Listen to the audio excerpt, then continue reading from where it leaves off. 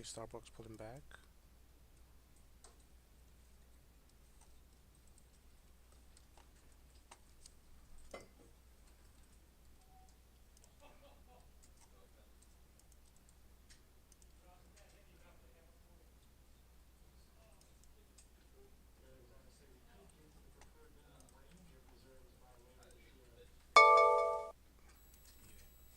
Ah, I missed that. Fuck.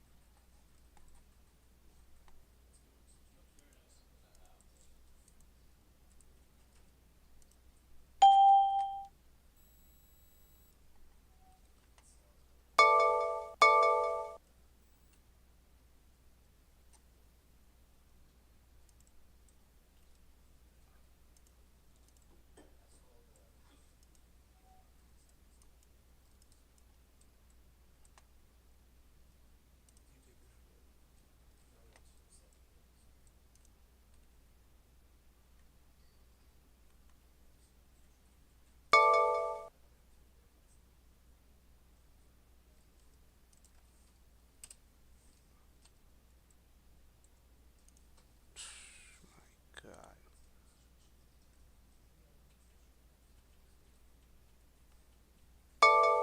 Alright, I'm in Starbucks on the break of high day here. 106.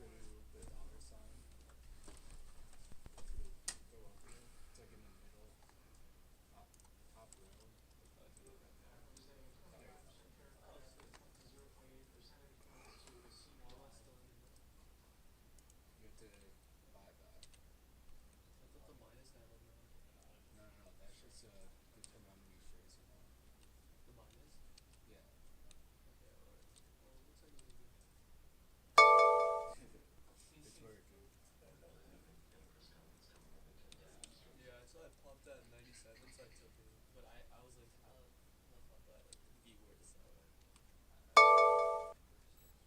you gotta get your charts, man.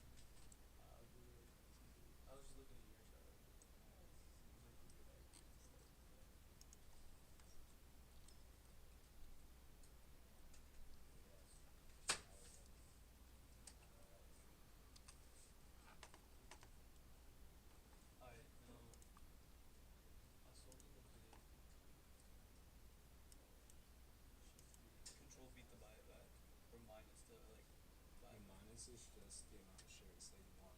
So if you want to take it all off, then just keep it at 100.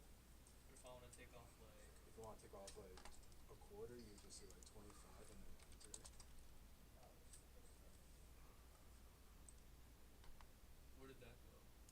It's not right. So you see this? That D is D25. So that means you have 25 shares to take. And then you would have to either control whatever to buy it back. Yeah,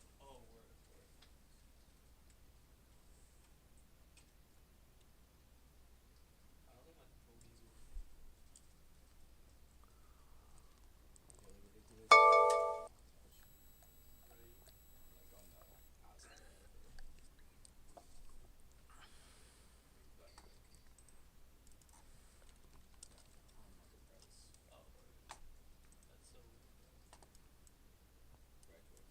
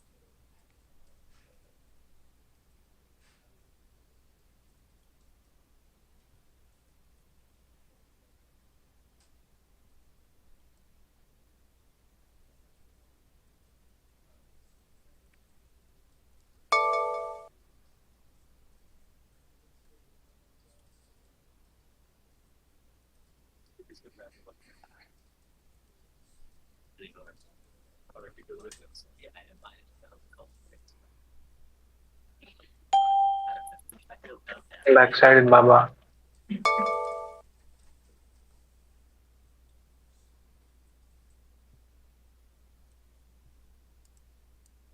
gonna say rubber band into a backside. Yeah, I took a band 97.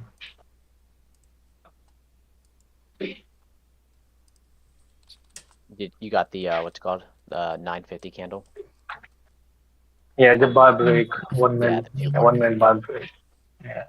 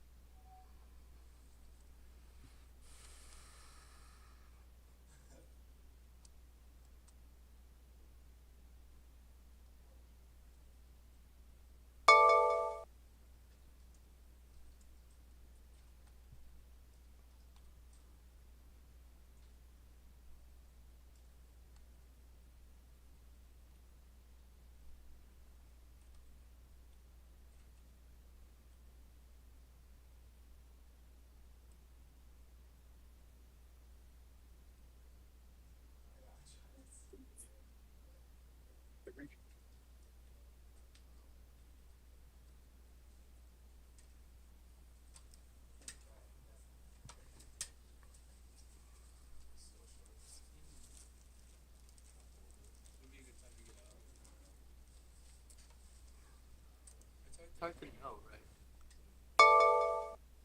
I didn't really have a logic for my short other than um, so whenever you get in a position, the first thing is know where you're wrong. Yeah. And then you're gonna space off that.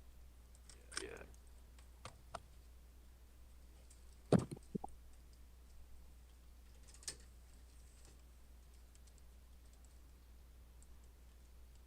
So let's just say like I took this. Yeah. I would say, oh, I'm wrong here. Yeah. So I would get out as soon as price hit up here. Yeah.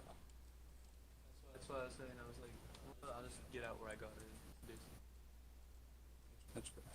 That's what I took about like 50%. Okay. When it popped a little green on the second candle. This one. Right before I hit that second candle. But I have had price disciplines. Like I don't know.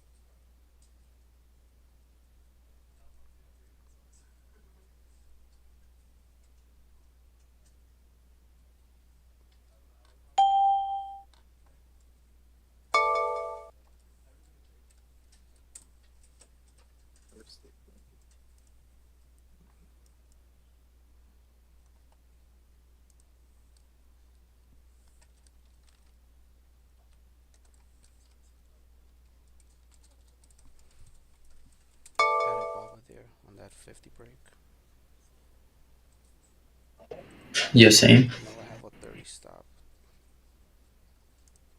I was gonna give it to the 97 break. Now I'm gonna give it to the 97 30s.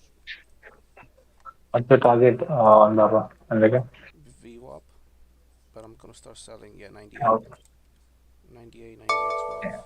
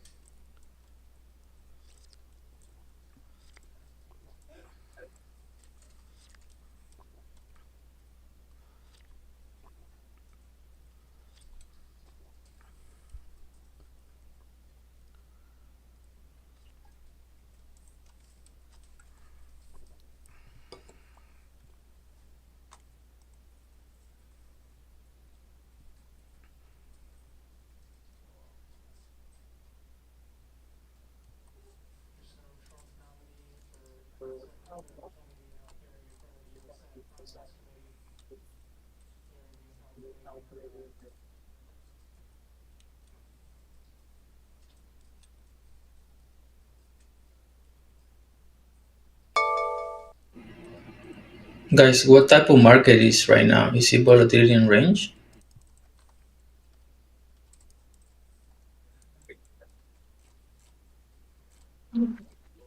I will say it's more like low strength, low weakness. Low strength, low weakness. Yeah.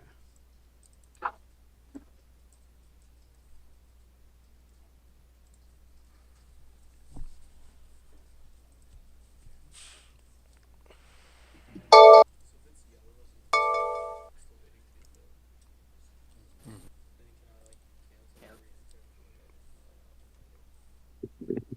Uh,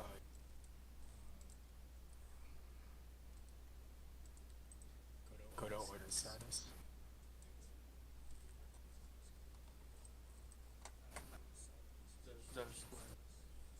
Yeah, it's like blue and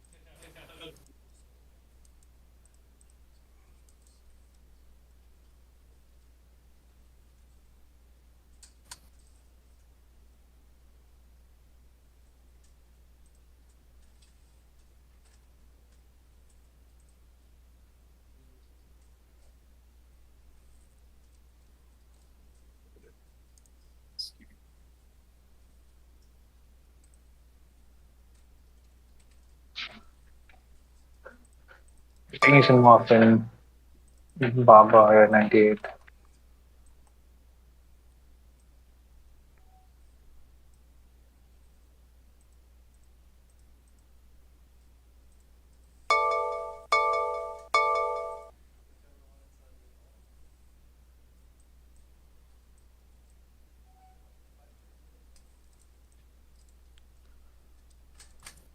What price do you have BWAP on Baba? 98.12. Yeah, Okay, 98.15. thank you.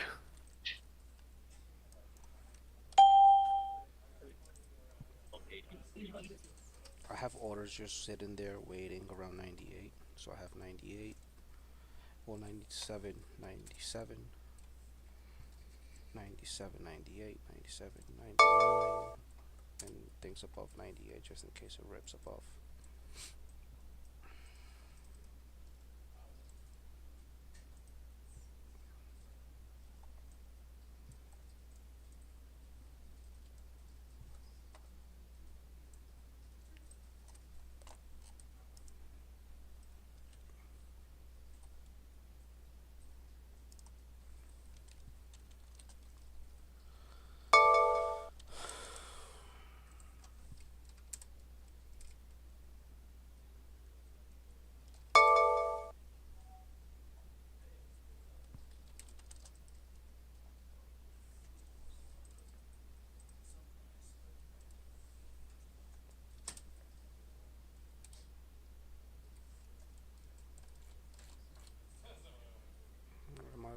out of some there in Baba.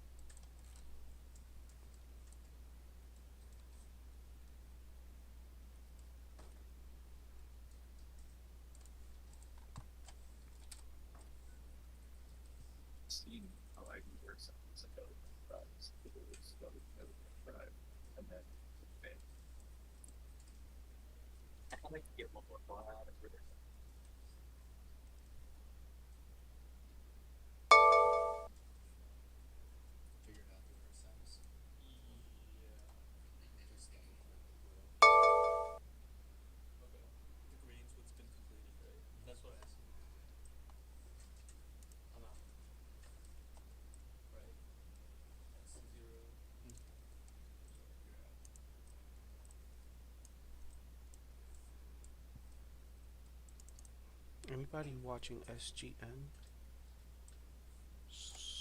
Small cap.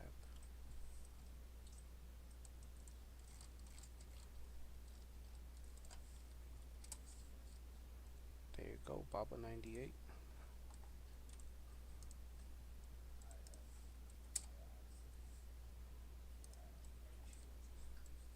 Took some more Baba there.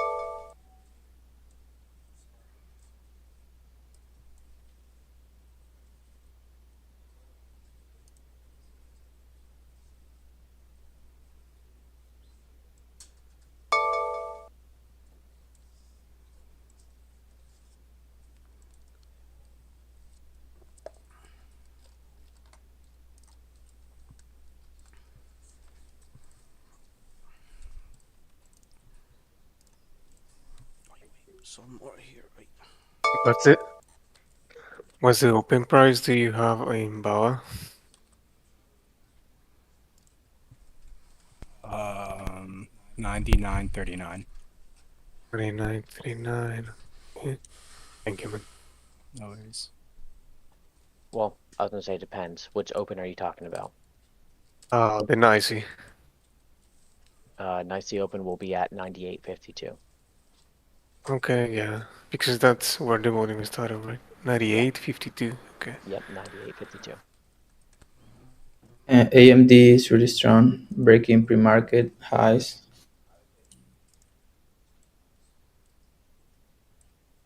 I missed a hitchhiker there. Oh, yeah.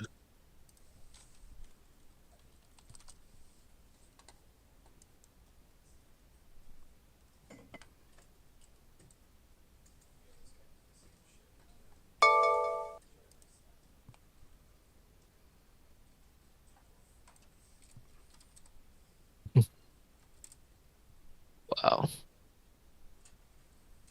I'm covering some Baba.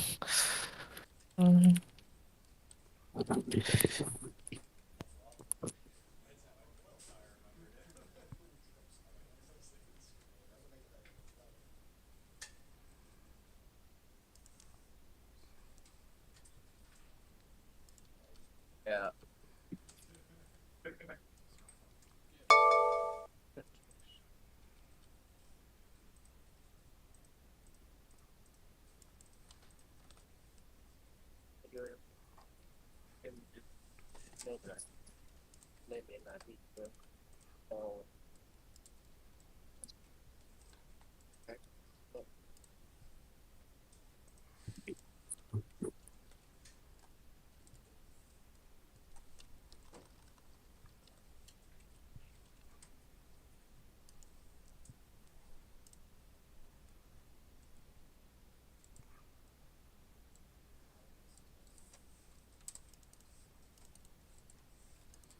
I have some bubble here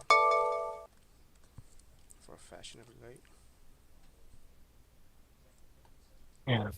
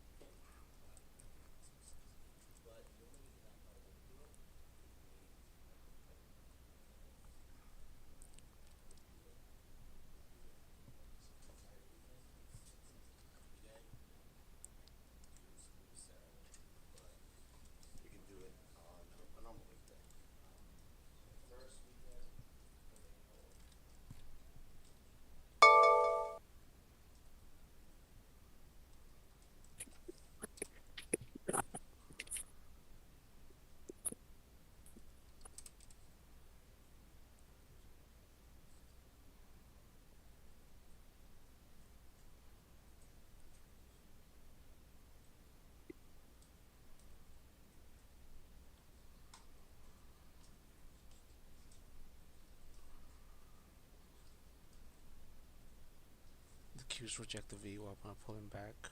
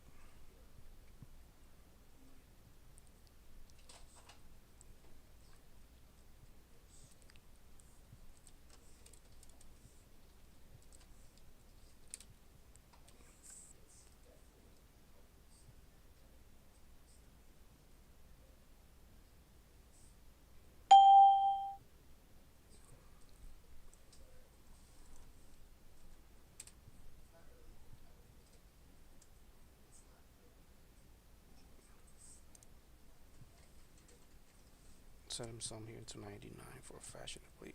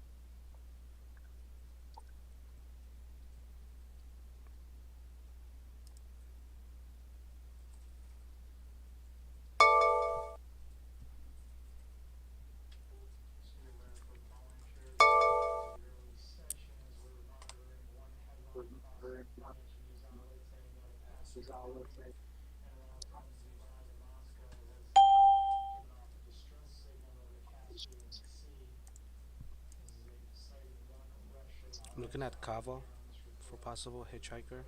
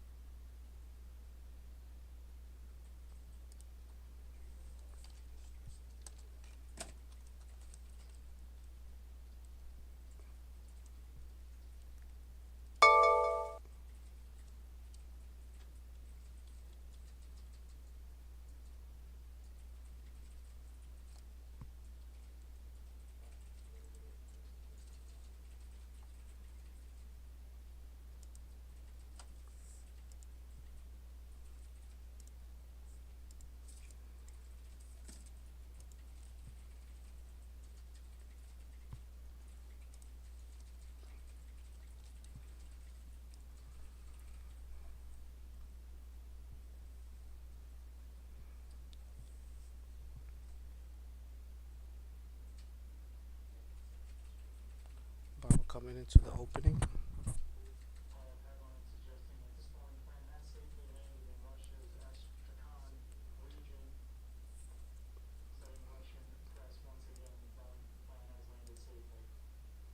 Oh damn, Boeing again.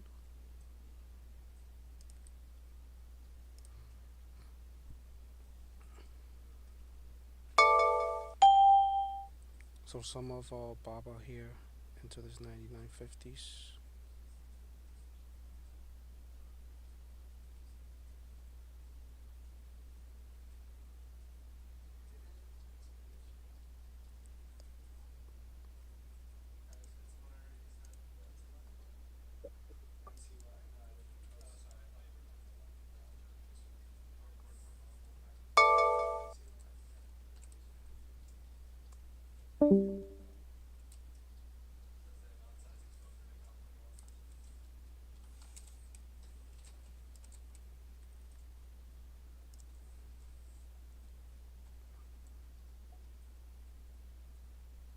Look for the volume here coming into 100. Really need to see that Yeah. volume and What sustain.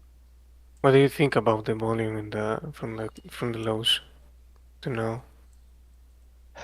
I don't necessarily. I mean, it's sustainable, but it's not like really exponential.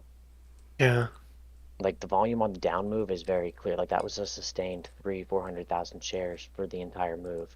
Everything on the up move here really hasn't been anything much more than like 200,000. Like the largest one, you had 300 at VWAP, and then you had 4 and 500 just coming into here back into 99.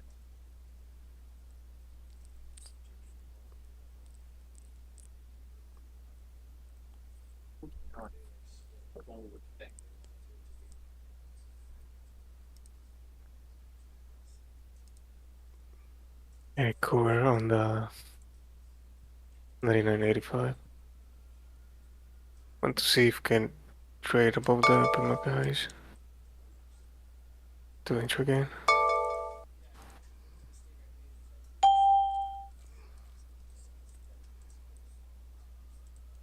Alright, I sold 80% of my fashion related to this 99s.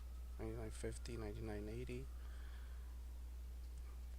I kind of want to, not that I want to see, but maybe a rejection of 99 and then pulls back to VWAP. If the volume was high, this should have been over 100. So I'm giving a little bit more time. I switched to the 2 to the 5 minute now. So in the 5 is just straight up for about 30 minutes now. Very similar to what happened yesterday on the video.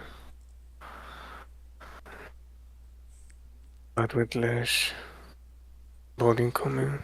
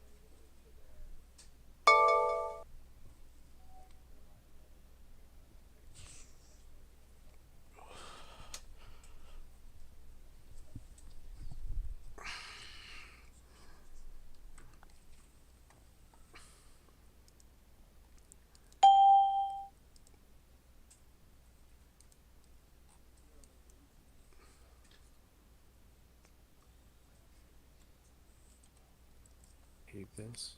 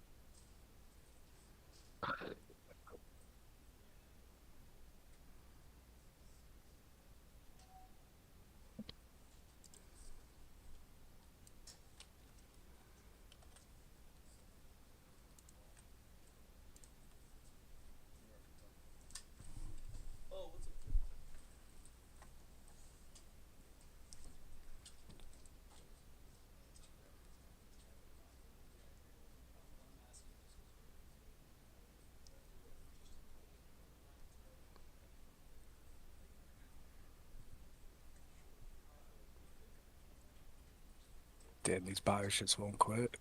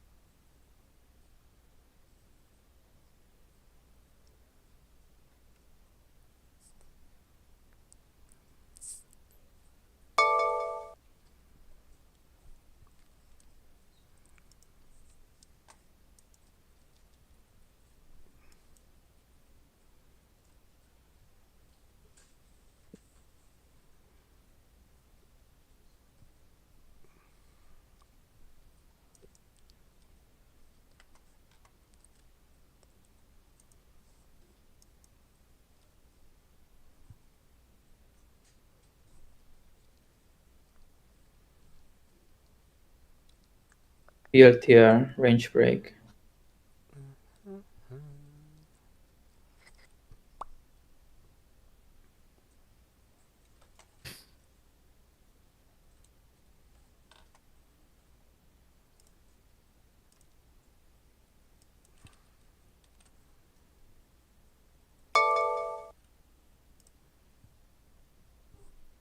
Alright, Q's low a day. Just careful.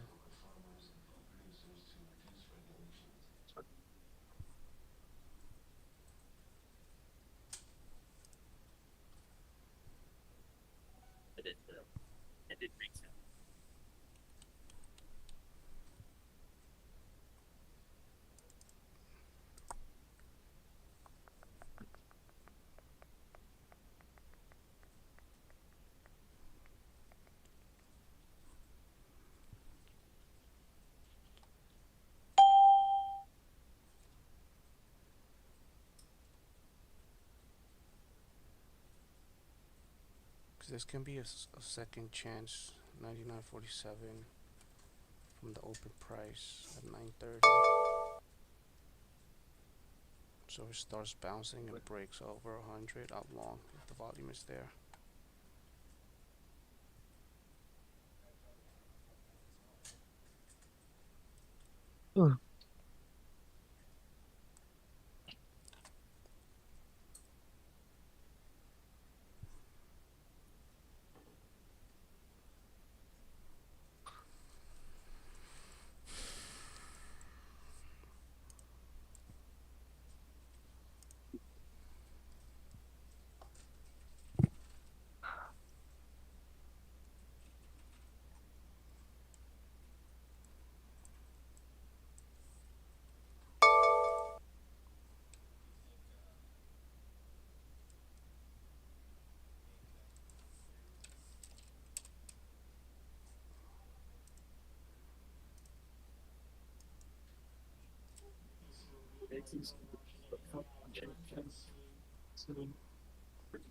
Yeah, now Bao is holding below the 9 in the 1 minute.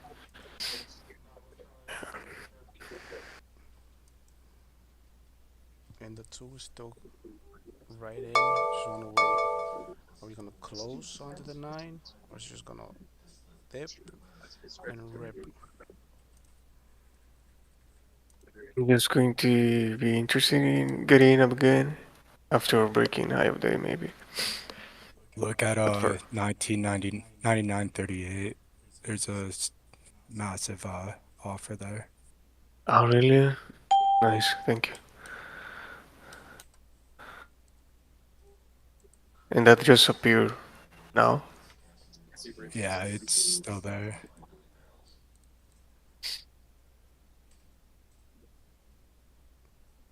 If we break below 99.12, I'm out.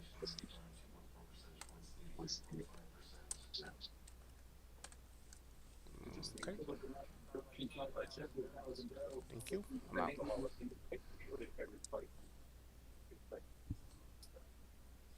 That could be a good tape short if you saw that. Just like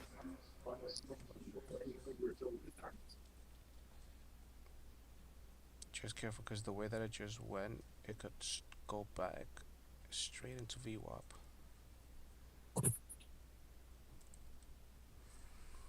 ED bids are getting taken.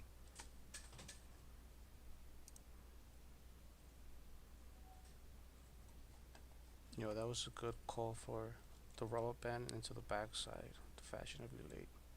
That was amazing. Great work, guys.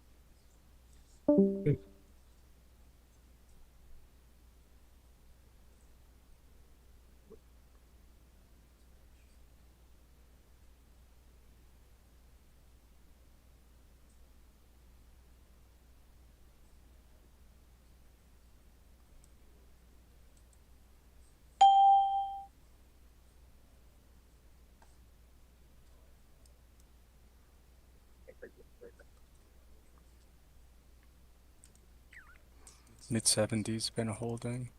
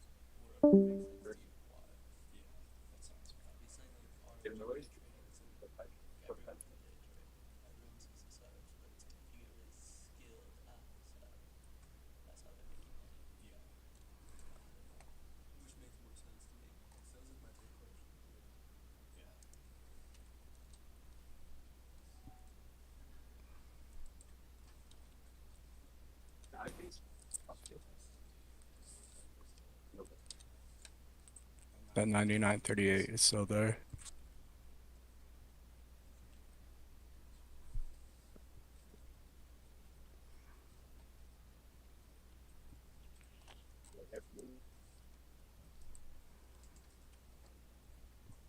Yeah, I'm not touching Baba no more. For me, I'd rather wait for a VWAP continuation or a break over 100. Because right now it's just the middle of the range now.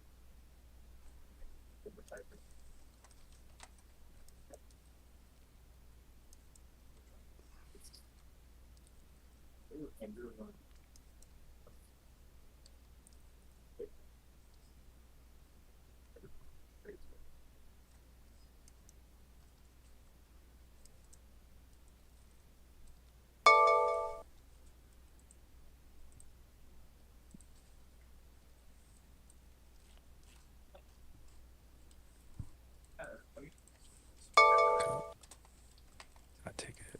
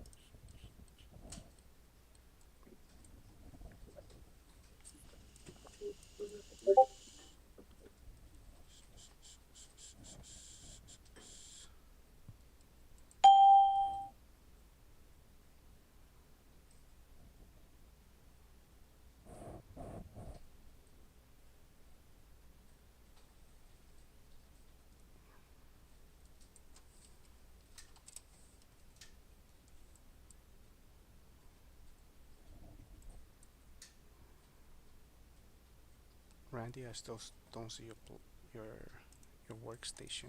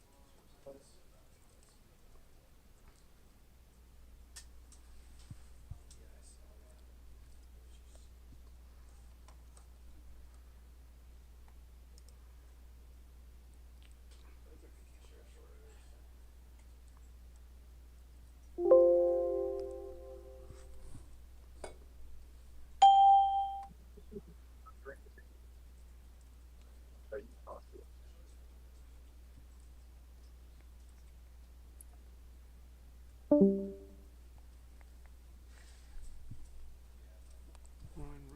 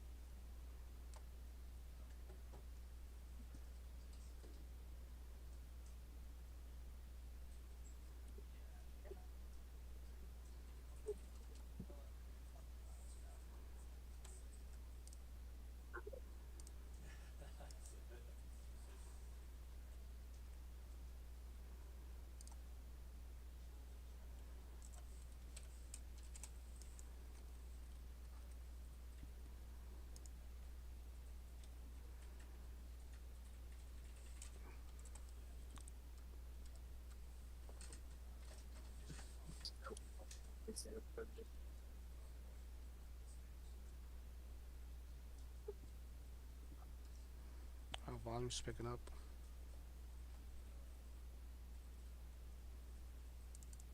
$99 again.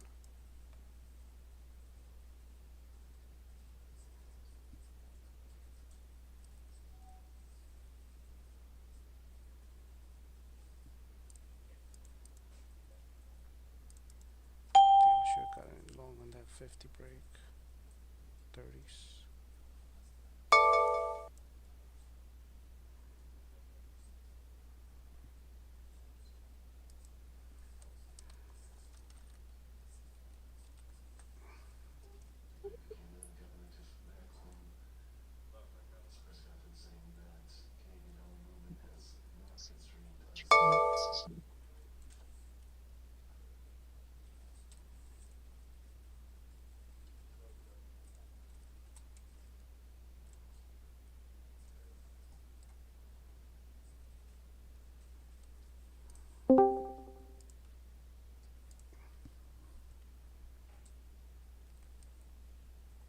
$99 and 100 is stacked.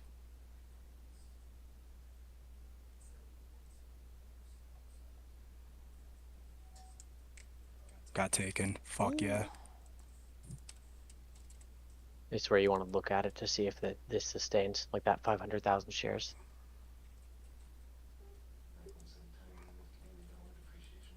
Holy shit. There we go.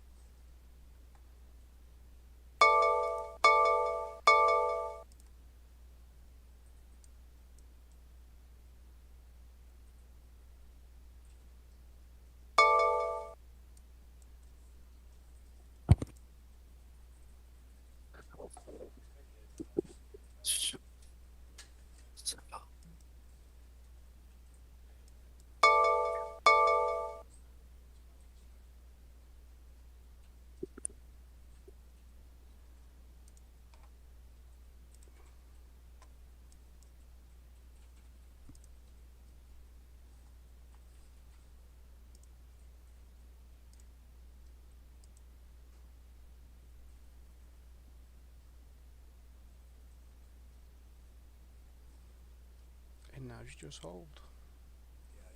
Fucking core.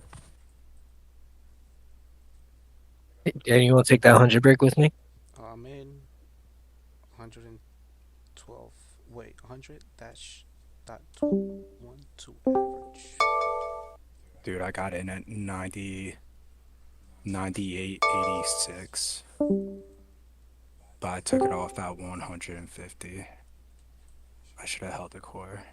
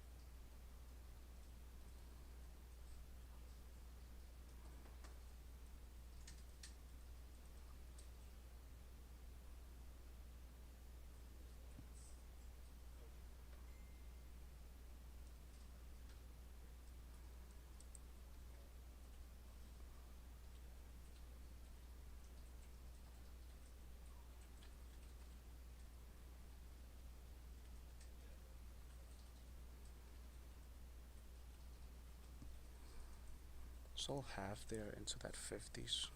Gonna hold on to the rest now.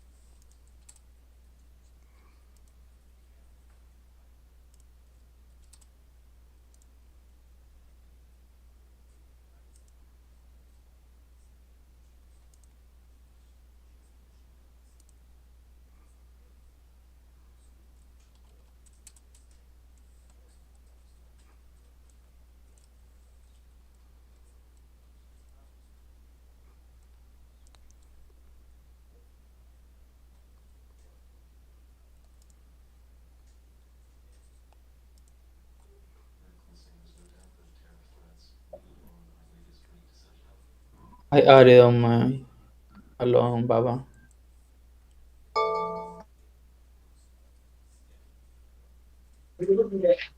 I also got in Baba at 1050. Stop the 100.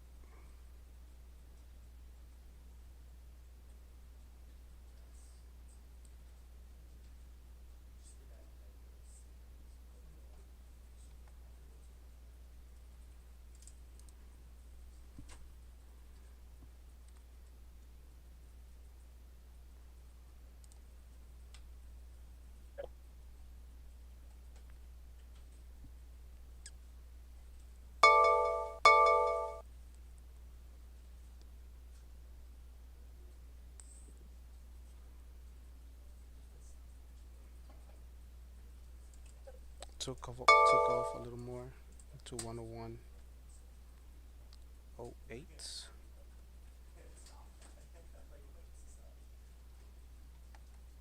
And I'm just gonna give it the break of 136.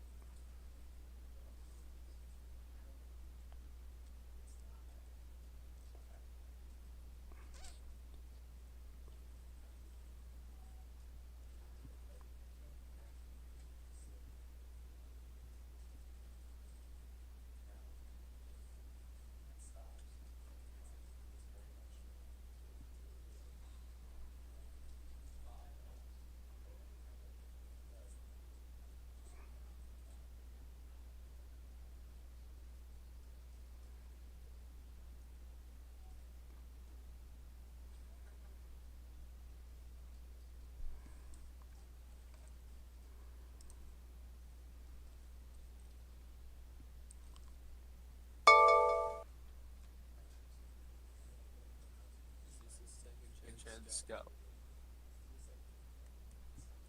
No. No.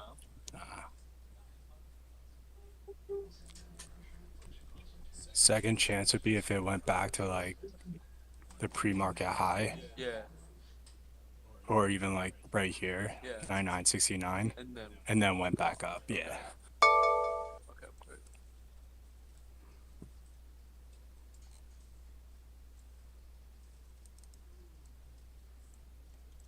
Okay.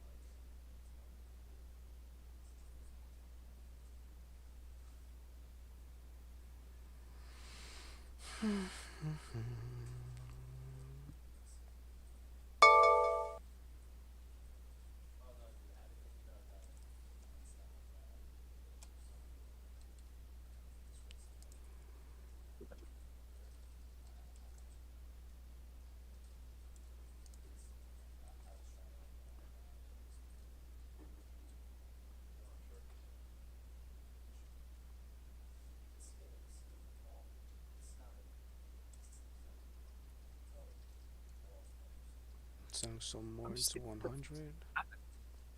How are we Volume feeling? is not really there as before. I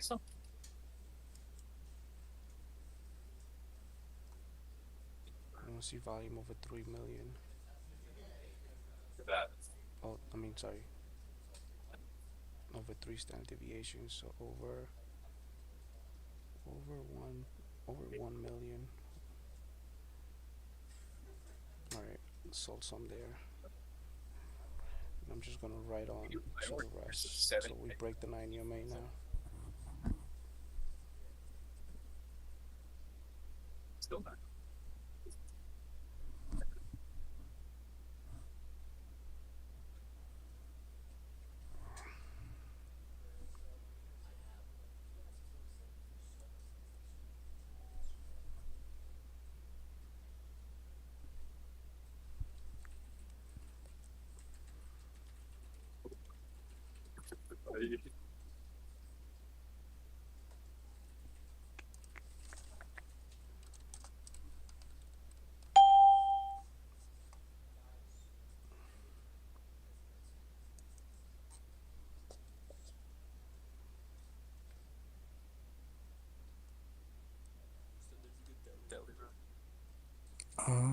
Yeah, I don't even know what it's called though.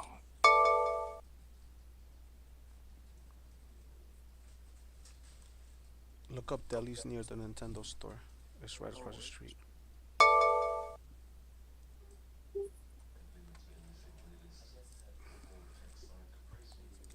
Hmm?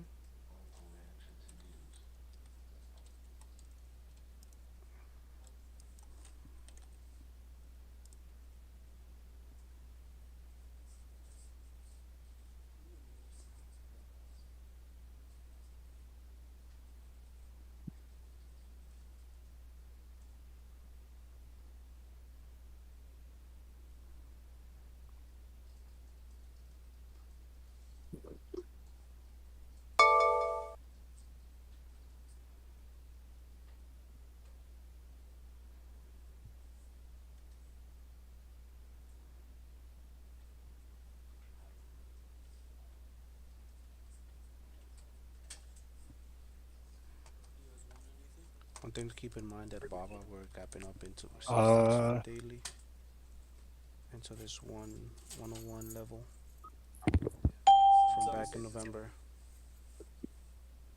Can you get me a sandwich actually? It's like an Italian. Yeah, provolone, mayo. Works. I appreciate it, man. I'll Venmo you. I'm good, man. Thank you. I want $1 million. You give me that. Yeah, I appreciate it, man. You want to write it? Nah, Is it called Blake? Where's the Deli's 48? that's it. Deli's 48? Yeah. How you gonna get in? Do you have your ID? Yeah, I got it. Oh, you have? Okay, good, good. I was gonna say, if you want, I'll come down and get you.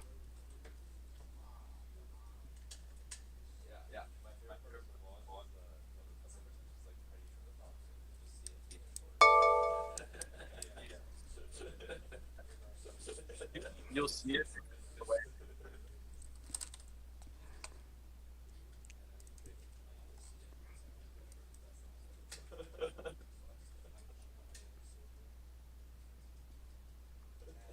If we break 30s in Baba, I'm all out of the long. Especially after that 1056 candle. Just out of curiosity, why 30?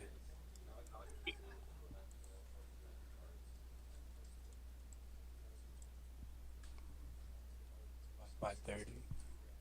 Why 30? The Yeah. low this from 944, 945 on that break. True. I see.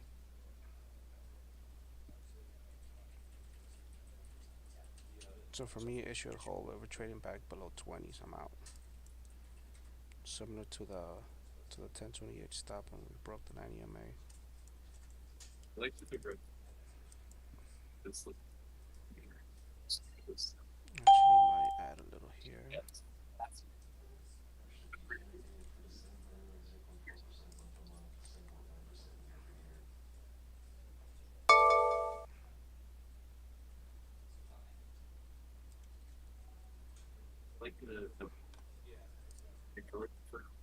Get fill.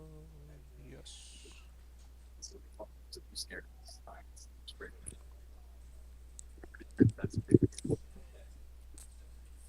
Alrighty, guys. I'll just say I'm gonna start the 11 a.m. That it happened so fast. Yeah. Oh wow. It's been quick today. Yes, sir. Good call in Baba, Caleb, with that roll bend and the backside. Thank you. Yeah, no, I saw Sarab got to it as well, but that looked clean. Yeah, It was basically like straight into it. Yeah, that was the best trade for me today. From 97 all the way to 99. Yeah. And zero problems, just straight up. Thank you guys. Enrique, how much do you risk? Right there, 150. No, on the rubber band. No, I took the backside. I didn't do the roll Also, bend, I did the backside. Ah, okay, okay, yeah, yeah, same. I got the backside now. All right, see you guys. All right, see you boys.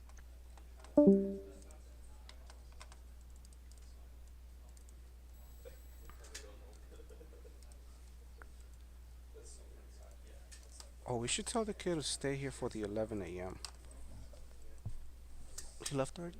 Oh.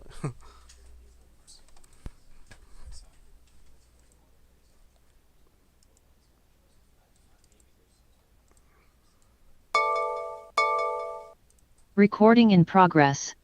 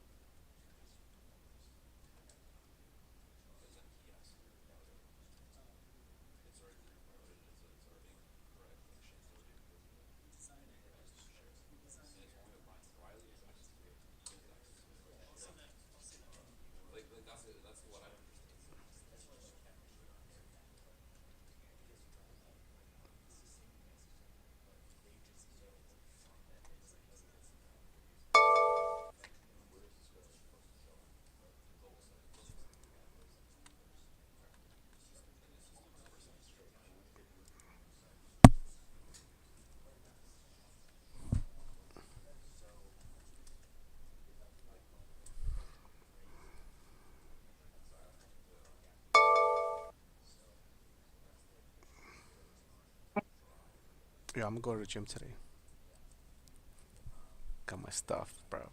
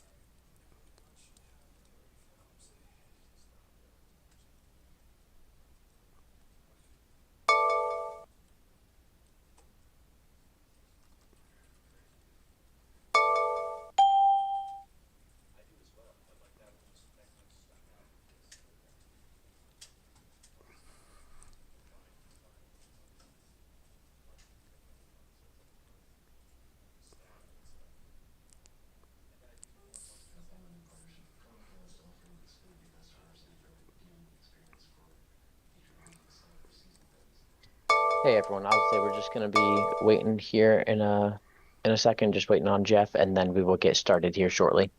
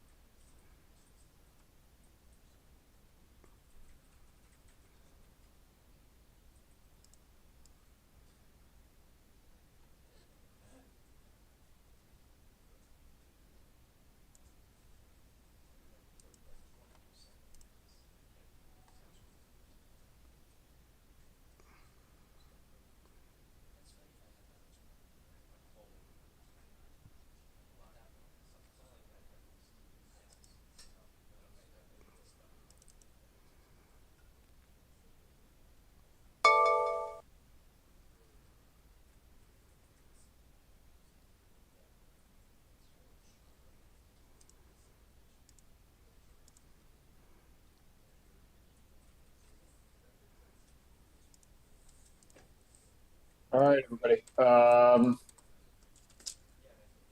Sorry for the delay. We were just talking about actually really good things. We had a meeting in this room about some of the ways that we want to celebrate. You know, last year was a really, really good trading year for our desk, and it was a good trading year from a performance perspective, but probably more importantly, it was a really good year from a development perspective. You know, we started to see people develop in a way that we had not really seen, at a speed that we had not really seen, and with the sort of urgency that we hadn't seen in a long time. And we were no doubt rewarded with a very interesting market last year with some good opportunities. You know, I think broadly speaking, we were all categorizing it. If you're talking about it being 10 out of 10 being the best trading environment possibly imaginable, and 0 out of 10 being the worst possible trading environment, we were probably calling last year 7 to an 8. I know that seems maybe an understatement, but it really, I think, was from the perspective of 7 or an 8. I think that was maybe an 8. We'll call it a good solid 8. But, you know, you should expect a handful of years like that over a 10-year period. And so that's why this urgency occurred with regard to taking advantage of it and learning from it, because you will need to continue to study those examples, because in a 9-year, you want to be prepared for that. In a 10-year, 10 out of 10 year, you want to be prepared for that. You know, everything we do on a daily basis, everything everybody does on a daily basis should be with the intent of when you have the opportunity to be challenged in that way. Let's say you're working on holding your trades longer when they're working. Well, when you have the opportunity to be in a trade that is working, you want to be working on that specific thing. You want to be working on holding that trade longer for the right amount of time. That's risk allocation, right? I think that's one of the reasons for a lot of our success last year was our risk allocation improved. And the second thing that I think really improved was our communication. Those are two really strong strengths, but they were things that we've had to work on over the last really 2 years to really get the impact this past year. So we worked on them all 2022, all 2023, and then 2024 started to see the impact of them. Now, does that mean we sit back and rest on our laurels and say, wow, 2024 was a good year for the trading? Like, I'm excited, all that stuff? No, we sit there and say, what are our strengths and how do we extrapolate those further? And risk allocation, if it's a strength, can it become more of a strength? Can it be a skill we teach with more specificity? And risk allocation, I view is under the you know, or holding your winners longer, I view is under the big umbrella of your risk allocation. And that's one of the core values of who you can be as a trader, is your risk allocation. You know, it's bet sizing and then holding on to trades while the opportunity is still present. That's all your risk allocation, right? Taking appropriate exits is still your risk allocation. EV is still your risk allocation. Communication is what we talked about yesterday, and we've been talking about a little bit this week with the pods, right? That's, you know, with your teams, finding 2 other people that are looking at the same setups as you or want to learn about a specific setup, and you're sharing notes on that one specific setup. That's communication. Intraday communication is a big part of that as well. But those 2 things are really what we're going to try and build on this year. And so we were just having a meeting about how to celebrate from last year, and we do things with a lot of intention. Bella walked out of the room not so thrilled with the price tag associated with it, but that is unfortunately what happens. So exactly. Giuseppe, I'll try and get to that later in the session. Let's start with the bigger picture. So what is happening in the bigger picture? Please, somebody remind me to get to Giuseppe's question. at the end. What is happening in the bigger picture? What sort of market environment are we in today? Low strength, low weakness. Yes, that would be appropriate. Low strength, low weakness. Why are we in low strength, low weakness this morning? And why is it an appropriate thought? Yes, John, because we are grinding before FOMC. Is there a big expectation that the FOMC will make a pivot today? Will they raise or lower rates today? No, not much expected. It would be a giant surprise if they did, right?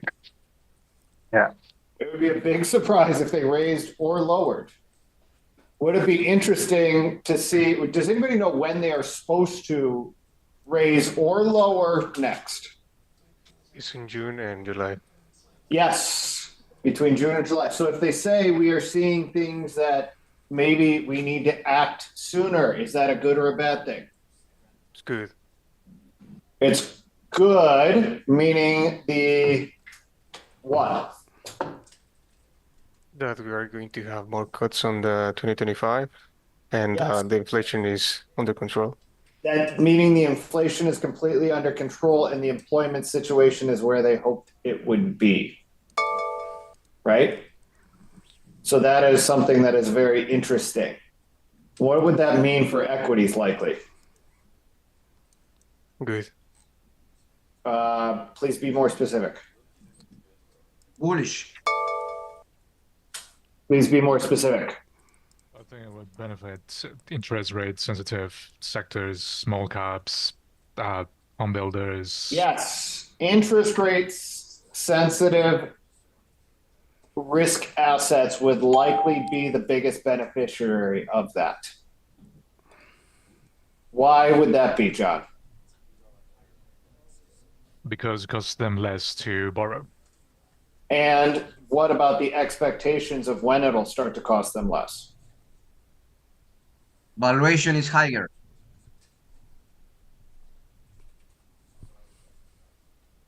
Sorry, Jeff, can you repeat the question? What about the expectations about the timeline in which it would cost them less to borrow? If the Fed is saying we might have to act with more urgency or something like that, it will likely cost companies less money faster. Does that make sense? So it pulls the expectation forward, which ultimately gets to Roberto's point, which is it could increase the bottom lines of some of these companies faster, right? So IWM, let's take a look at IWM, please. Currently, the expectation is that ultimately we will wind up with a lowered interest rate from here, but that won't be for 6 months. If there's any hint that it'll be faster, that would be very interesting, wouldn't it? And it would be very interesting, particularly, I think, for IWM. Now, what setup is IWM in? Now, that would be the catalyst, right? What setup is it in currently? Volatility in range. I don't think it's volatility in range. It's not enough volatility. Just ranging. Be more specific with the term for ranging, please. We used it yesterday. It starts with a B. Balancing. Balancing. I think you want to really, really ground yourself in the principle of balancing versus ranging. Balancing is different. Ranging implies that, in my mind, ranging implies that you have something to do. Balancing, to me, implies you don't have anything to do. You have to wait. So it's a really important component to make sure that you're grounding yourself in. That's why I use the term balancing versus ranging. If I'm thinking ranging, what are my expectations? If I break out, Or, field breakout, or, like the price move from one high of the range to the lows of the range, other end of the it range. implies there might be opportunity. Balancing, does that imply there's opportunity currently? No. Not at all, right? Not at all. Hold on one second. Hey, Tiziano, you got a second? Yeah. Yes, you need. We'll talk about that in just a second. How do you see the difference? You just sit there and watch it. It's balancing, right? So when it breaks out, if it has a catalyst, Tiziano is one of the traders on our desk. I'm just going to throw you into the fire just for a second.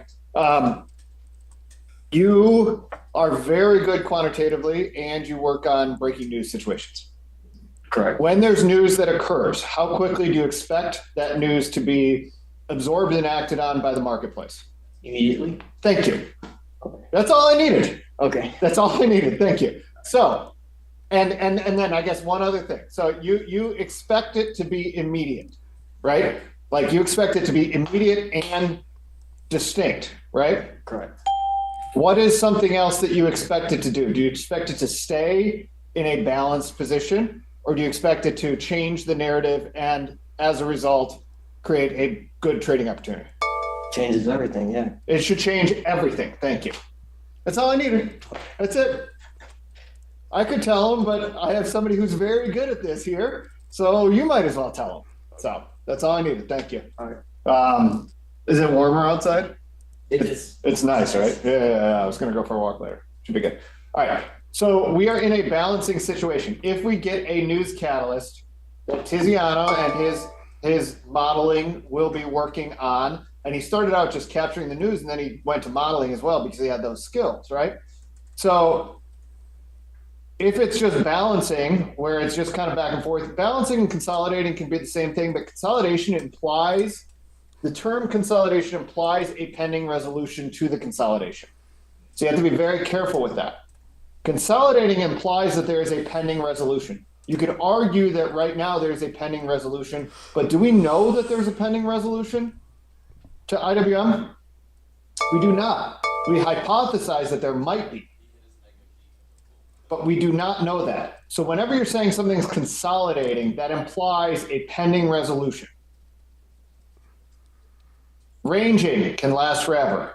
Consolidating, pending resolution. Balancing. Very, very careful with your trading when something's just balancing.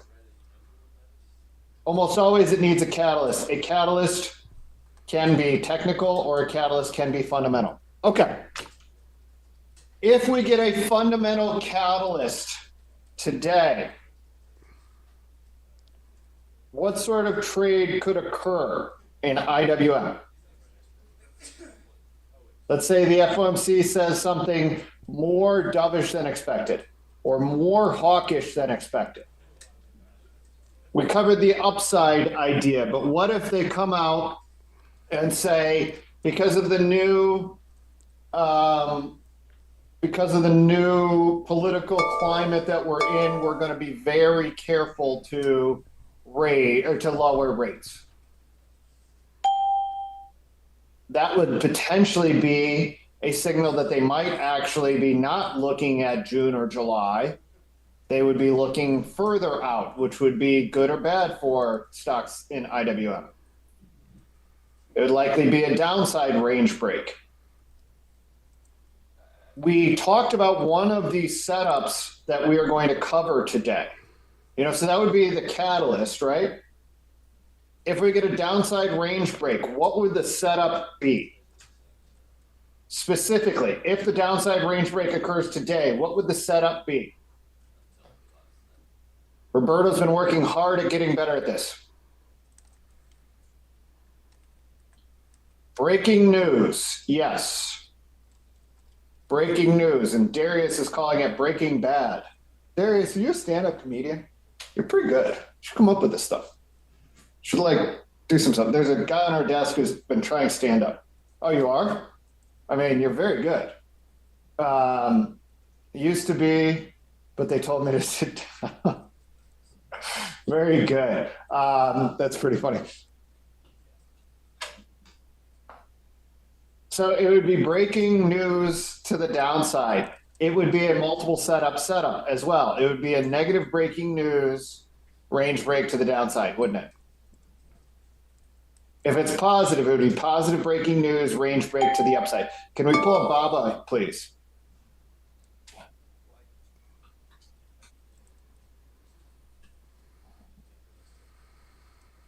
From yesterday, please.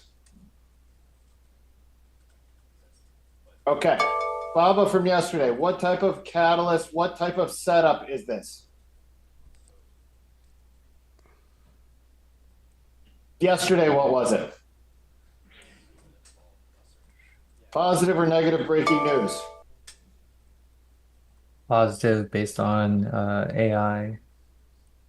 New model. Positive, yep, positive breaking news, right? Positive breaking news. This is what news catalysts are. What was the other factor that was really good about this one? Obviously, the opportunity was positive breaking news, fresh catalyst to the upside, or for positive breaking news, unexpected catalyst. What was the other thing that was really good about it? They said it was equivalent to DeepSeek, and DeepSeek just completely disrupted the market a couple days ago. Yeah, that's a good thing, but that falls under the category of breaking news, right? The 2-day range break. The range break. The range break. Yes, that's a very powerful thing. You combine that also with the higher time frame range break, that 90 where it failed previously on the daily on the bottom left of your chart. So you put those together and you're like, wow, this is actually a really good range break trade with a positive fresh catalyst. And yes, I think that what we're talking about is the quality of the score. Jason, I think you're talking about the quality of the catalyst with the news. And that's a very important thing to understand what the quality is of this. Yeah, I think the quality of the breakout would be like a B or something, but the quality of the catalyst would be an A. I mean, could be, but I would view this, the breakout was really solid. I mean, I thought the breakout was really good. I don't know if anybody else thought. I thought once you get that range break, isn't this how I expect stocks to trend? Yes, sir. Yeah, it is. Just like the significance of that level, I felt like was lower than the catalyst itself. Yes. Yeah. I'll give you that. Yep. The significance of the 2-day range break was less important than the catalyst. Yep. So I thought that was very good. So this is a good example of a positive breaking news and a response that you can get from it. Now, positive breaking news setups. We're talking about a positive breaking news or negative breaking news setups. I'm going to lean heavily on Roberto here, but I might tell you that you're wrong as well. So we'll see how this goes. What are two different ways? We're looking at one. What's another way stocks can respond to a positive, an important positive breaking news catalyst? I would argue this one is trend. What's the other way? Momentum. Thank you. That's it. Yep. They can occur, breaking news catalysts can occur and play out in two different ways. They can occur in a trending fashion or a momentum fashion. We don't control that. The bigger participants in the market control that. However, with really good catalysts, if it starts as a trend, how is it likely to end?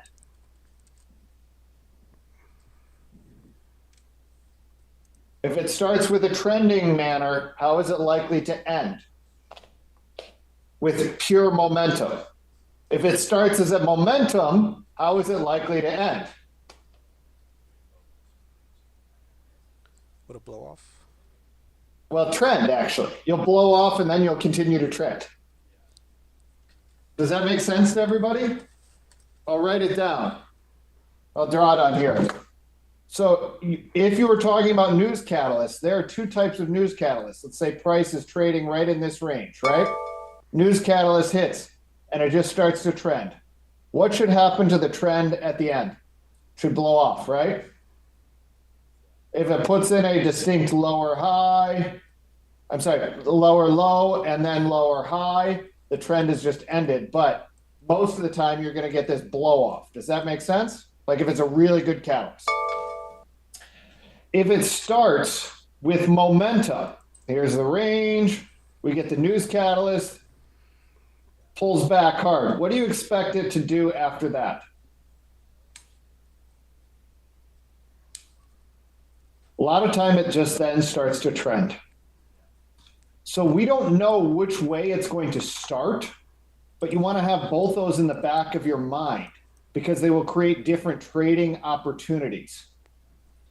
Momentum and trend, I view as the extension from particularly the 9-period moving average as the key indicator there. Did this really ever get that extended from the 9-period moving average? Nope.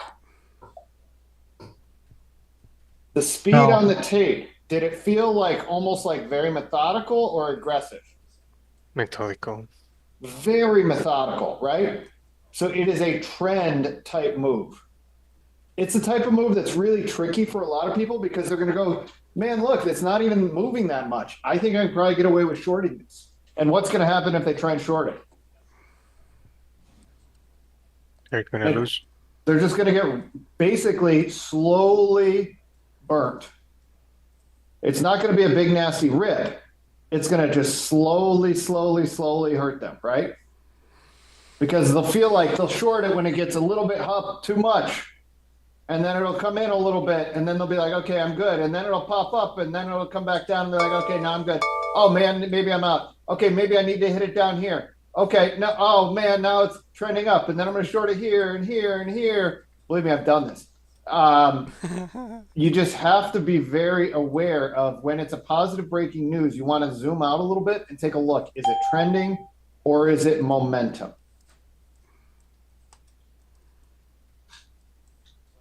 We did a breaking news cheat sheet that's shared with everybody, or it should be shared with everybody now. I think it went out last week, actually. And we talk about this in more depth, but this is an important component to get right. Okay? For news catalysts, which is a setup itself. Positive breaking news, negative breaking news. We want to listen to it and pay attention to it, but then we want to adjust accordingly. All right? Okay. What is the other setup that we were going to talk about today?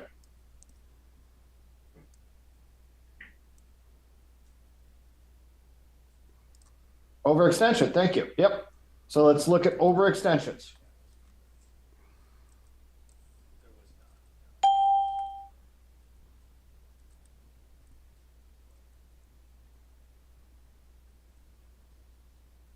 Overextensions. Can we look at Apple, please? Oh, let's go to today in Baba. Sorry, before we move on, let's go to today in Baba. What was the trade today? Rubber band. Rubber band. What was the trade today? That was the trade, but how would you categorize it? If I'm sitting there, the Super Bowl is what, next weekend? Not this weekend, but next weekend? If I'm Andy Reid and calling a play, am I going to say pass? It's a day two. It's a day two. Walk through the entire thing, please. Well, day two continuation. Yeah, we had the range break yesterday. Day two continuation following what? Following breaking news.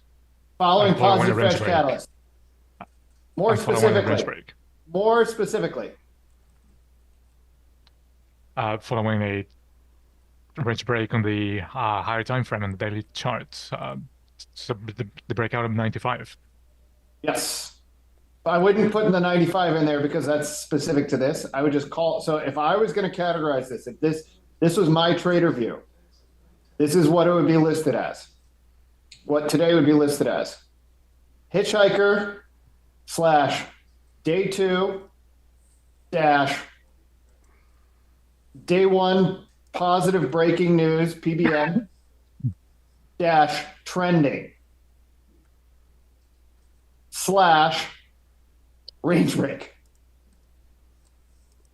If I go back and look, or maybe I would do the setup first and then the trade after or something like that. But if I did all of that, right?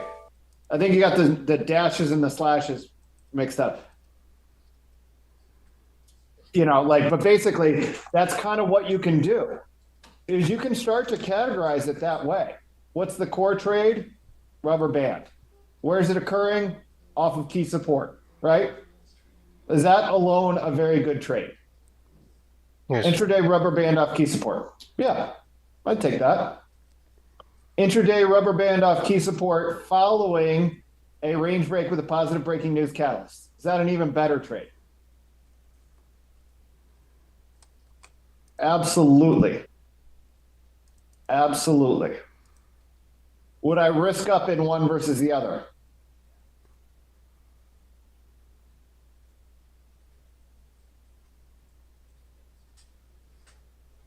Yes.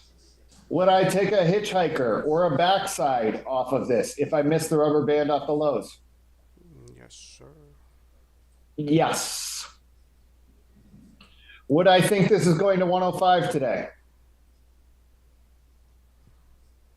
Nope. No. Nope. But is this a really good day two? Yes. Yep. And that's all you need. Would you consider this an A+ career making trade? Is this Not an a A+. solid baseline trade? Yeah, it's a B+.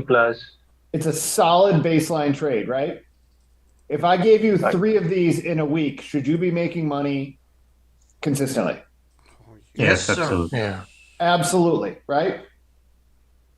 Absolutely. And that's a lot of what our job is to find opportunities that are similar to this, learn from them, study them, practice them, and then find these combinations that are really going to help us, right? Hey Jeff, can I ask a question? Yeah. I didn't take this trade. I was looking at it. This is my top watch, but I didn't like how it had the super late open and then kind of consolidated and then kind of slowly went down into that level. Rather, I was looking for a first move flush. Can you define slowly? Because it went down 2 points in 1, 2, 3, 4, 5, 6, 7 minutes. And what's the ATR in this? 240. 2.2. So it went down an ATR in 7 minutes, roughly, right?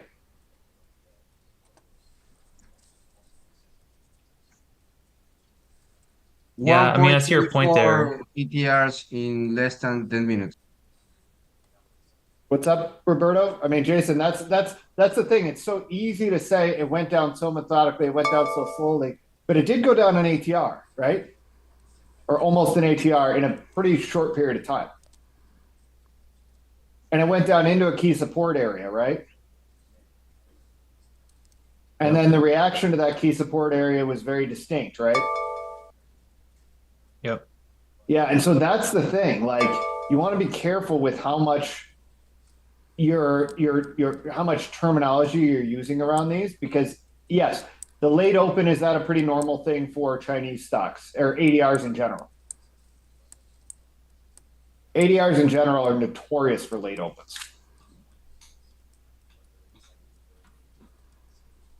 They are notorious for late opens. I remember there was one time there was a Chinese gap, and I was probably in 7 different things, Chinese names, and most of our desk was in between 6 and 12, right? Like a lot of us were sitting there, and like it's 9:36, and you're like, oh my gosh, is this gonna open? It's 9:40. Some of them are open, others aren't. Price is moving all around, but there's no liquidity to be able to get out. And you're just like, it's the most nerve-wracking thing. And I think at like 9:42, everything was finally fully open, but it was crazy. But that's just kind of what happens in these. There are a lot of different things that occur that make it a little bit more tricky. So you just wait for the volume. You can see how big that volume was on the open, right? And also, if it opens late, isn't that just a little bit of confusion for everybody involved? Particularly the options players? Because you don't really know how to price it until it's really open, right? So you have to be a little careful. ADRs are notoriously a little tougher to do it because of that. So anyway, okay. How to manage risk? You're managing risk the same thing. So exactly. All right. Any other questions about BABA? Yeah, for BABA, can we say the setup is a gap up into resistance?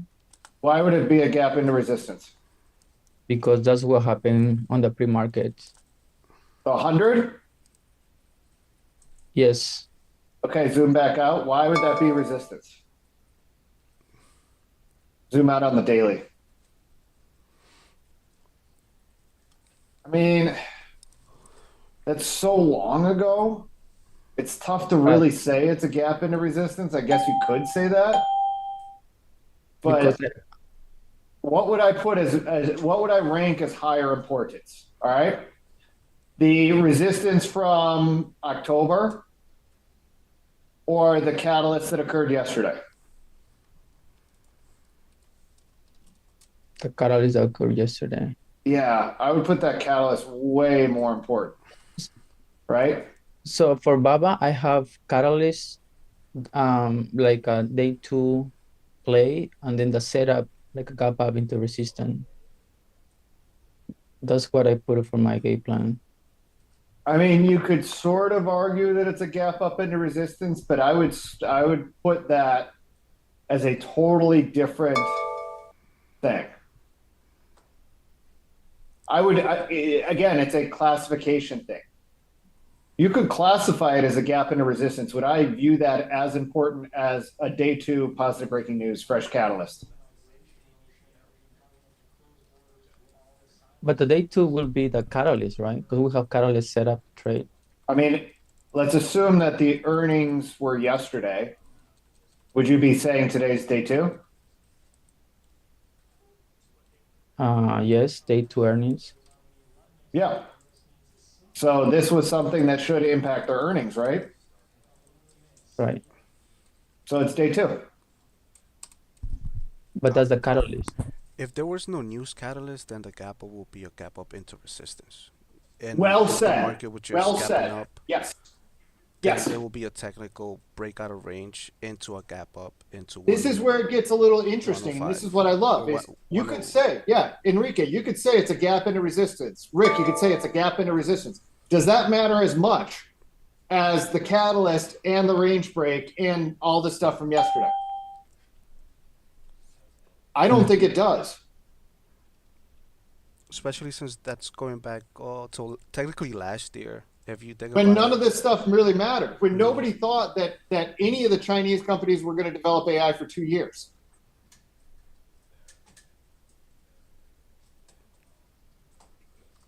When DeepSeek wasn't even a part of the story, right?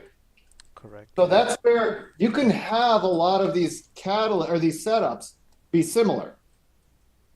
But you always want to rank them in order of importance to you.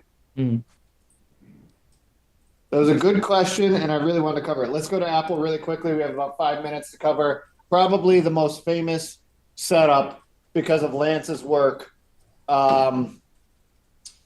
overextensions. So look at this overextension down to 220. We went from 220 to 260 in how long did that occur? November till the end of the year almost, right? So 2 months, right? On the daily, I'm looking at the bottom left. Then we went from 260 to 220 in how many days? 1, 2, 3, 4, 5, 6, 7, 8, 9, 10. Basically about half the time, or maybe even a quarter of the time, right? So we went up very methodically and we went down very, very fast. Is that a short-term overextended into a key support area on a higher time frame? Yes. Absolutely, right? So that is an overextension setup. A lot of traders on the desk will define overextension using technical terms. I would challenge everybody here after you have done the work to identify the setups that make the most sense to you, after you have gone into groups and found examples of those setups, after that, I would then go to Garrett's meeting I think his is on Tuesday. Is that right? Was it last night? Yeah, Tuesday. Yeah, it was Then yesterday, I would yeah. go to then I would go to Garrett's meeting and say, hey, what are some ways that we could look at identifying this specific setup from a quantitative perspective? I would not go and ask him that question. I will actually talk with him today and say, if anybody asks you that question, you have to say, show me your examples first. Everybody cool with that? If you do the examples, I'm sure he will help. But if you do not do the examples, I will tell him to tell you to go F off until you come back with the examples. Sorry, I will. It's very important to make sure that you are doing the work and bringing value, because otherwise it is not going to help you at the end of the day. All right. This is an overextension into 220. Now, what are ways that overextensions can resolve? They can resolve violently, right? Which would be just massive capitulatory price action, big bounce, huge volume, all that stuff. Or they can resolve with a range break like we had here. So that 225 range break where that seller finally lifted, if this was a tape and you look at the daily chart, can everybody visualize what that tape would look like on the daily chart? Like, let's assume this bar is 1 minute bars. Have we seen this? Have we seen this on in reading the tape? Have we seen 1 minute charts that look exactly like this? Yeah. Yes. So now we have the overextension, and we wrapped up with our 10. Anything I missed with regard to these 10? Thank you, everybody. Oh, there was one question. Sorry, I promised to get to that one question. Hold on. Sorry, I was going to leave, but I promised to get to that one question. Doubt regarding the setups we saw on Monday. What is the definition of failed range break? I mean, we have a stock in range, pre-market trades above the resistance, but then comes back inside the range and opens inside the range. I don't consider pre-market unless it's a ridiculous amount of volume. I think the range break pre-market wasn't really a range break. It was just kind of like price moving around. All right. Thank you.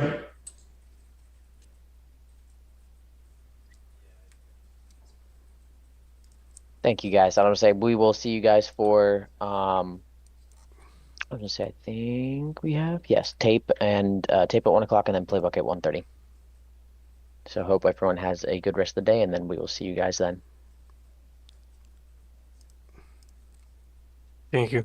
See you.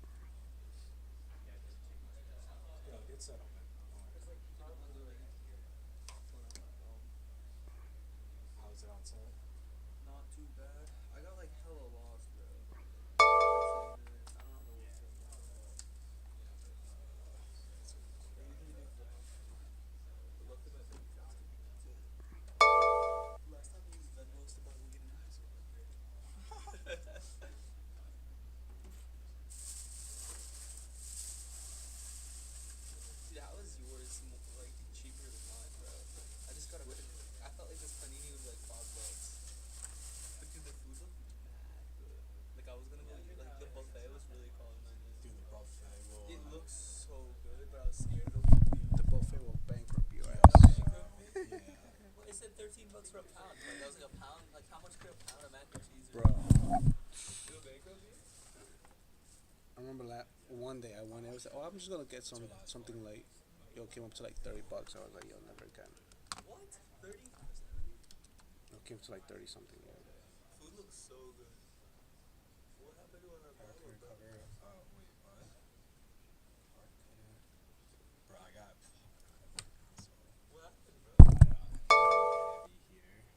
You bought? Yeah. Wait, I'm confused. Why is it grayed out? Or is it? Oh, it's just no. It's from the angle. I'm looking at. Oh yeah. Oh fuck, dude! I should have kept my short. Dude, I should have added to my short. Where'd you short? Dude, I shorted. You like over right there, here, bro. dude. Nah. I should have held all the way up. Nah, bro. No, it was definitely a good time to go up. But I was thinking, like, once it popped there and I saw it slow, I was like, it might be a good time to go back on the shore. Enrique, did you not touch it? Where, Baba? Yeah. Yeah, I took long and short. Long and then short? That's how we do it. What'd you do, bro? You just held on to the long? Dude, I fucking got in this. Oh, wow. I got out. Awesome.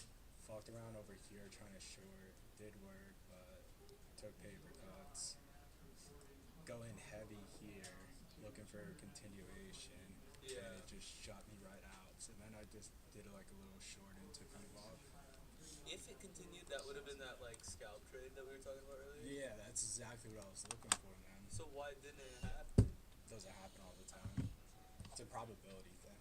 It's like 60% of the time it'll happen, 20% it won't. And I think that's where the backtesting comes in, is like, oh, without doubt. Because like if we had like a quick script on the right side where like we could look at Baba and like look at its like whole fucking stock history and then see how many times the fade would have worked, or the scalp would have worked. Yeah. And we could have been like, 40% is probably pretty good, and then you could just take it in. That's like the kind of thing I want to start getting things set up with. If I'm gonna do this kind of trading, I feel like that would be. That's, dude, I can't get my kite information. That's what I was just on the boards today about. I'm SOL, but no, once bro, I do, that's what exactly I'm gonna fuck around with. I'll have to ask for it, but I'll let him know that. He's gonna be so annoyed because I know he's like. I was gonna ask Jeff, I was like, yo, what if we just get one? Yeah, we'll just share it. The kite thing. The kite credential thing. Oh, Baba. Damn. Fashion to be late. Just paid me.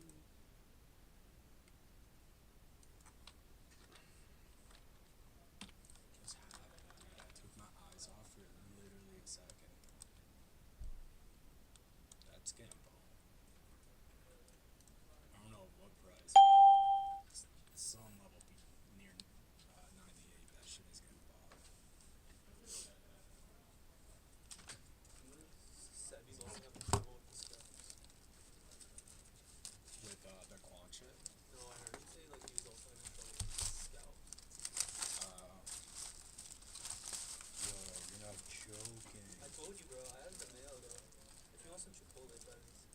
I'm good, dude. I appreciate it, bro. Holy. I told you, bro. Damn.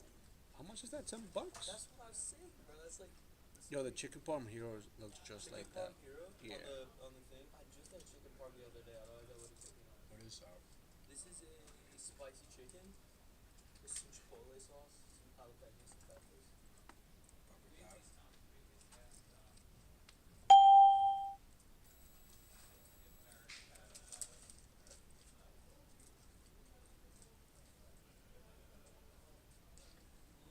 Lucas is great.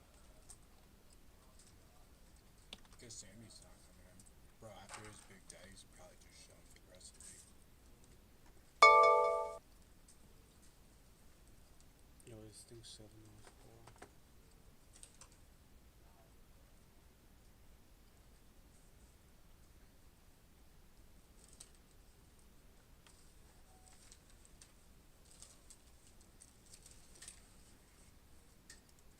Let's see what the damage was. I think I'm down with 3. Yeah, I'm down.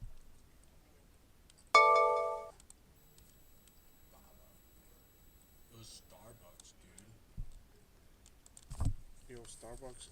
I gave that thing so much time to work. It ended up working, but that shit was stressing me the fuck out.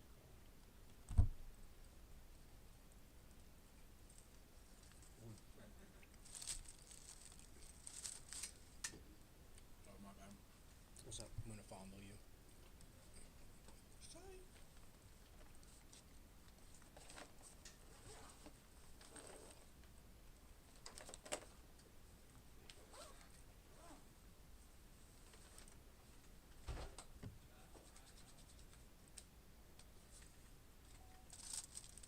Damn, I took off my last bit too. Oh well.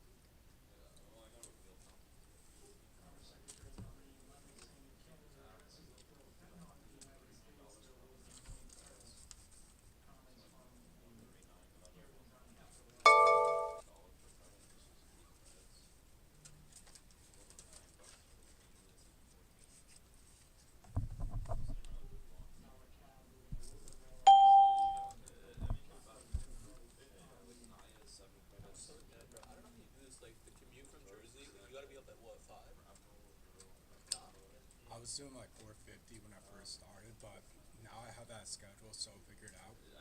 But I still wake up at like 5:45. You get used to it.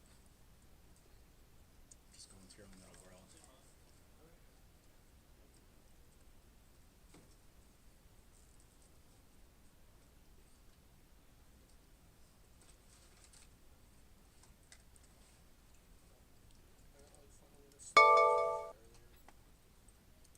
Dude, that is the hard part. Cause I was so used to getting because bed. bro, like, I'm going to bed like what 10:30. Yesterday, I'm still dead now. Yeah. Dude, you're basically your body's just gonna get so tired that you'll readjust your sleep schedule. Yeah, it's been like a hard shock for me because I went from like playing with my boys like on like we were doing video games till like 2 in the morning, and then the next day I like was yesterday. I was sitting there like dead tired, bro. Yeah.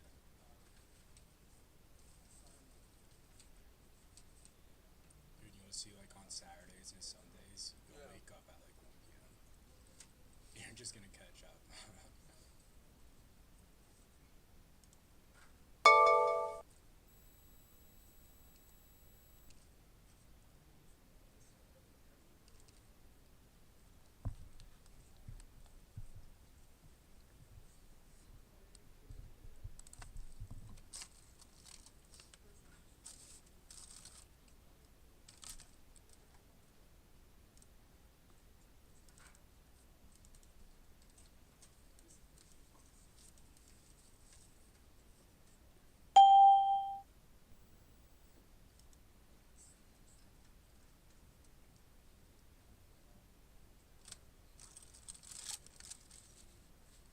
guys are making me hungry. I'll go to This is the sloppiest shit ever. I feel like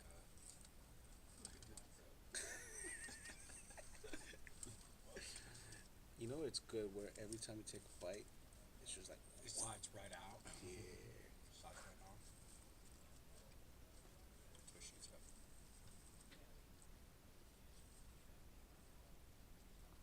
Yo, I flip long. I'm gonna see if I can take it to Nah, bro, this thing is cooked.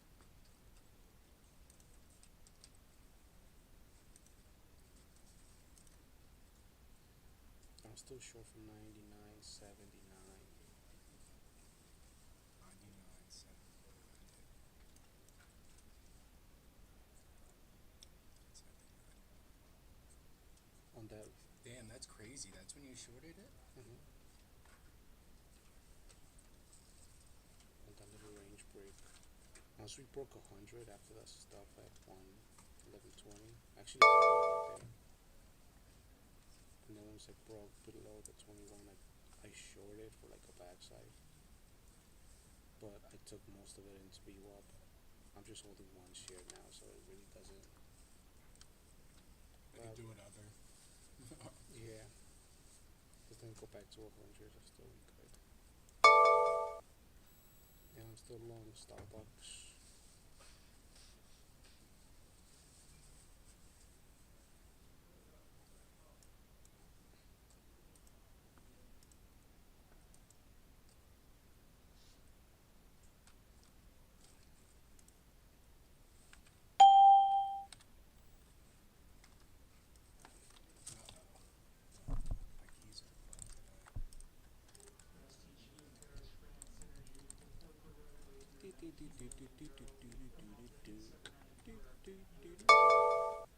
Yo, Starbucks might break high day though. Check that out. 107 stop. Nothing but regrets. Like that tattoo, no regrets. I had no regrets.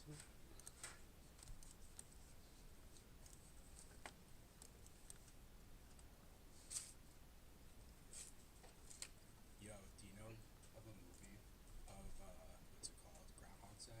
Yeah, bro, I love that movie. There we go. Thank you. Jim Carrey. Nah. Fuck, Bill who's Murray. the actor, bro? Bill Murray.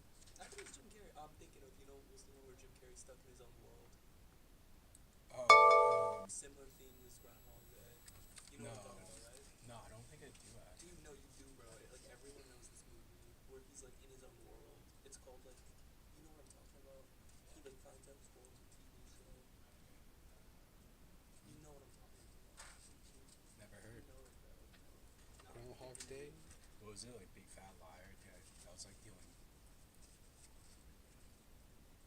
I think that was Jim Carrey. What are you talking about? This old movie? That's what it was. That's what I'm saying. That's what I was thinking of. Groundhog Day is fun. I've never seen it, but. I haven't seen it. Groundhog Day. Very good movie. Oh, Groundhog Day, yeah. Through the Truman.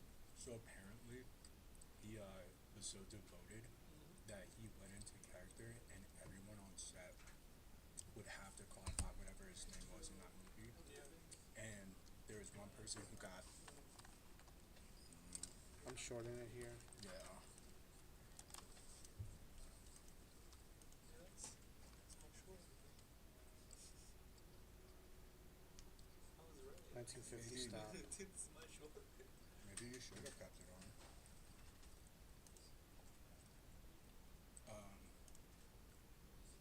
The fuck was I gonna say?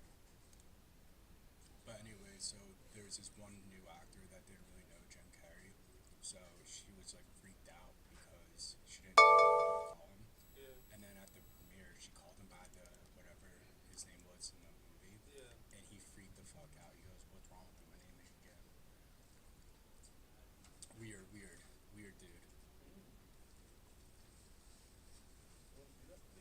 Being an actor, you gotta be strange. To be a fantastic actor, you have to be like so strange. You gotta be a weird guy.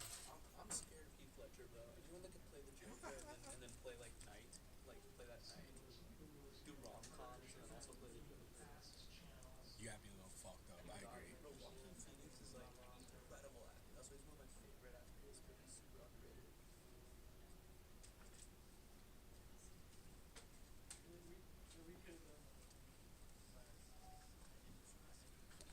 have been a good short, but I think it failed. Like DiCaprio's usually not acting.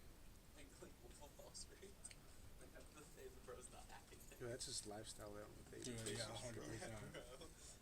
And then Django. I love Django. Dude, bro. Django's my favorite movie. Django's such a great movie. It's so funny. Leo's character in that movie is like so funny now, bro. Horrible character. Dude, it's my friend. Yeah. Like anytime we're in college, that's what we put on. We both love it. Named his dog fucking Django. I feel like that might have missed the point of the whole thing. That might have been a little. It's kind of fucked up though. It's kind of hilarious, but also like, Yeah. like Dude, he's brown, bro. He can get away with it. it's fine. Yeah, like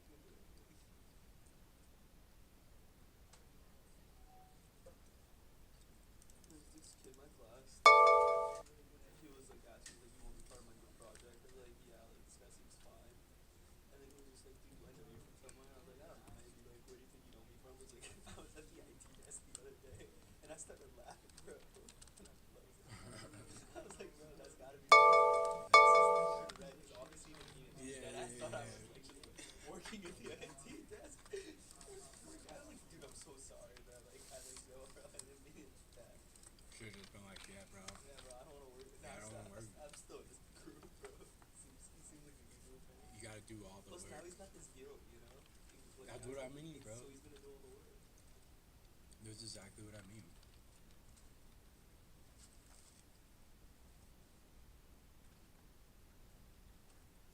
That's exactly what I mean. You gotta be like, yo, I'm gonna go to I don't even know who you go to for that. I'm gonna be like, yo, I'm gonna rat you out for racism unless you do all the fucking work. What is the forums? No one really cares about it. The vibe's definitely weird. Like in Arizona, everyone's kind of like blatantly racist, and I kind of enjoy that. Because it's like, oh, it makes sense to me, you know? What blatantly racist mean? Do you enjoy? I'm like, do you enjoy what? Like, my mailbox one day, this dude like rolled the window down and called me the N-word, and I'm like, dude, I'm not even black. Like, this is so like, this isn't even fair, bro. Like, my dad's getting into fights with like old women in Costco because like they say something. Dude, they're so confused. It's like just blatant racism, you know? And then you get to like here, you get to Fordham, and you're like, are they treating me like poorly because I'm a little different, or like are they just kind of like I can't tell, you know? And, You're like, one of them. yeah, like am I one of them? Like, you know what I'm saying? Because even I've started to like, I'm like, dude, like, sometimes I might have my own biases, you know? Can't tell. It's like a sneaky kind of like world. Oh, it was a good short in the 98, bro. 98 30. You made me fucking cover, bro. Dude, you said you go, should I cover? I'm like, where's your stop? You go, should have I told don't me how to like cover. You should have just not told me how to do it. That you should take away my ability to cover. So I really have to like. You should make it like really hard to hit. No hotkeys for cover. So every time I take a short, I have to be extremely diligent. Yeah, that's gonna be your strategy then. Just flip a coin. If it's heads, you short. If it's tails, you go long, and then you just let it sit for the whole day. Lucky that would be a fun thing. 50-50, dude. I don't really think it's gonna fall off. But also like again, nobody really knows. No one does. Dude, I could see this shit. Just like in the video yesterday. Yeah. Like, it could just be sideways. Like, I have no fucking Yeah, clue. in video yesterday, like I thought it would be like hella good to kind of just chill. That's what I'm saying. Like, dude, the hedge fund guys, like the big traders. They don't give a fuck. They're not doing this. Yeah, they're not looking at this time frame. They don't give a fuck. Their whole, I think, I don't know for certain, but I think their whole spiel is, let me get in at the best price with the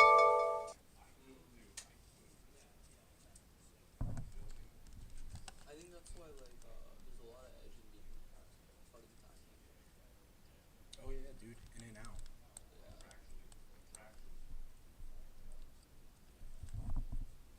In and out's the way to go. Personally. Alright, before I dip out of here, I'm gonna fuck all shit. I'm gonna figure out which two strategies. Watch the, I think there's videos for you. Oh, maybe not, man. I don't think I got that shit. I did the, I was just gonna go through these. Will this be enough? The cheat sheets? It's a good start, yeah. There's little nuances to it, but you just kind of learn that over time. Okay, wait. So I'm gonna go through all those cheat sheets, figure out two that I think kind of sort of fit, send those over to Jeff, figure out if I can get on the kite, probably do some Python homework. That would be helpful. Alright, that's my, and then I'll just dip a little early and go take a nap. This matcha shit too was kind of cool. I fucking love matcha. Is it like hella caffeinated? I thought it was like just as much as coffee. I don't, yeah, I think it is, but it's like a cleaner. To me, at least, it's like cleaner. I don't feel it as much. Talk about what you're saying. Bro, there's a fucking nap. No, there's not. Yeah, right by like, right by the forest, you just go maybe a place black, there's like a couch, or they call it a meditation room. Oh yeah. Wait, that's low-key so useful, because I could hit my meditation and then go. Yeah, dude. I mean, I haven't done meditation there, but I've taken a nap in there. Fire.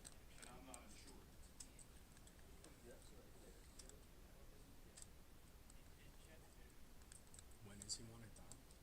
He wants it done next week, but I want to just have it done today. It's like I feel like no. There's no way in hell. Well, you know. Well, He wants me to just find two strats that I think are interesting and why I want to focus on it. And then next week he's gonna make sure I like master them out. oh, alright. I feel like I can do that today, right? Yeah. Find two that I think, and then a reasonable investigation. Yeah. I thought he wanted like a report on it. A report. No. Yeah, I like was like, find me 20 examples or something like that. And that I guess I could do that too. I can't do shit. This matcha feels okay. I'm trying to switch from coffee to matcha. Did you get it sweetened? Yeah, bro. I hate the fucking like. It's so earthy, dude. Dirt. I did learn how to meditation.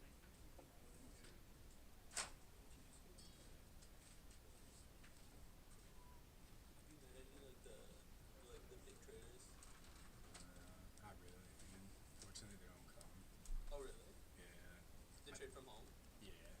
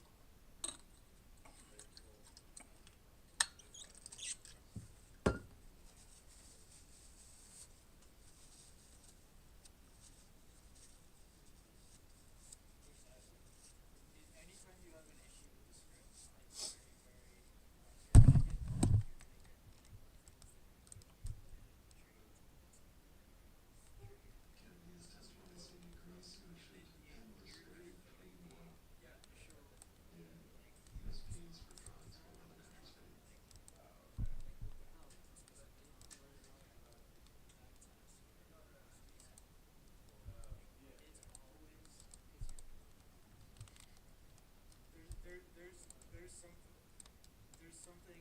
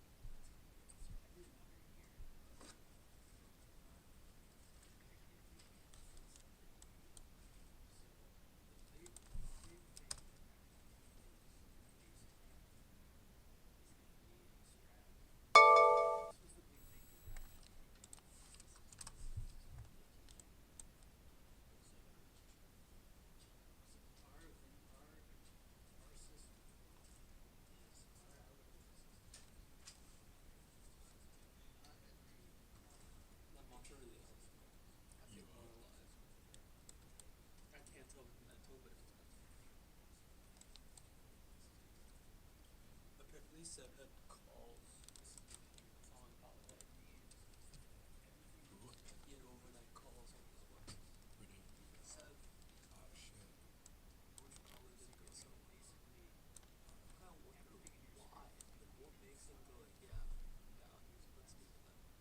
I probably could ask that question. I'm assuming so, because he saw it like in the morning. He said it was like not. I mean, like he was like, that was kind of tough. Oh, see, it bounced, bro. Dude, I'm taking it. I take it. You took it? Long or short? Long.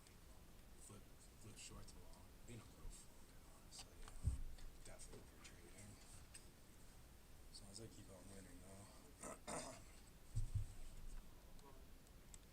What up? I think one thing I don't know how to do well is like, and even on TD when I was trading is like the fills, getting filled at like a really good price and then just not taking it. You can't get filled. Yeah, dude, I'm notorious for that. I think that's why I lost most of my money. Really, it was just the fills and commission. I gotta stop, dude. I'll keep on like bidding it up until I get filled, and I'll be like 20 cents over what I wanted to. Yeah. It's so bad.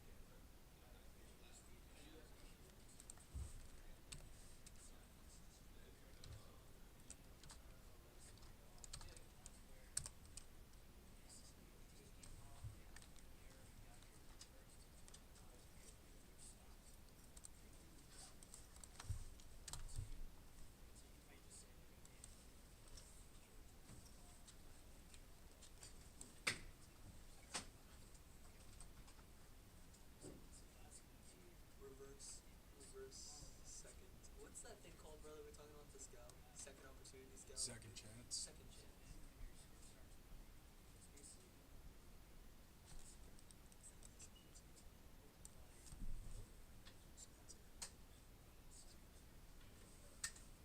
Spencer was the dude that was in all of my like trading videos. I should probably talk to that guy.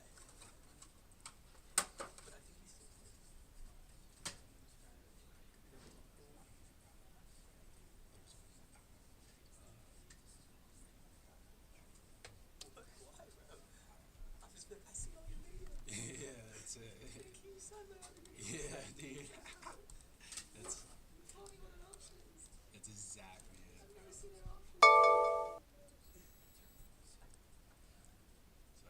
Dude, that's hilarious. That's exactly what I was thinking. Like, bro, I should get this guy talking about.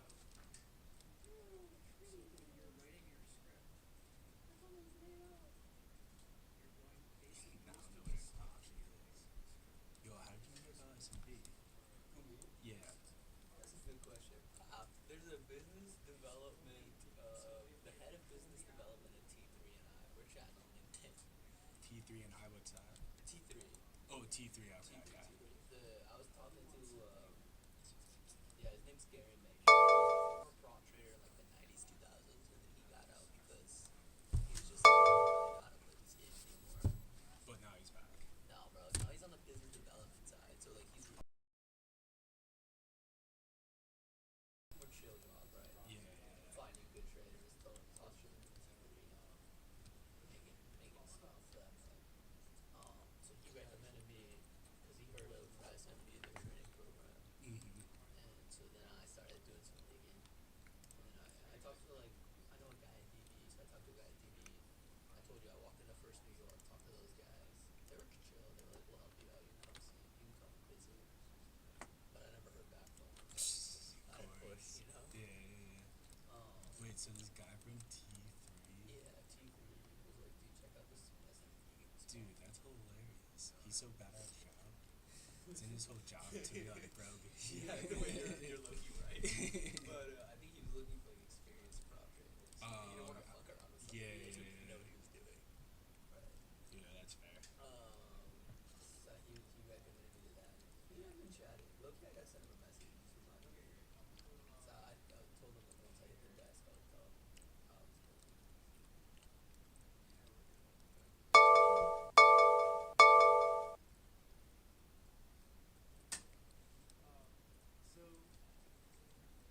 Look at my like bum ass bag. I just got a bunch of hot water. I thought they were like tea bags, so.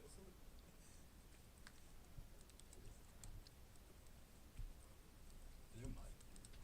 Are there not like little pods of tea? Dude, I don't know. Are there pods of tea? I don't know. What do you got over there, man?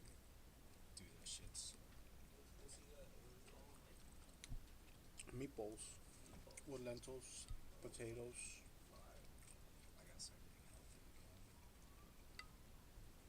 Dude, we ate pretty healthy today. Yo, Come on, bro. Come on, bro. That's pretty good. I'd be lying to myself. It's just protein, bro. Just protein. Loaded with carbs. That's true, dude.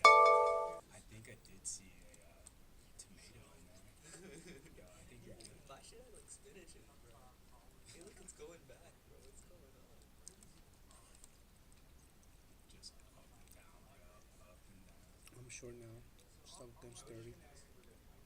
That's a good short. I'm actually debating. The 21s, that's a 21 for you, right? Yeah. Yeah, it's a 20. For me, it should stay trying.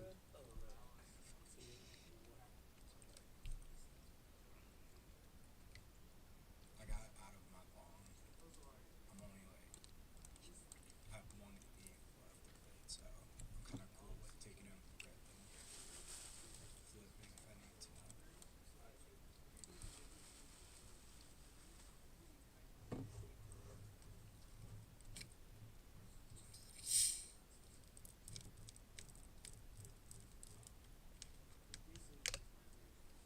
It's like the best $1.25 I ever spent. What is that, bro? No, I hate those things, bro. I love seltzer. No, bro. I used to. Why do you want your water to burn? It's the bubbles, dude. Bubbles get from the throat. It's so good. How old are you? Are you 21? Yeah. You're 21. Why, bro? Like, do you like beer? Am I trying to what? I said you're trying to pick me up. Bro. Make sure you're above 18, son. Yeah, bro. Like, what's going on over here? Did you say you had like a Coke? Dude, I never said anything. Just said I like having a lot of cards in my wallet just in case I needed to buy stuff. That's all I said. Oh, my bad. The right payments. Yeah, man. Recent, I'm beer guy, bro. We got I like the craft, like local hard ciders. Like we got this place called the Beer Hall in the Bronx, and they're like super super like have like a lot of local shit, a lot of options. Yeah. My boy bartends there, so it's kind of fun spot. Well, we're kind of new dudes. Well, I was just making a point, bro. I was just gonna be like, It makes me kind of nauseous, bro. see, I can fucking drink. This is the bad part. I could drink beer at like 10 a.m. I don't do it, obviously, but Dude, I drink half, and I'm like, I start to feel kind of like sick. I fucking love it. It's the taste, dude. It's not even like the alcohol. Like there's Good, bro. Like I like the ciders. Like I've had some apple ciders that but I've never had a beer and been like, I get it. Like maybe I should try Modelo. I had Modelo. the name. I might give it a shot. But I don't really fuck with drinking that much because like I'm like a Russian roulette. You have no idea what kind of drunk you're gonna get. And like we doesn't really like slow me down too much, so I don't feel it. You can just like, that's why I love about it. You can just work. Like I can work, I play video games. I'll work out, dude. Like Dude, you know my big plan for winter break was I was gonna get really high and play basketball. you'll play better. Yeah, bro, and then I fucking broke my ankle. You're gonna let that stop you. You could still shoot a ball. Bro, it sounds like an excuse. Have you seen Kobe? Yeah, When he was injured? The cast. No, deadass, I was doing free throws, bro, and my mom told me to stop because like I can't put any weight on the machine. I've had what you've had, but obviously on separate occasions. Yeah. Dude, I can't imagine what it's like having both at the same time. It's not even. It's just like annoying. As long as it doesn't get worse. Well, the bone bruise, dude, like my knee locked up for like a week and a half. And the fucking sprain was the worst. They had me go to rehab and shit. That was so annoying. So here's a great reason why you're hiring.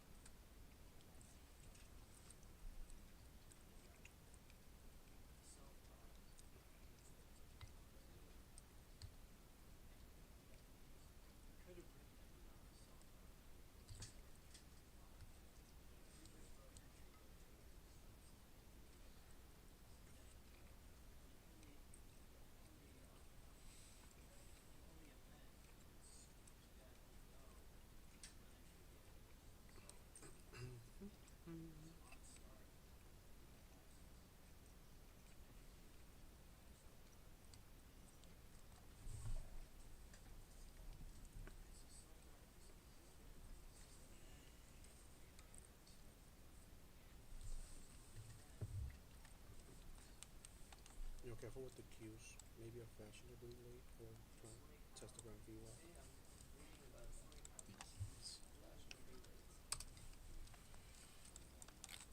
Read the fashionably late and then look at Baba today.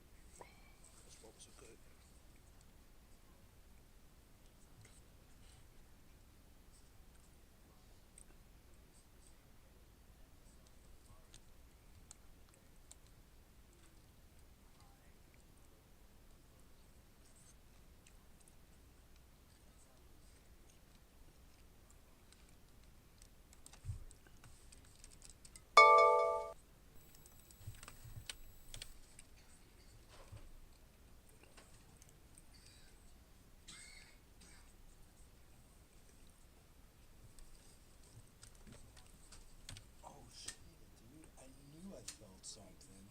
It's like I fucking felt like a draft in the air. Ventilation system, man. Like, bro, I feel exposed for some reason.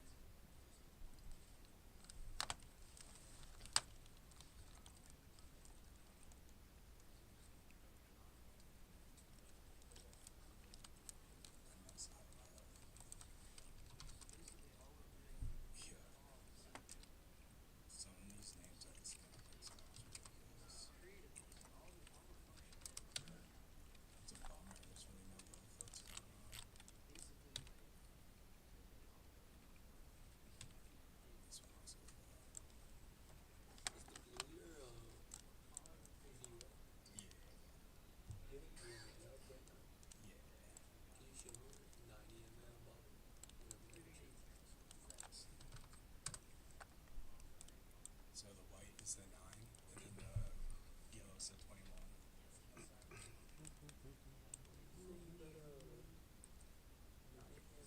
Crosses a flat, downsloping VWAP. We traded long Yeah. today. It has it, right? 10 a.m.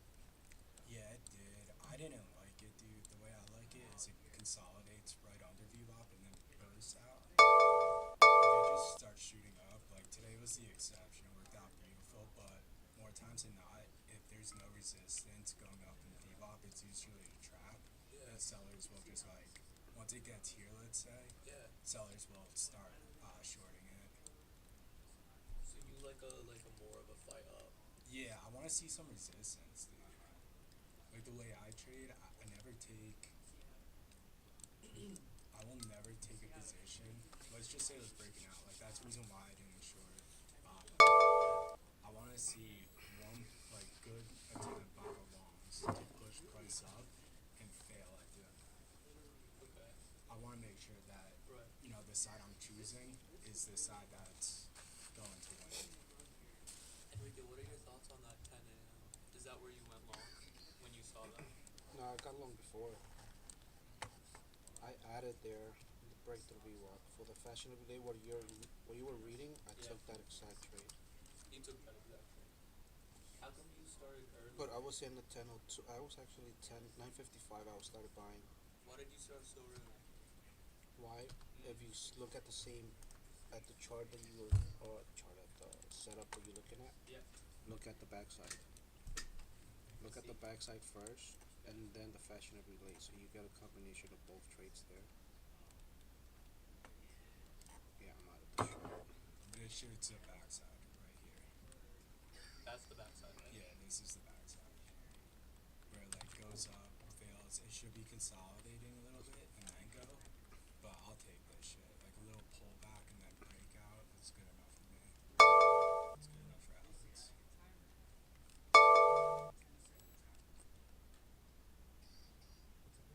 Over 30 amount. What is when you say if the volume bars increase during the convergence? Do you know what that means? Going into VWAP. As price is going into VWAP, the price should be like increasing as well. Price moves away from VWAP less volume. Yeah, so let's say it goes into VWAP. Yeah. It pulls back and does on less volume, and then push above it with increased volume like that. That's a good look. That's a good sign.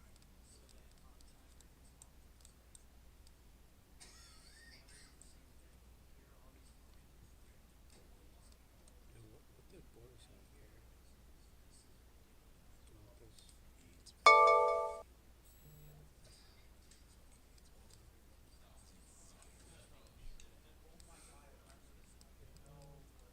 How is that new Kobe shirt? I think he said that his son had a flu, his wife had COVID, and he probably just got both, bro.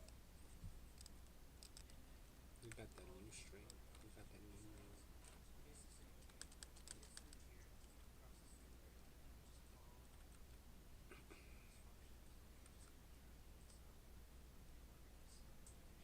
You guys close the shade or it's been open? I feel like it's dark now.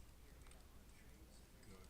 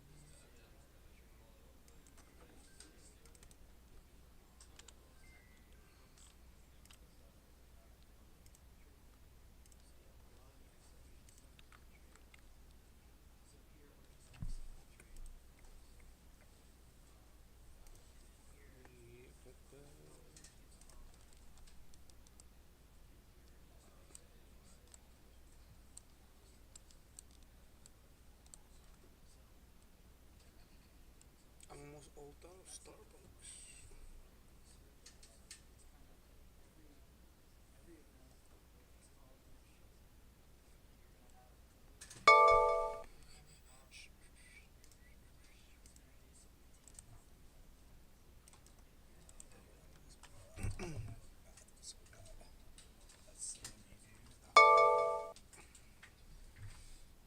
You went to the gym? Oh.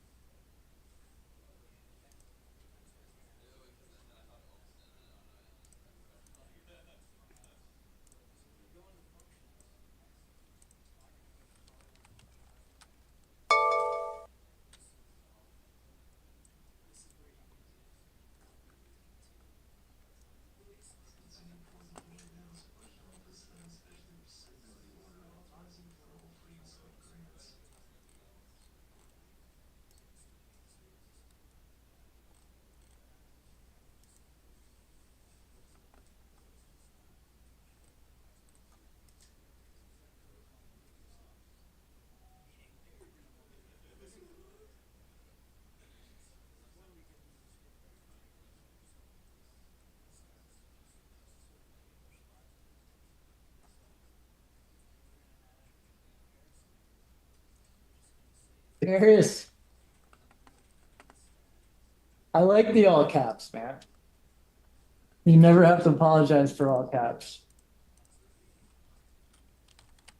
Oliver, big all caps with spaces. Baby and Joseph, what's up, everyone? Dennis, good to see everyone. Newman, we got all the usual suspects going. Juden, I love it.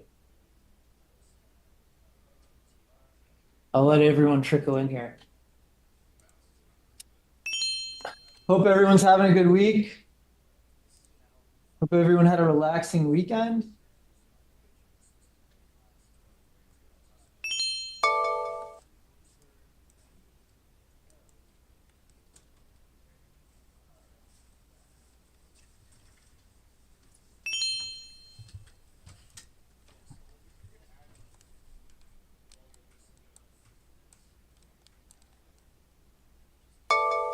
Feels like it should be Friday already. I know.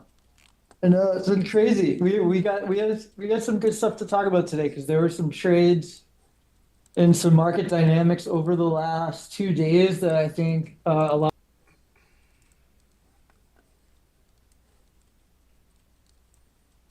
Yo, Starbucks high tea.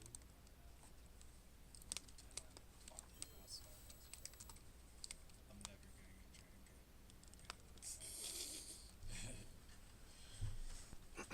I made enough for a cup of water.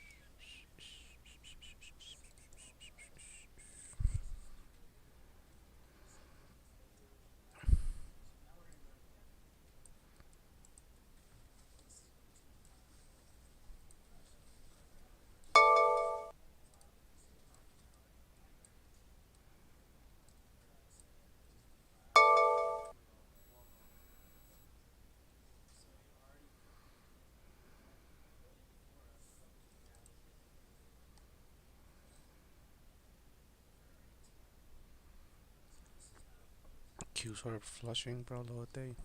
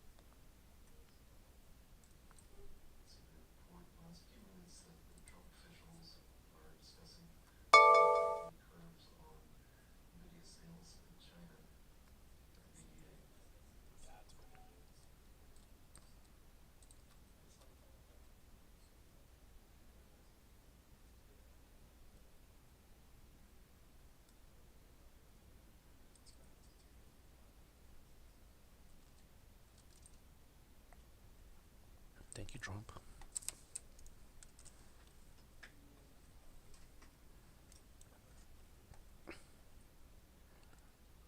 Yo, I swear, bro. Only thing is Trump's gonna do for me, make me a millionaire this year, bro.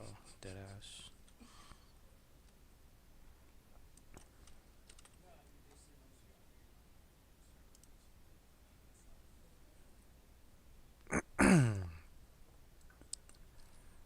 Yo, lower day, I'm taking it off. Barber short.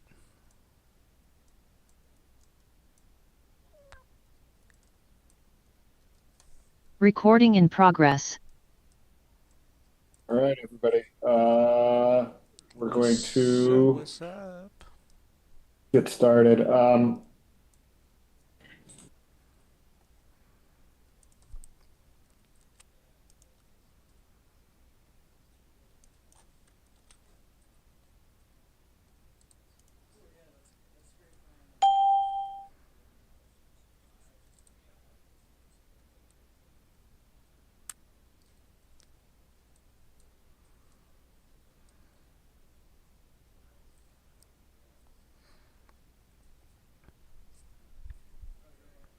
All right, I'm just logging in to get us What was the going. easiest Trading short, so. bro? The 90, Excuse me. 9850s.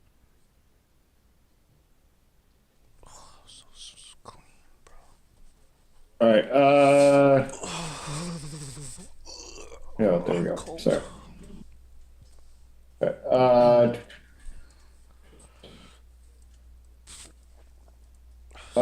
Does anybody want to do Baba from today? I mean, what do people want to do? I'm open to whatever. We obviously have FOMC this afternoon, but I am open to whatever. I have not had much of a chance to sit down today. Just a lot of things moving around on our world. Starbucks, the video right now. I can't do live on this computer, otherwise I would do it. I just can't do it right now. I'm sorry. I wish I could. That would be amazing if I could. But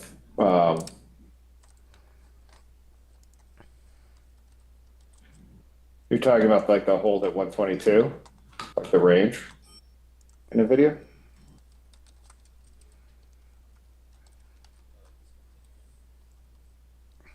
We'll have to go Baba. There's breaking news right now. There's breaking news in the video. Oh, Jesus. Yeah, it did. Okay. Okay.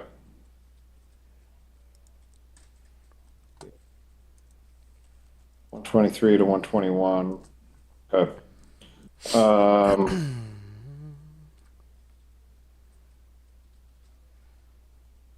Okay. Yeah, we'll just do this meeting. Thank you. All right, let's go, Baba. Oh, jeez. Okay. It's been that kind of day, but it'll be good. Okay, Baba. We'll do Baba from the open, like basically 9:37 till the turn, and then the fashionably late. We'll actually go to the fashionably late. We'll jump ahead. So let's go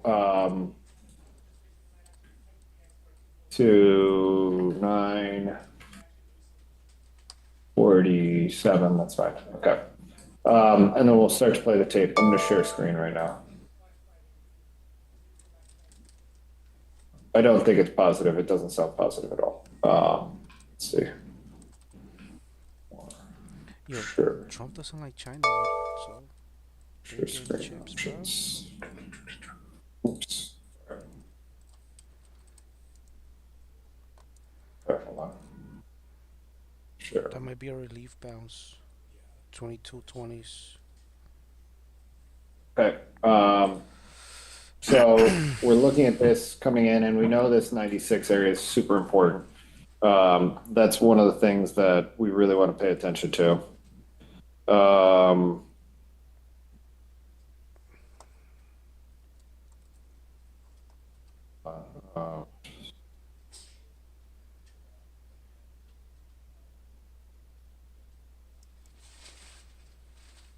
So as we're watching it, the question that you have sort of is what's going to happen here, and where is the level the most important? And that's really what it comes down to, is where are the most important levels for this? And if we see where the most important levels are, if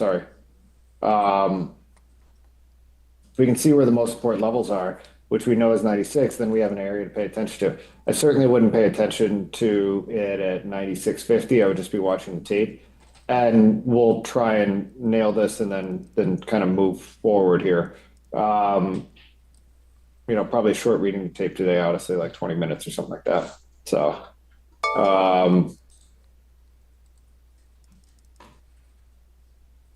so we'll go 3x because we're getting closer to that level.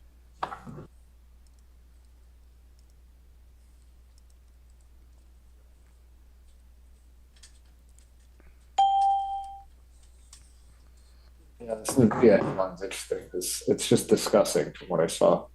Sorry, I was in a meeting right before this as well. Right here, I'm just kind of thinking like, this could be the turn, and there you go. Let's go back. Sorry, let me just take a second to reset because I'm sitting here thinking about the NVIDIA headline and wasn't paying attention to the tape here at all. I'll be 100% honest. I was trying to figure out, is it something I need to run back to my seat for, because it could be one of those where it sells off into two, and it still could, but we'll see. So I'm kind of right here on my phone. So I'll know. It looks like it's a flush down, and now it's just consolidating. So anyway, all right, let's look at BABA. So just getting a reset now. We're going 3x, and this is something where it's a day two. So day twos are very interesting to me, always with, that trend component, because it never really blew off in a momentum fashion. It never really had momentum. It never had momentum into the close. So in the back of my mind, I'm thinking to myself, okay, maybe this can be something where there is a trending portion a momentum portion to it, because we just didn't get that previously. So as I'm sitting here, I'm looking for indications, for clues that we're going to have a reversal. And, I'm either thinking about, the Bella fade I don't think is accurate here, because it's kind of it's not getting sold fast enough. And you can see just by the wicks themselves, it's not getting sold fast enough. It's definitely getting sold, but it's not getting sold fast enough for this to be a Bella fade. The second thing is the rubber band. Well, that needs the snapback, right? Could that occur? Yeah, it often occurs off key support areas, and you can see how important this support area was, this 96.5, like basically from yesterday, right? And that's a really interesting thing. So 96 to 96.5 is very, very interesting. The next thing that I'm thinking about is, well, could this be like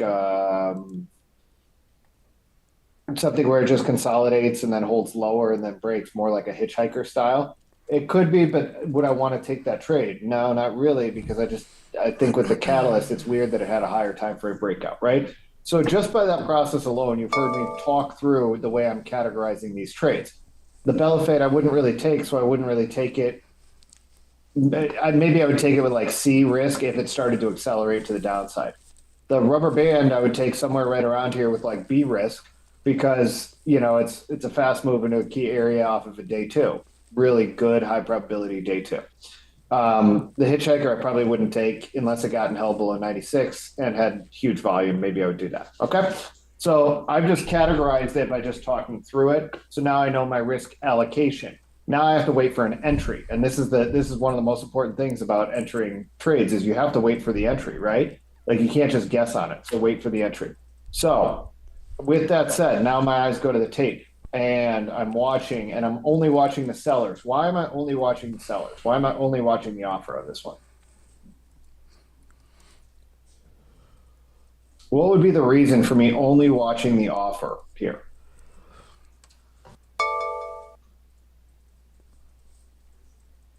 Because with the rubber band, I want to see basically that snapback occur where the buyers are saying, oh, we're going to start buying now. And if I'm watching the bid, the bidders can spray it up, but then the sellers are going to walk it right back down. Okay.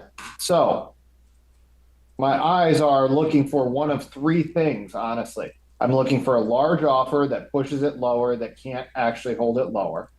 I'm looking for a quick change in the tape, which, you know, would be second of importance, where it looks like it's going to go lower and then the buyers step it right through and then the offer can't really hold it lower. That would be another one. And the third one is kind of a grindy one where it like is chopping around and then kind of breaks higher. Those are the three that I'm thinking about.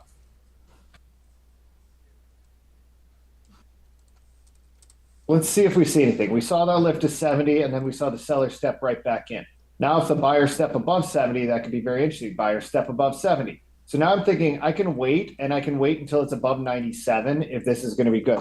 Really 96, like 90 or something like that. And mainly because you can kind of see if this consolidation is going to happen. We're going to slow this down a little bit right here because this is a really key moment. And we'll slow it down and watch it through on the appropriate speed first, and then we'll speed it back. We'll go back and watch it fast again. Are you ready? Here we go. This is a key battleground because right now, if the buyers cannot take it higher, right? You see that bid step in. This is a very key moment, and that's why we slowed it down. Because right now, what happens if the buyers can't take it higher? Where's price going to?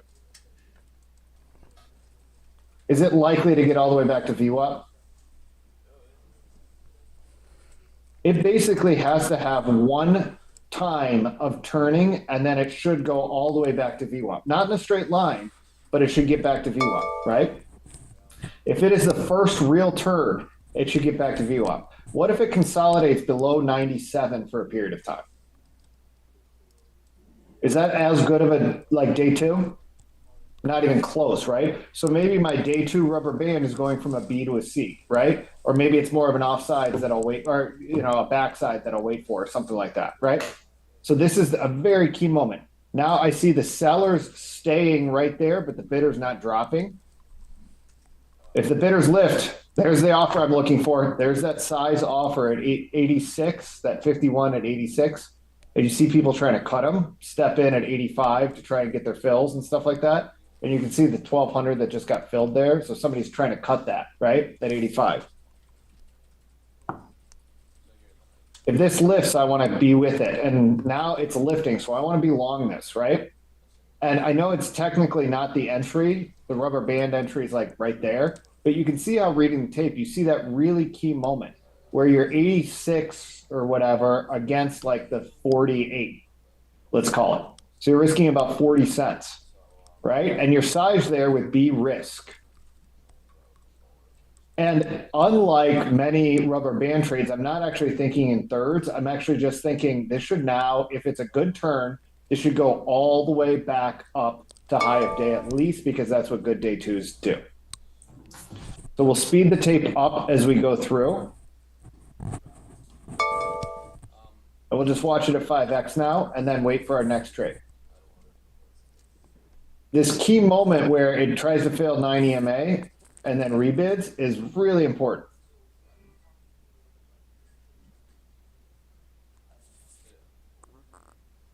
I thought this was a B.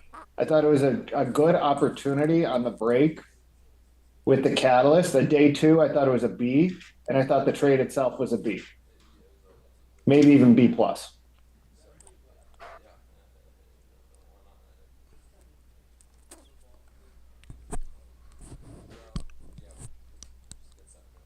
This little battle is very interesting. We've seen these battles happen a lot because what happens on the response when it sells down to 97?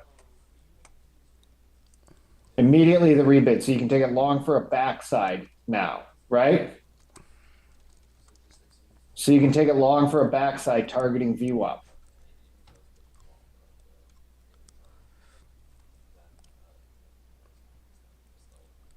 Again, I'm targeting VWAP. I'm thinking that this is going to make a pretty good straight move towards VWAP. If it drops 97, I can hit out. I'll still hold my core on the rubber band.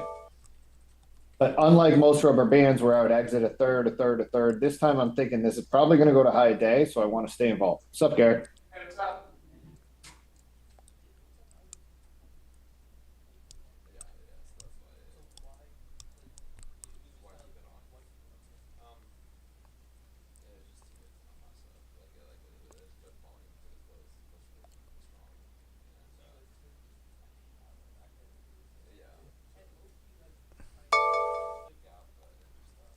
Does this seem fast to your eyes? I'm thinking about it structurally. I'm not thinking about the tape. So this is why you can get away with watching it fast, is because I'm not looking at every tick. I'm actually looking at just the offer and looking how is the offer responding. I see it go up and get to 70 and then fail, right? Now what does the bid do? And I'm thinking about it as like basically two sides. Let's say this cup is the tape and the bids are pushing it one way and then the offers are pushing it another way. Bids, offers, bids, offers. I want to see it trending now in one direction. So every time the offer steps down, I'm going to see the bid push it a little bit higher. Every time the offer steps down, I want to see the bid push it a little bit higher. That's how I'm thinking about this. That's why I can watch it in 5x.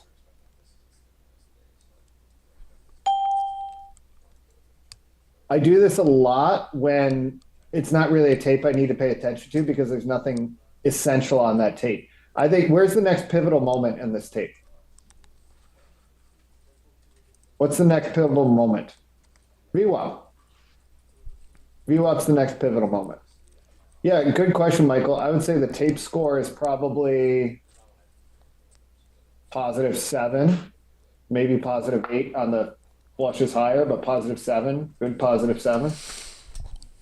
Like you just see the balance before it breaks higher, right? +8 would be like when it starts to accelerate, but like this is the first spot that I'm actually interested in, so I'm going to slow down the tape. So first of all, what's happening around VWAP? I'm probably taking off my rubber band, right? Probably taking on my backside and immediately thinking, oh, I wonder if this is going to be a fashionably late, right? You see the volume increase, you see the acceleration. Now, is it often that these moves can end with acceleration? Yes, sir. Yeah. This is not real acceleration, though. So I'm now instantly thinking when I get a dropout, I want to put my eyes right on that offer and see is the offer stepping it down or not. So my eyes go right back to the offer because now I'm thinking, hey, listen, I just made X on whatever. I can look for a really good fashionably late if I get it. What I don't want to do, though, is have that methodical move to VWAP occur and me sitting there saying, oh, okay, this is definitely going to 99. I can just exit my rubber band, exit all of it, exit my backside, and then look for a fashionably late. Does that make sense? And I'll take some of the profits that I made on those two and risk them into the fashionably late.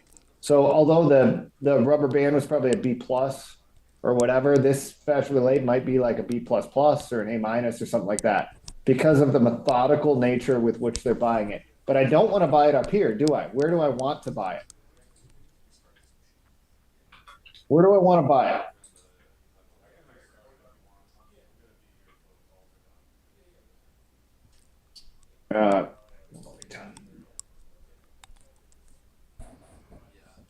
Do you see this line that I'm drawing?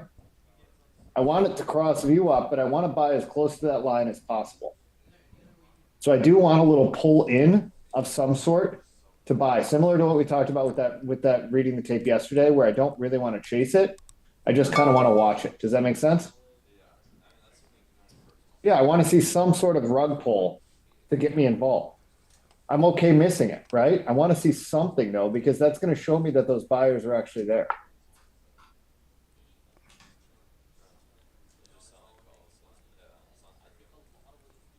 The video rolled. Okay, thank you.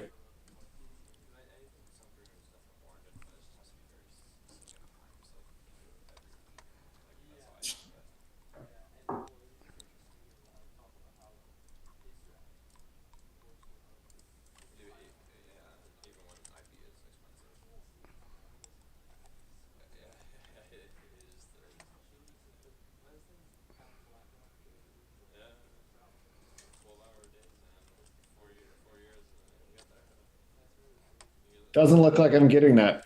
Thank you, Joseph. There we go. Now I get to watch really, really closely. You see that dropout? Let's see how the rebid occurs right there. Did you see the rebid? That was it. We'll go back and watch that one more time and then we'll end the meeting so I can go and watch the video. But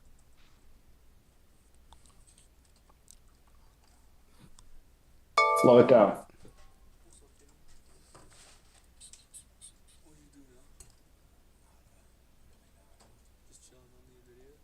What's Bob up to?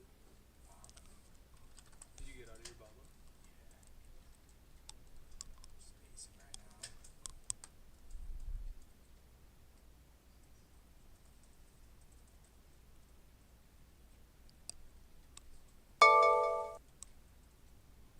I'm waiting for the entry. Now that it's dropped out, I'm watching the offers.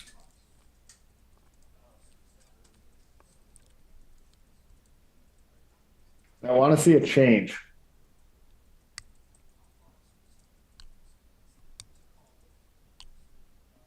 There's the bidder stepping up. There's that bid. I want to be long right here.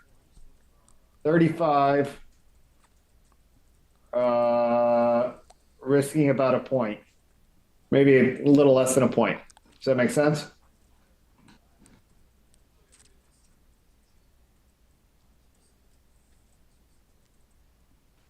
All right, we'll play it at 10x just so we can get through it. And then Bell's got playbook in 5 minutes, so.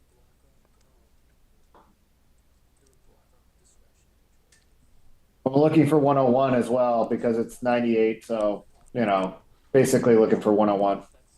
And I want it to occur in a straight line because of my expectation for the straight. This is a day 2. I want it to go to 101, right? That's what my thought is.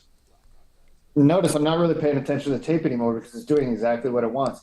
One of the things that traders get in trouble with is when it's doing exactly what you want, you don't really need to pay attention to the tape. You want to be aware of it and you want to watch it, but it's easy, especially as you're learning, to overmanage a trade based on what you're seeing on the tape. Why 101 and not 100? $3 off the low. Measured move. That's it.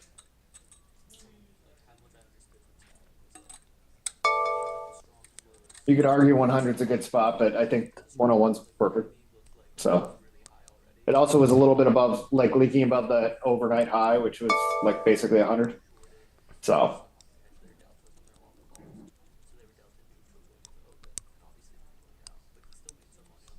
I measure it usually from the cross, from the close, the candle close, not necessarily from the cross. So that was basically 3 points. So that makes sense.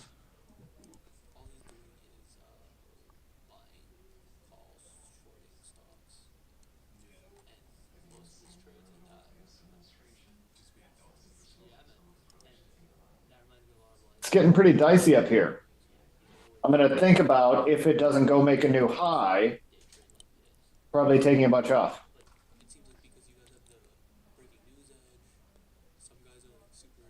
But it's also dicey right above this like 99 area. So it could even pull into 99 and then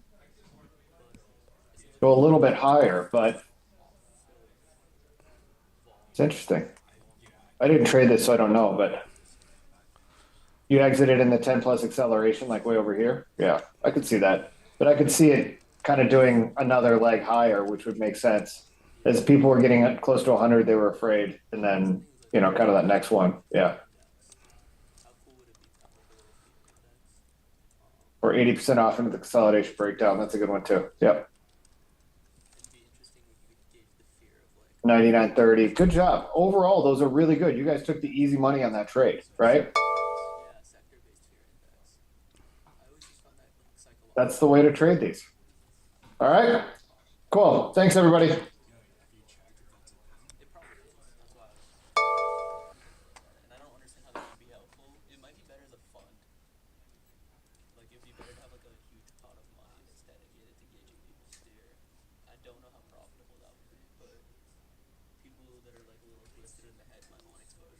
I think during extremes, you could really make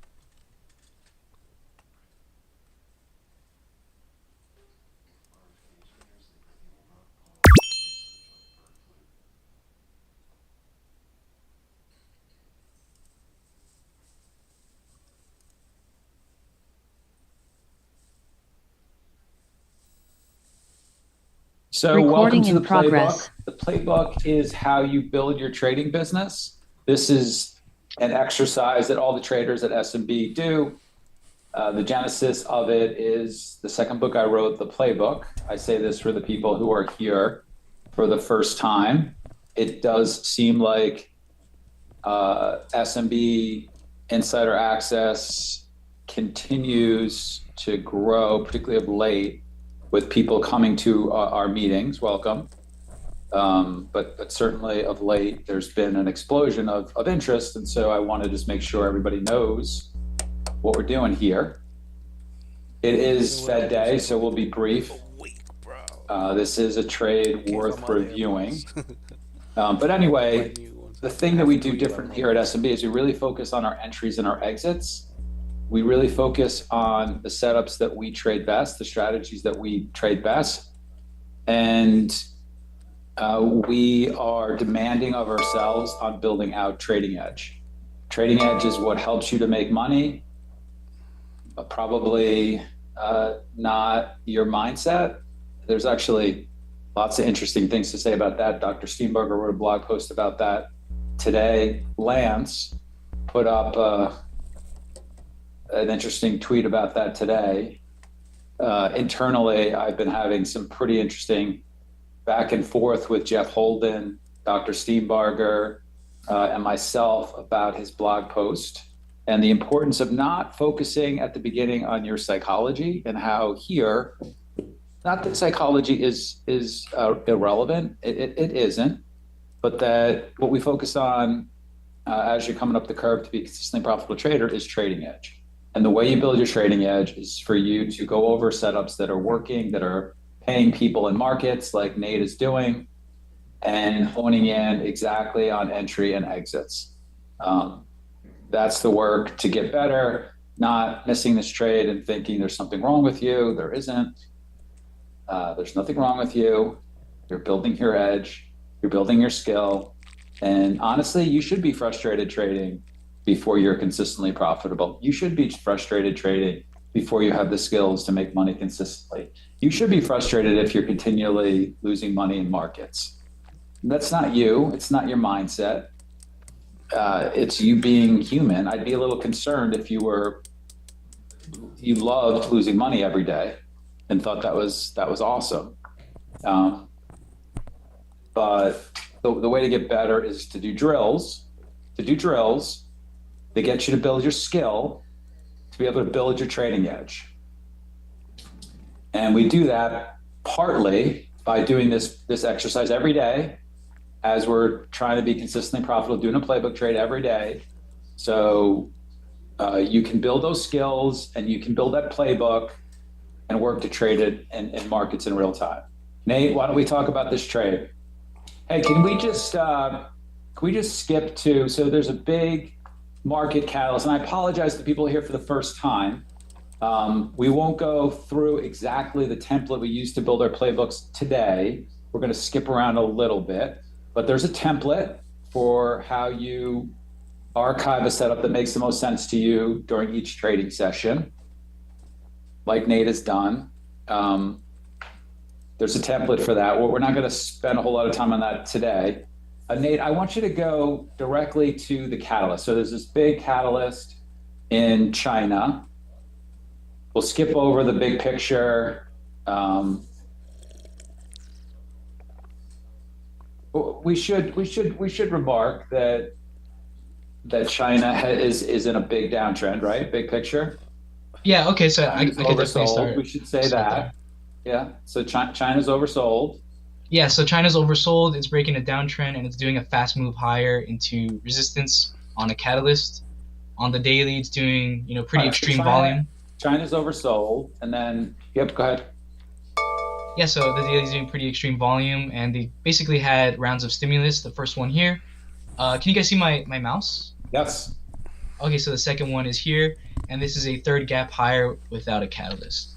And, yeah, basically, yeah, it was stimulus in the Chinese markets, which have been downtrending for multiple years.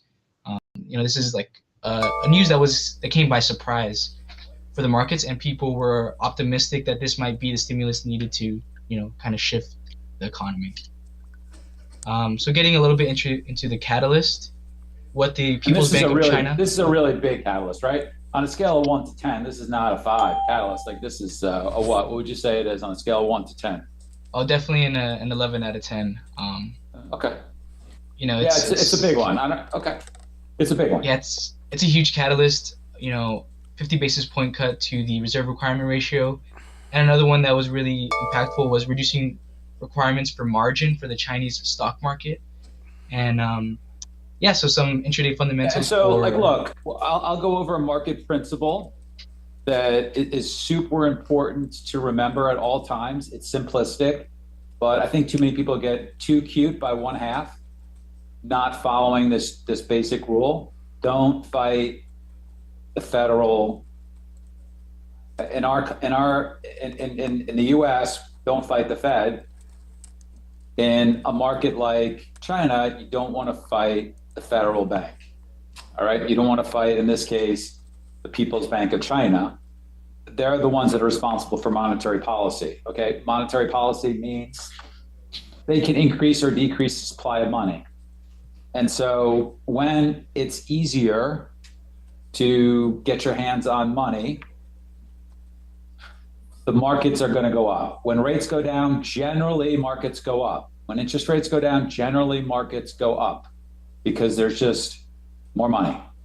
It's easier to get money. And you rightly point out the Chinese stock market requirements. Markets, if there's more money that can come into the system, they're reducing the margins. That means you need less money to do more in markets. And so you're increasing the money that can come into your markets in two different ways. So you kind of don't want to get in the way of anything like this right away. You want to let this play out. But your trading will be a lot easier if you just sort of understand when the Fed's cutting rates, markets are probably going to go up. When the Fed is raising rates, markets are probably going to go down. All right.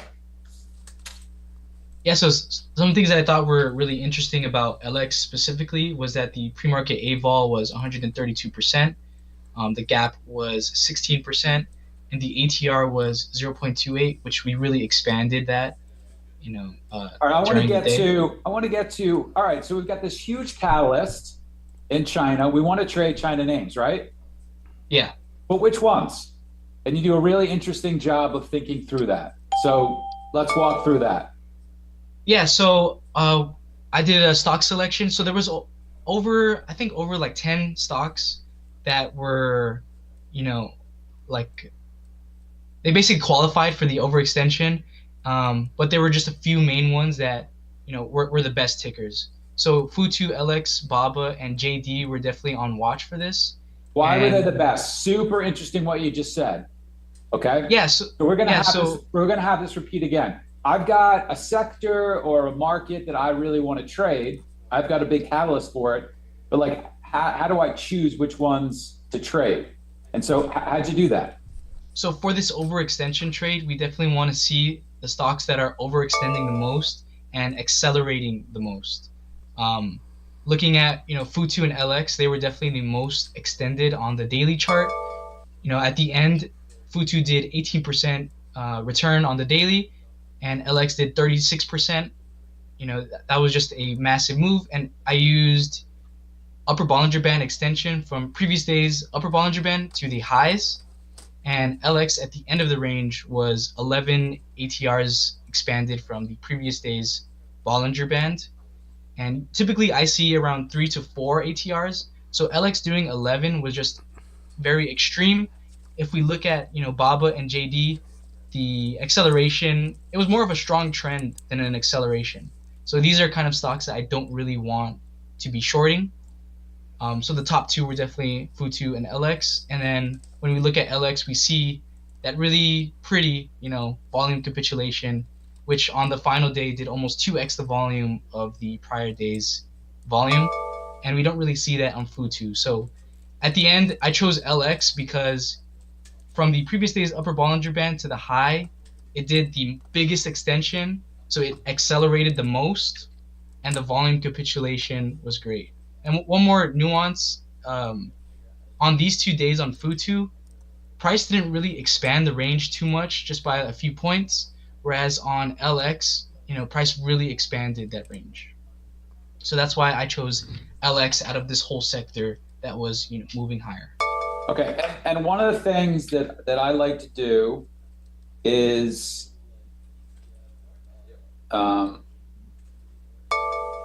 something like this is just go over some of the stocks that maybe you chose not to trade. So can you just go up and give a list of the show me the list of the 4 stocks you're looking at?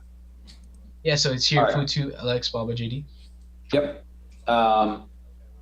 And so if we just want to look at it. So Baidu is something you pass on, right? Yeah. PDD is something you pass on? PDD, I don't remember the chart exactly, but PDD, no good. Most likely, yeah. Okay. NIO, NIO. Yeah, those as well. Pass on. NetEase, you pass on. NTES. Yes. XPEV. That one pass on as well. Billy. Yep. What else? What else could we have traded? VNet. I don't think I had that one on watch. Okay. And then what about the ETFs? What about, how are you thinking through FXI? How are you thinking through KWeb, ASHR? How are you thinking through some of those? Yeah, I was mainly looking at FXI. I'm not sure if I have the chart. Okay. I don't have it on here, but I was looking at FXI and it was extending, but LX and Futu were definitely accelerating the most out of the whole sector. Okay. All right, great. So you're looking at, hey, what are the top names for China-related stocks?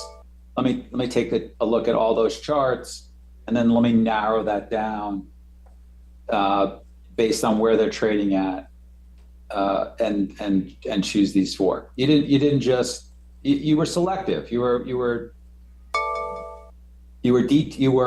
directed in what you were looking for. Yes. Yeah. Good. Another thing that I like to think about for stocks like this are price and liquidity. So if you're a younger person, I want you probably trading something that's a little cheaper. If the other day we had the news for NVIDIA with DeepSeek, and you're going to go through essentially the same analysis, right? Like, all right, what names am I going to trade? Well, I'm going to start with NVIDIA. Am I going to trade ARM? Am I going to trade AMD? And you're going to start to work through, hey, what are the best stocks to trade? And then same with yesterday, as well. So you're gonna continue to go through that. Yeah, exactly. All right, great. So moving forward, I chose LX mainly to focus for this playbook, and on the weekly we can see that it's kind of an oversold, forgotten stock, and we can tell by the volume dropping off as price loses the 6 key level. And on the weekly, we can see this is the most volume that LX has ever done. On the daily, so I measure overextension in terms of acceleration. So I did kind of explain this earlier, but as LX was moving higher, the ranges of the days were getting bigger, the daily returns were getting bigger, and the extension from the previous day's upper Bollinger Band was getting much bigger. We can also think about this in multiple legs. So price made one leg here, had a basing day, and then made another leg here. The first leg moved 1.1 points, while the second leg moved almost 2 points. So that's clear acceleration in that trend. And here are my checks in favor for the capitulation. The daily trading range is increasing. each day is expanding the range, which is important. On Futu, we saw that on the 30th and the 31st, I believe, the Futu was not really expanding the range too much, whereas LX was. So that definitely, you know, played a part into the stock selection of LX. And on the final day, we have the biggest gap and the biggest expansion in range on the final day. So we can see that this upper wick alone is bigger than any of the other daily bars on the day. So that upper wick is definitely, you know, it adds to the capitulation trade, right? And yeah, price is moving way past its initial news. Typically on initial news is going to be the biggest daily bar typically, but when we see daily bars that are after the news release that are bigger than the news release day, then that can be a sign of extension as well. And that's just a chicken favor that I was using. And finally, volume is really important. As shares are changing hands when we go higher, we see that you know, people are buying at these higher prices, and as soon as they go negative, they're likely going to be, you know, paper handing those shares, selling those shares, adding to the selling pressure of the reversion. So next is the pre-market. We're seeing the biggest gap up. We see big pre-market volume on this day. You know, we see biggest RVol as well, and holding higher. Pretty, it's very sustained RVol. And yeah, this is a day with no catalyst, and it's gapping bigger than days with the catalyst, and that's extremely important. And last thing, the volume, the opening candle volume is much higher than everything else. It makes the other volume seem very insignificant. And, you know, as I explained earlier, it's important for those shares to change hands, and for longs that are positioned in here to start selling those shares as they go negative. All right, anyone listening have a question for Nate as to why he decided to hone in on LX? Please hit that up in the chat. I do want to focus on two things today: entries, exits, and stock selection for this catalyst. So we'll give you a chance to ask there before he leaves. All right, so let's talk about some entries and exits. So I think this is where we got to get a little better, right? Sure. Do you want me to go to the technical analysis intraday or just the management? Yeah, good. Yeah, go ahead. Okay, so for the intraday, we see that price is doing around 70 to 80 cents higher in the first 6 minutes, which is bigger than the previous day's range. Which is bigger than the previous day's range. In the first 6 minutes, you know, we do 70 cents. Previous day, it did like 60 cents in, like 6 hours and a half, whereas we did it in 6 minutes. So this is a 3 to 4 ATR move higher. And Justin, he does a really good job with stock selection. A lesser trader, a lesser educated trader will just probably go and trade FXI on a day like today, on a day like today. But and maybe that's not wrong for certain types of traders, but really what you want to do is you want to find the best stocks to trade, the stocks with the most and the best risk reward opportunity, particularly as active, skilled, bionic, discretionary traders. It's not enough just to say the China names are in play. Let me go pick one. Just like it's not enough to have said the other day, hey, the chip stocks are in play. Let me just go trade one of them. You want to pick 3 or 4 of the right ones and then narrow in on the right ones. That's gonna be a big driver for performance enhancement for your trading.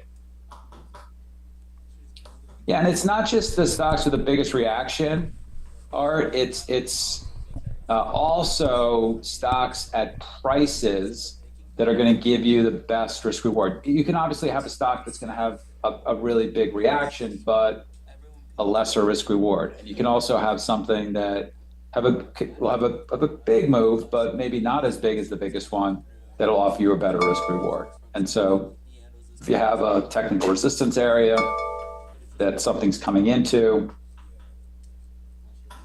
something that's something that's overbought, that's going to be one of those better ways to trade this. All right. Yeah, continuing on, and so for the capitulation on the intraday, we do see that the high of day candle, or this green candle, is the biggest in the range and has the most volume. And once again, this 2-minute candle alone is bigger than some of the daily ranges previously. And we really start to see price fail when bids are trying to hold this VWAP area. They bounce up, they're rejected, making an upper wick, and they fail. And then throughout the day, we see prices making lower lows and lower highs until we start basing out for the rest of the day. Then we do see a failed follow through new low for the first time after a big reversion into the previous day, or the daily upper Bollinger Band. So price bases out for the rest of the day here. And here's a bit into the trade strategy. This is for the daily capitulation. So rate of change over time is everything. And that's a quote from the GOAT, the One Lance B. And part of that rate of change over time, it's basically acceleration, right? We want to see a strong trend, and then we see an acceleration of that strong trend, towards the end of that trend. So that's seen as daily ranges are increasing and expanding the range more than the previous day. And intraday also counts towards that as well. If the intraday, like on LX, really expanded that range, we want to see final prints or large candles late in the trend, which we also saw in LX. That big 6-minute move higher was bigger than the daily ranges of the previous days.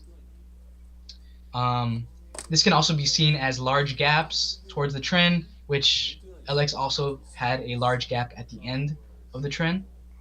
And another sign that I look for acceleration is expansion using the previous day's upper Bollinger Band, and I like to see 3 to 5 ATRs typically, and LX was doing 11.3 ATRs extended from the previous day's upper Bollinger Band.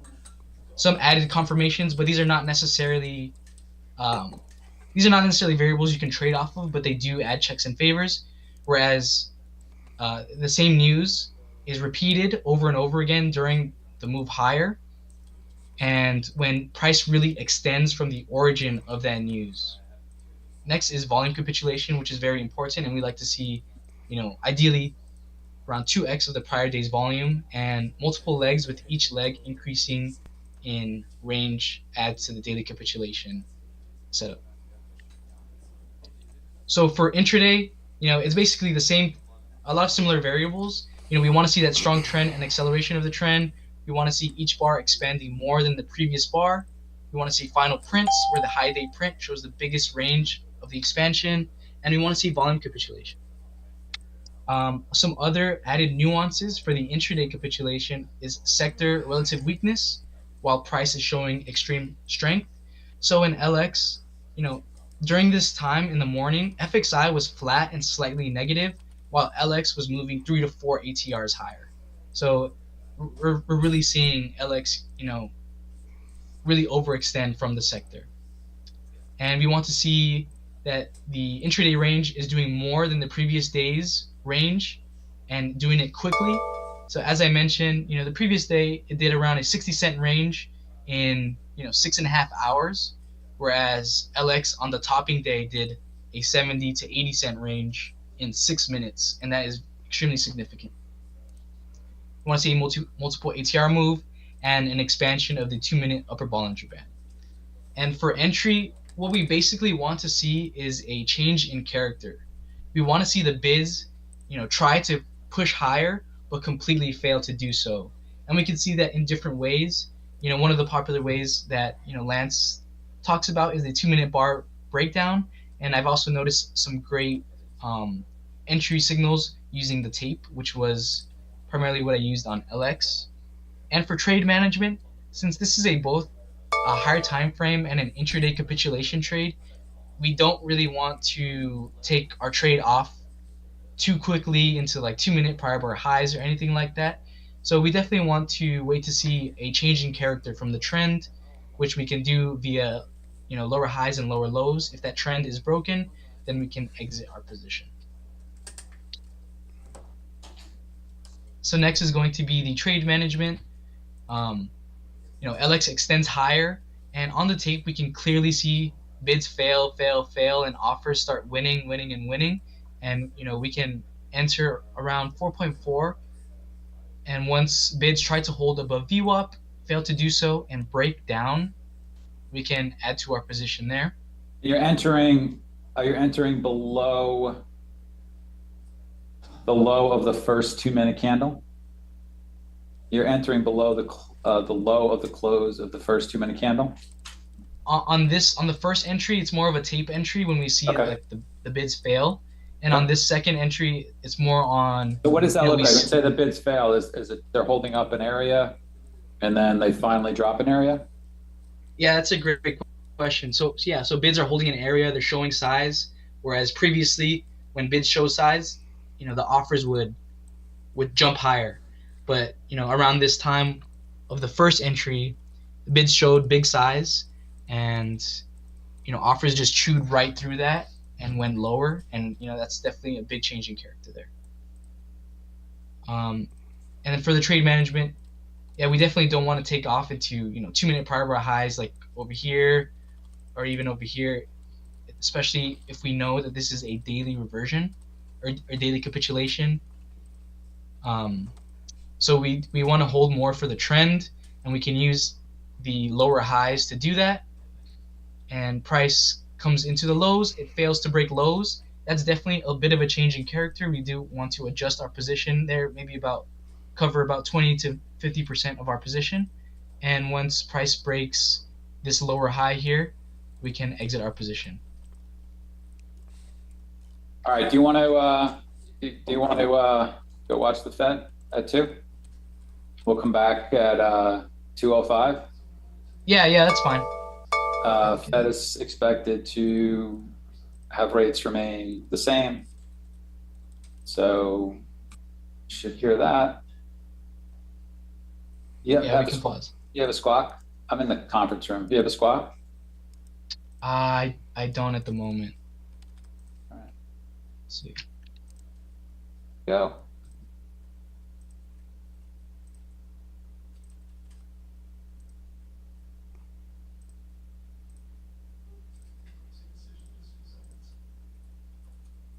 All right, let's come back at 2:05. Cool? Yep. We'll keep it here until 2:05. Okay. All right, thanks everyone. 2:05, see you then.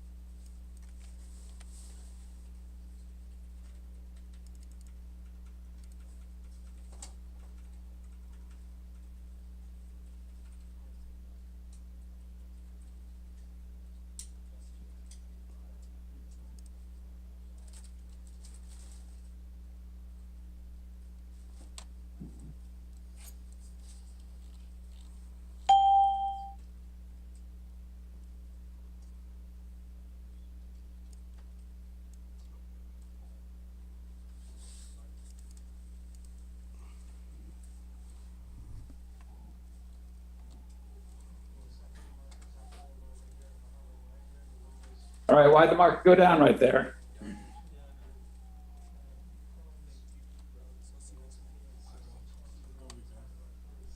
See you, man. Investors aren't expecting rate changes so quickly, I guess, after this meeting. They are, I'm sorry, say that again? Investors are expecting less decreases in rates this year, I believe. Just put a note in there. So we get research sent to us right away. This was from Watermill Trading. Do a nice job. Now look, there'll be a news conference at 2:30, right? Yeah.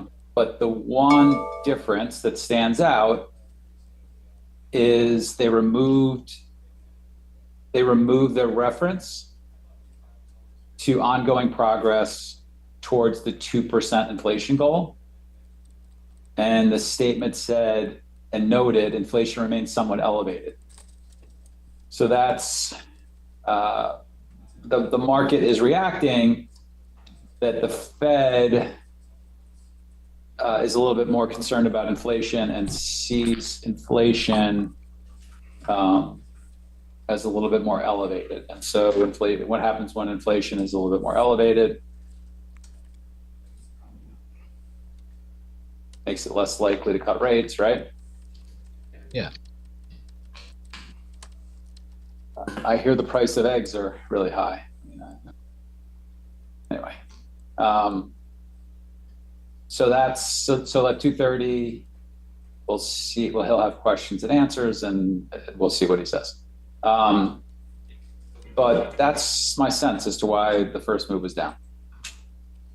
Happy to be anyway.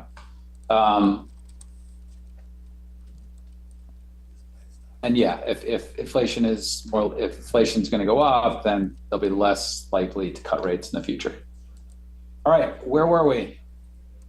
Okay, so let's wrap it up. So I don't need to go over the tape. I think you explained it. There were bids you were watching. There was an area that was supporting and that didn't, and they dropped, right?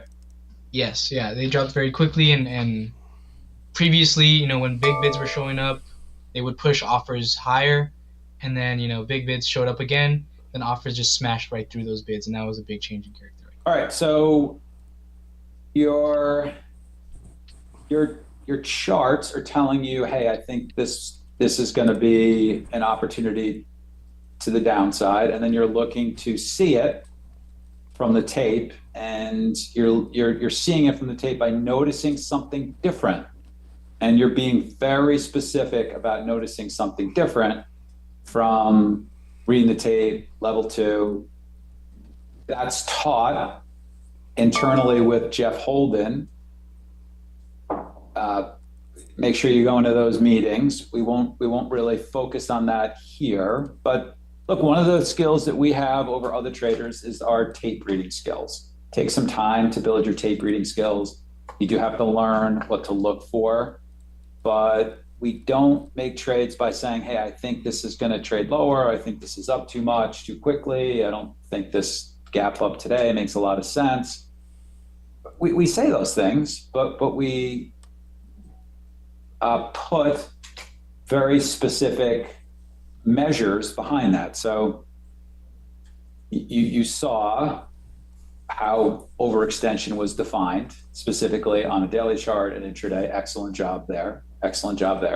And then for entry, we want to have a see it moment, and we want to see a little bit more weakness on the tape. And this is how we're defining seeing it. There's no notice. There's no, I think this stock should go down. I think this stock is up too much. This is an overreaction. My opinion is there is only, this is how overextension is defined specifically. And then there's only, all right, that setup now exists. I need to have that setup confirmed with price action. So price action are all the bids and offers coming into the marketplace. Okay, and so we're being very specific about why we're getting into a stock. And that allows us to be big and put on a lot of risk at important moments and have excellent risk-adjusted returns and excellent risk-reward opportunities. All right, go to your review, and then we'll let everybody get out of here and listen to Powell, Mr. Powell. Sure. So what I think I did really well coming into the day or this day was my game planning and stock selection. I did a really good job at highlighting the nuances of each stock and, kind of going through. And, I did eliminate some just visually, like quickly, but when diving deeper into the nuances of overextension, I was able to eliminate, a lot of other stocks and just focus on Futu and LX. And I just believe my stock selection was pretty top tier going into this day. It was really good, and I hope everybody paid attention to the way that you do stock selection with a big opportunity. That was really good. Let's talk about this execution. So how do you think you did there? Yeah, so on execution, so the execution that I outlined earlier, that was more of an ideal execution. My actual execution was just, I was really focused on being too early, and every dip that I saw in the tape, I was hitting that short, and that resulted in lots of losses, and it took a big hit on like my psychology. By the time when the actual turn happened, I wasn't that big short, and I would have just been better off waiting for a little bit more confirmation and then hitting big short, and I just took too many paper cuts on the way up. And then as regards for sleep and overnight trades, I did try to trade this overnight in the overnight markets. I'll leave you with the stocks. I think it's important to say, and I do think people often, I don't think you get it wrong. I think a lot of people get it wrong. There's a lot of new people here, and I want to sort of say this. And so I think there's a difference between our work and other people's work, which is, so lots of other people would say to you, hey, if you got frustrated, you need to chill. You need to learn how to control your emotions. You shouldn't have been frustrated that you were shorting prematurely, that you were trying to catch the top and you were losing money. You got to learn to breathe, and you got to learn to calm yourself down. You got to, and look, some of that's true, but honestly, if you are premature and you are losing money before it's ready to turn, and you are consistently seeing losses, you should be frustrated. You should be frustrated. That's a signal to you that you're not going about this in the best way. You're too early. That's what that frustration is telling you. You shouldn't try and be calmer or try and get less frustrated as the solution to this problem. You need to focus on a better strategy to enter, which you're doing here. But I think lots of times people think it's me, it's my fault, I've got to learn how to control my emotions. No, you got to learn how to improve your trading edge. And so in the same example, you've done a great job choosing a stock. You've done a great job of seeing a setup. Your entry now is just a little bit early, and you got to work on making that better. And so it feels like your solution for that is to letting that backside settle in, and then really doing a better job of the see it moment on your level 2. Fair? Yeah, that's exactly it. And as you were saying, the frustration definitely led me to kind of look deeper and to really do an in-depth like write-up on this particular opportunity and similar opportunities. And like I remember I went over like 10, 20 different like tapes and just focusing on like where is that see it moment, like why was I hitting so early? So it was definitely that frustration. Yep, you gotta get better at that. You gotta get better at your tape reading. Yep, you gotta get better at that. You gotta get better at your see it moment. Not you or you. I mean, look, and you should do your mindfulness exercises, and you should work on your weaknesses. But really, how you get better is you focus on your strengths. You get better at your strengths, and your strengths here are great job with your stock selection, great job with your setup. high diligence, really want to do this. And, now use that as fuel to work on your executions. And I'll just sort of leave you with one thing that I think crystallizes this point. So my son is really a baseball player, but he's playing basketball season now. And we actually come from a pretty big basketball family. My wife played in college. She was a scholarship athlete, captain of the team. Her sister was an All-American. We've got my niece, Division I scholarship athlete right now. We come from a pretty big basketball family. We play a lot of basketball. And so, but, he's really more of a baseball player who plays basketball. And he's having a really tough basketball season. He's really tall and he's really long, but he's really thin. And they keep playing him at center. I hope people know enough about basketball to understand the importance of this. They keep putting him at center. And a lot of well-meaning people, and he's been getting frustrated because he doesn't rebound as well as he wants, and he doesn't finish around the basket as well as he wants because he's just not strong enough yet. And he's got to get stronger. He's got a little tougher. He's got to get a little stronger. He's not wired yet to be somebody who accepts underperformance. And so when he knows he's playing like crap, and you can tell him he knows he's playing like crap. He gets frustrated and he will have outbursts. And then well-meaning people will say to him, hey, you gotta control your outbursts. And look, he certainly does. I'm not saying that's not true, but really good coaching is not, hey, Luke, you got to control your outbursts. Really good coaching is you're playing at the wrong position. You're not a center. You're a 3. You shoot the ball really nicely from the outside, and we've got to coach you to get as many shots from 15, 17, 18 feet as we can. We got to run as many plays for you that get you open shots from there as we can.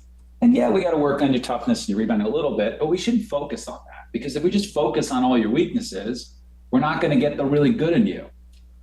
And that is the same for all of us in trading. Like we shouldn't sit around thinking about the stuff we do poorly. And honestly, if we're losing money, we shouldn't around thinking we got to calm down. It's a signal that our edge isn't good enough. And so what in this trade would allow you to make money? What entry would allow you to trade with a better risk reward? What skill development do I need to do so that I do it better in real time? And the skill development you're doing, which is you watch your tape over again. You watch tape back, and as you did, you saw the moments that were clearer. You then internalize those moments. You got better with your tape reading skills. So the next time, you will be able to spot the see it moment better. Not, Nate, you got to learn to calm down. Like that's not getting you better.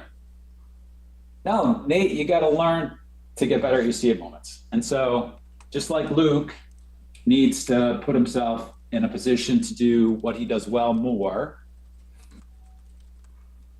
and build his skill for what he does more, we as traders have got to build our skill and find our entries and exits better. That's the answer to better results. All right, I'll let you guys go. I hope that made sense. I spent a lot of time with my kids. We spent a lot of time playing sports, and so that's my attempt to bring this into the real world. Yeah, D1, that's impressive. And yeah, I hope that goes well for your son too, the basketball season. So, all right, going from there.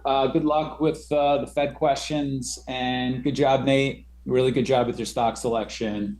Really good job with your review to improve your entries and your tape reading skills.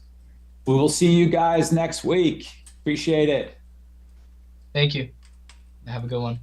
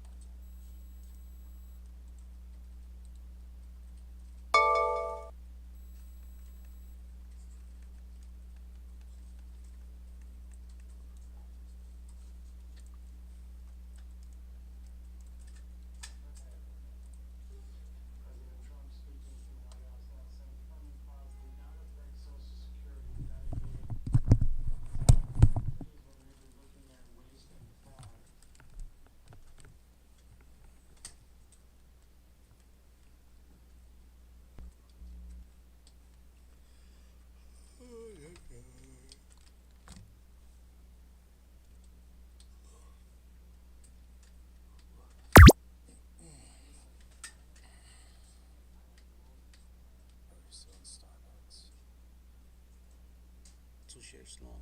Are you in Baba? Yeah, sure. On that 98.50 projection from that flush. I'm only in like 30 shares now, cover half on the break of 98. With the Qs making low day, kind of want this just flush down to 97, then I'm all out. If it goes back 98.50, I'm out of the trade. And with Starbucks, I'm about to get out.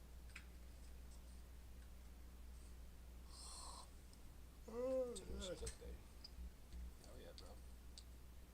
Love to hear it. All my idea trades, right? Like my baseline with decent size, but when it gets more than 30, 50 shares, get moving to work.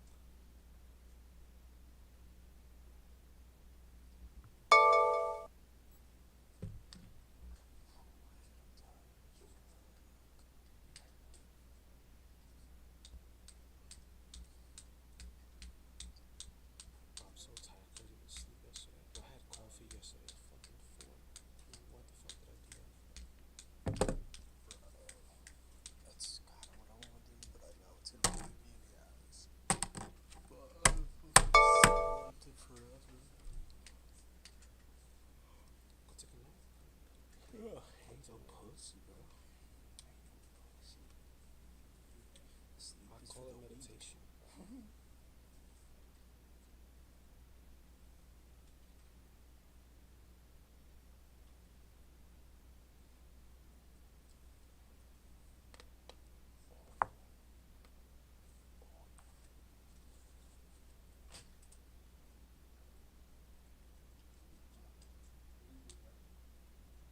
See, just need a little banging.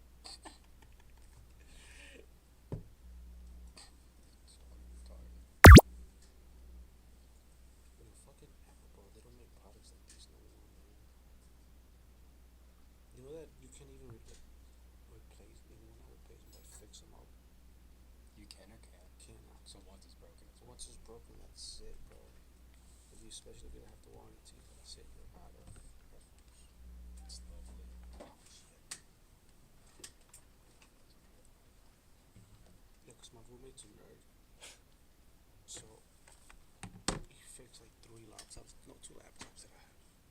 He changed the screen and he actually noticed the difference. I'm like, yo, look at this material. It's from like 5-10 years ago to the ones from now. It smells like plastic now, bro. Yet they're charging like $200. Changed the screen on the phone. Get out of here. It was like $250 or $3, I think.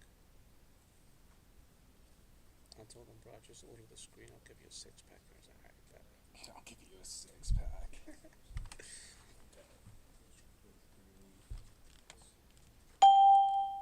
Yeah, I'm gonna let this bottle go. 80, 98 stock. I'm not giving to it. 50s.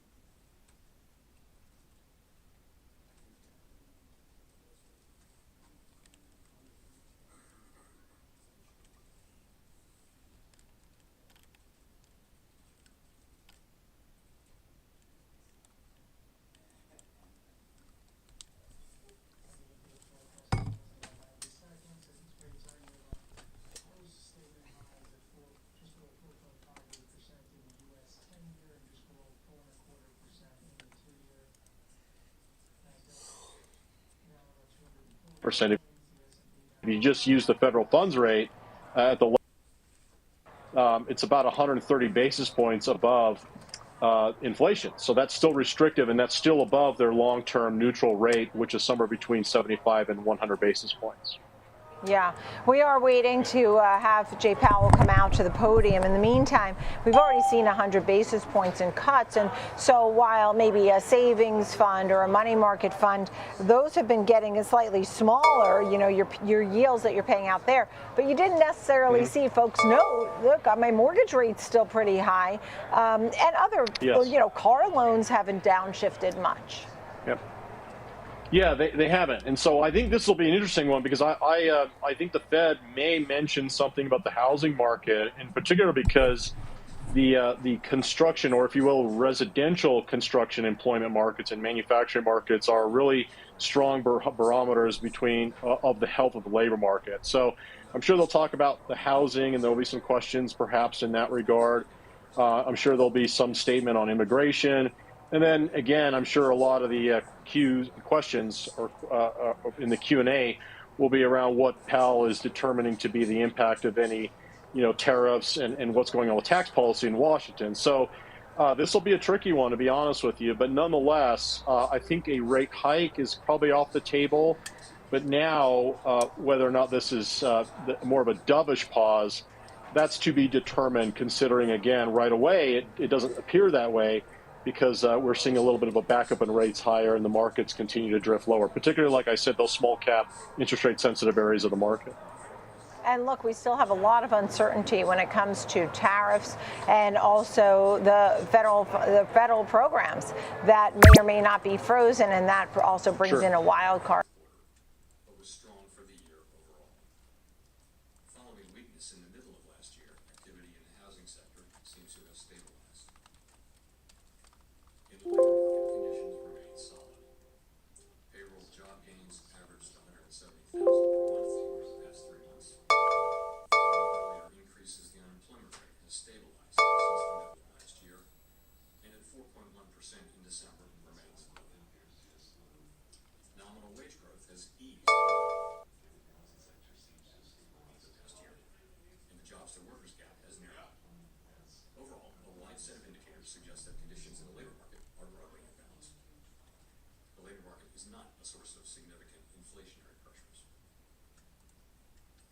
Inflation has eased significantly over the past 2 years, but remains somewhat elevated relative to our 2% longer-run goal.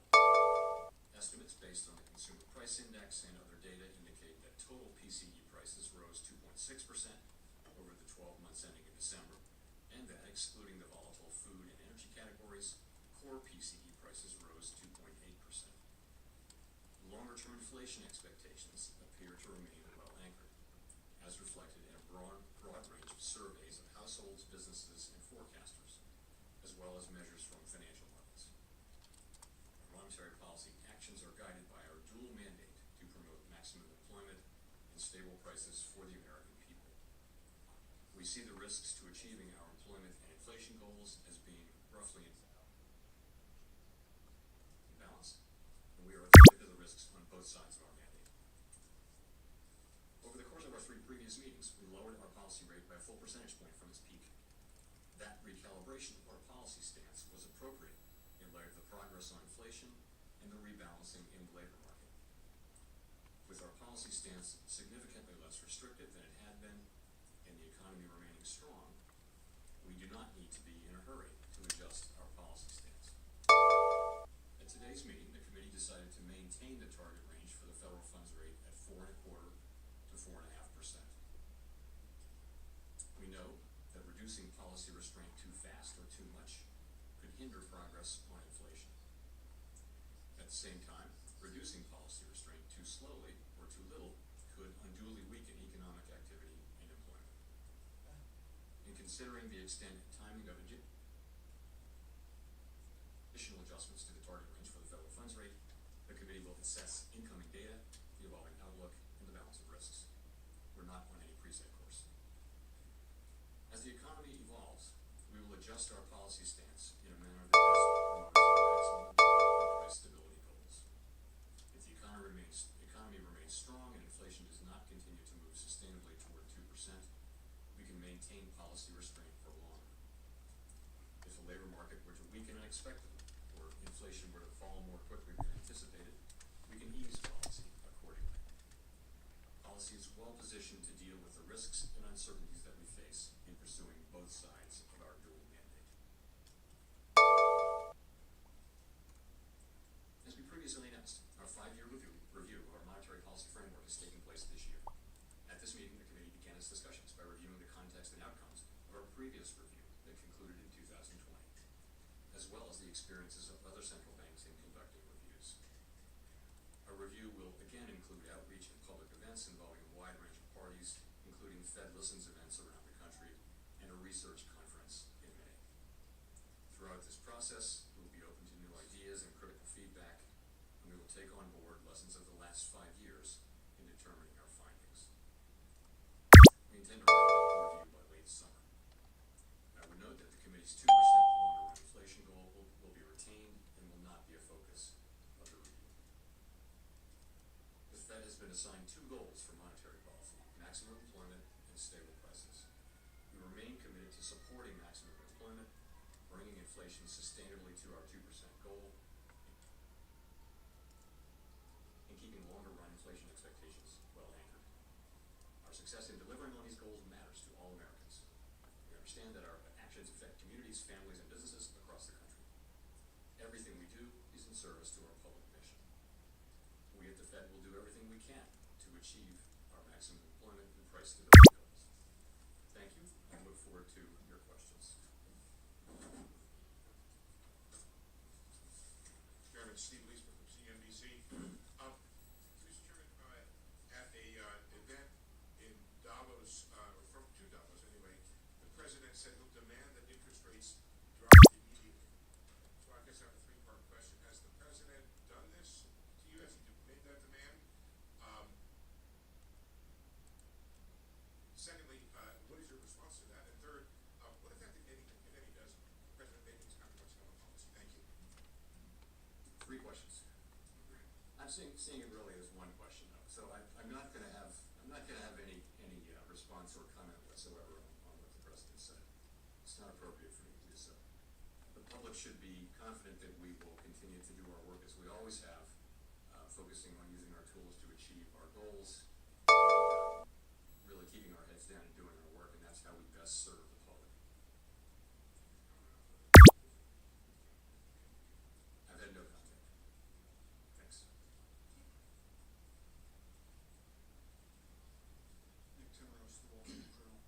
Chair Powell, you and several of your colleagues said around the time of the last meeting that your policy stance was meaningfully restrictive. Given economic and financial market developments since then, how has your confidence changed in an assessment that says interest rates are meaningfully restrictive? I don't think that my assessment really has changed. I mean, a couple of things have happened. We've gotten more strong data, but we've also seen rates move up at the long end, which could represent a tightening of financial conditions. I think if we look back over the past year or so, we can see that policy is restrictive. If you look at the effect of high rates on interest-sensitive spending, for example, in housing, and if you look at the achievement of our goal variables, we're seeing the economy move toward 2% inflation and has moved largely to maximum employment. So we literally look at movement toward the goal variables to make that assessment. Now, policy is meaningfully less restrictive than it was before we began to cut. It's 100 basis points less restrictive, and for that reason, we're going to be focusing on seeing real progress on inflation, or alternatively some weakness in the labor market before we consider making adjustments. If I can follow up, does the economy here warrant meaningfully restrictive interest rates? And would you judge interest rates to still be meaningfully restrictive if you were to lower them by another 4 point? So I think our policy stance is very well calibrated, as I mentioned, to balance the achievement of our two goals. We want policy to be restrictive enough to continue to foster further progress toward a 2% inflation goal. At the same time, we don't need to see further weakening in the labor market to achieve that goal, and that's kind of what we've been getting. The labor market has really been broadly stable. The unemployment rate has been broadly stable now for 6 months. Conditions seem to be broadly in balance. I'd say look at the last couple of inflation readings, and you see we don't overreact to two good readings or two bad readings. But nonetheless, the last couple of readings have suggested, more positive readings. So I think policy is well positioned.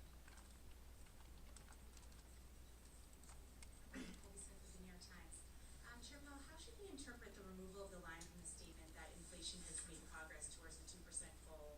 Is that no longer the case? No. So let me look. If you just look at the first paragraph, we did a little bit of language cleanup there. We took out a reference to since earlier in the year as it relates to the labor market, and we just chose to shorten that sentence. Again, I mean, if you look at the sort of intermediate data, it was good, and there was another inflation reading, I guess, just before the December meeting. So we've got two readings in a row that are consistent with 2% inflation. Again, we're not going to overinterpret two good or two bad readings, but this was not meant to send a signal. Other than this, you can take away from all of this that we remain committed to achieving our 2% inflation goal sustainably. Follow up. We've seen inflation expectations across a number of measures rise sharply, which has in part been linked to tariff concerns. But there's also been some data that you mentioned in terms of CPI and rent indices. So how would you characterize concerns about upside risks to inflation across the committee, especially those tied to policy related to Trump administration? Well, I'd say you see expectations moving up a little bit at the short end, but not at the long run, where it really matters. And those could be related to what you mentioned, some of the new policies. I think where the committee is very much in the mode of waiting to see what policies are enacted. We don't know what will happen with tariffs, with immigration, with fiscal policy, and with regulatory policy. We're only just beginning to see, actually are not really beginning to see much. And I think we need to let those policies be articulated before we can even begin to make a plausible assessment of what their implications for the economy will be. So we're going to be watching carefully, and as we always do, this is no different than any other set of policy changes at the beginning of an administration. We'll patiently watch and understand, and kind of not be in a hurry to get to a place of understanding what our policy response should be until we see how it plays out.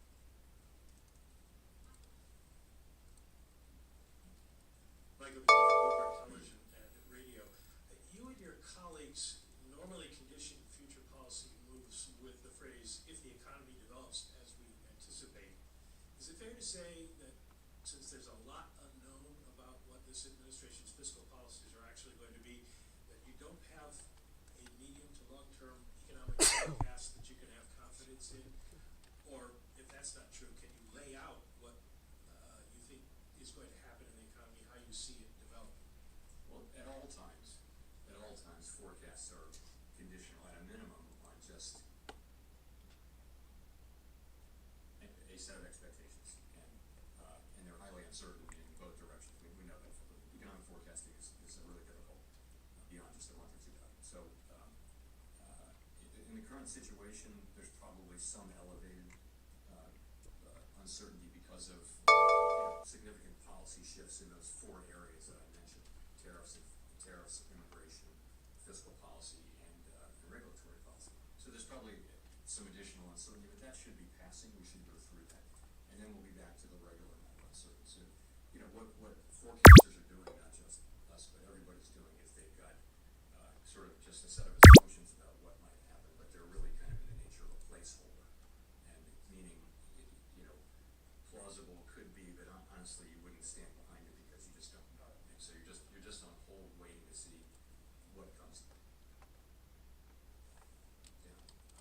It's a very large economy, and policy is affected at the margin, but we're going to wait and see. The idea that you feel that policy is restrictive suggests that the Fed in general wants to continue to lower interest rates. So when you look at the data that you are dependent on, are you looking for data that tell you that you can cut, or data that will tell you you should hold?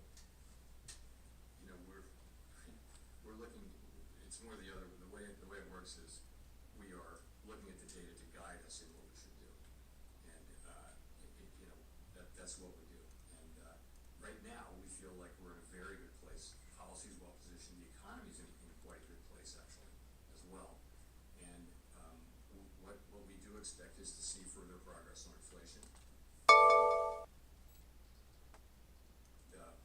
As I mentioned, as we see that, or if we were to see weakening of the labor market, that could foster, we could then be in a position to make adjustments. But right now, we don't see that, and we see things as in a really good place for policy and for the economy, and so we feel like we don't need to be in a hurry to make any adjustments.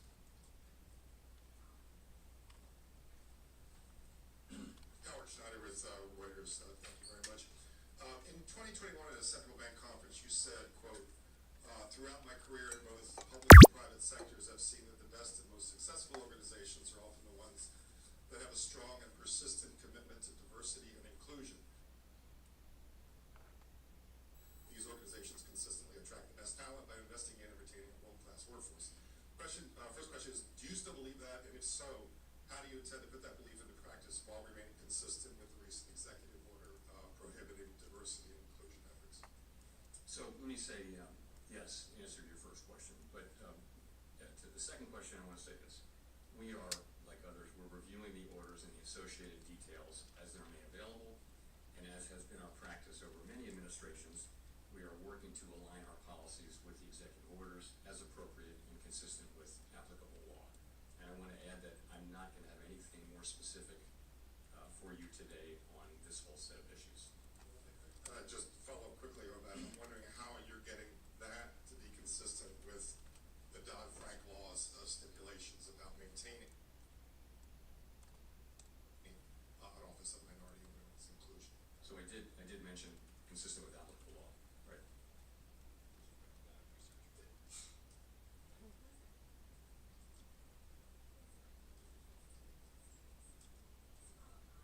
Steve's question, what reassurance can you give the American public that the Fed will continue to operate independent of politics under this administration?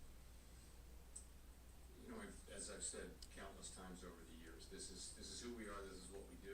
We study the data. We analyze how it will affect the outlook and the balance of risks, and we use our tools to try to, given our best understanding, our best thinking, try to achieve our goals. That's what we do. That's always what we do. Don't look for us to do anything else. And that's lots of research shows that's the best way for a central bank to operate.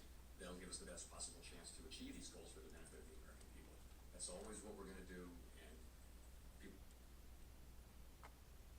should have confidence in that, as I said a few minutes ago. You said that the Fed is in wait-and-see mode based on the policies that come out of this administration. Has the Fed started to model what policies like mass deportations, changes in immigration policy specifically would look like for the workforce and for inflation? So one of the things our staff does is they look at a range of possible outcomes, and they tend to go from really good to really bad, and it's one of the best things that they do. And in each teal book, you can look at the 5-year-old teal books and see there are alternative simulations. So that's what they do. It'll be a baseline, and then they'll show 6 or 7 alternative scenarios, including really good ones and not so good ones. And what those do is they spark the policymakers to sort of think and understand about the uncertainties that surround this. So yes, the staff does that. We're aware that the range of possibilities is always broad, and not just now but always. And it's hard to be open to just how broad the possibilities are for an economy. No one saw the pandemic coming, and it changed everything. So things happen, but yes, we do that. But it's different. It's one thing to do that to make assessments about what might happen and begin to think about what you might do in that case, but you don't act until you see much more than we see now.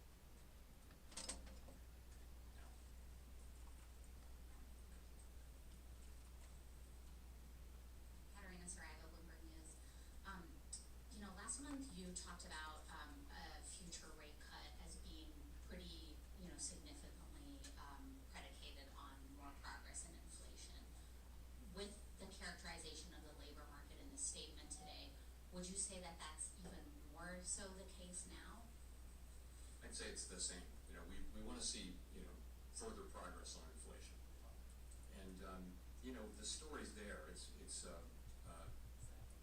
we're just going to have to see the data. At the end of the day, it comes down to 12-month inflation because that takes out the seasonality issues that may exist. And, we're just going to need to see that. We think we see the pathway for that to happen. One example, a key example is that you now do see owner's equivalent rent and, housing services, the way it's calculated for PCE. You see that coming down pretty steadily now. And that's the place where most of the remaining gap is. In addition, a big part of the overrun, as you will know, was from non-market services, which don't tend to send much signal. So you can look through all that and think, okay, that then we seem to be set up for further progress. But being seen to set up for it is one thing, having it is another. So we're going to want to see further progress on inflation. Remember, we're not, we're under 2%, but our goal is 2%, and we do need to get back sustainably to 2%. And in terms of the labor market, I mean, how is that broadly? You said a broad set of indicators show that it's in a pretty solid place. Was there broad agreement on that? There's been a few underlying indicators that are showing perhaps some weakness, a low hiring rate. Workers reporting that it's increasingly difficult to find a job. Is that of concern to the committee? So you're right. I mean, we look at, of course, a very broad range. And so it starts with unemployment, the unemployment, participation, wages, job quits, are people quitting, that kind of thing. The ratio of vacancies to unemployed. We look at all those things, and you put your finger though on it's a low hiring environment. So if you have a job, it's all good. But if you have to find a job, the job finding rate, the hiring rates have come down. And that's more typical of let's say that the unemployment, that the labor market is at a sustainable level. It's not overheated anymore. We don't think we need it to cool off anymore. We do watch it extremely carefully. It's one of our 2 goal variables. But I'd say we watch those things quite carefully. But nonetheless, overall, look at the aggregate data in the labor market. The labor market does seem to be pretty stable and broadly in balance when you've got an unemployment rate that has been pretty stable now for a full half a year.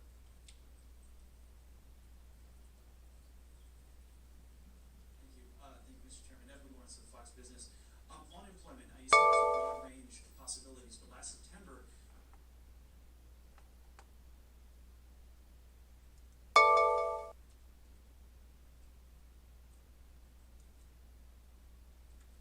you said, quote, "We understand that there's been quite an influx across the borders, and that has actually been one of the things that's allowed unemployment rate to rise. Now that the flow of the border has slowed and we're seeing deportations, how do you expect the unemployment rate to react?" So what's happening is that the flow across the border have decreased very significantly, and there's every reason to expect that to continue. But job creation has come down a bit too. So if those two things come down together, that sort of can be a reason for the unemployment rate to stabilize. In other words, a break-even rate, as population growth slows, the break-even rate that you need in new jobs to make jobs for workers declines as well.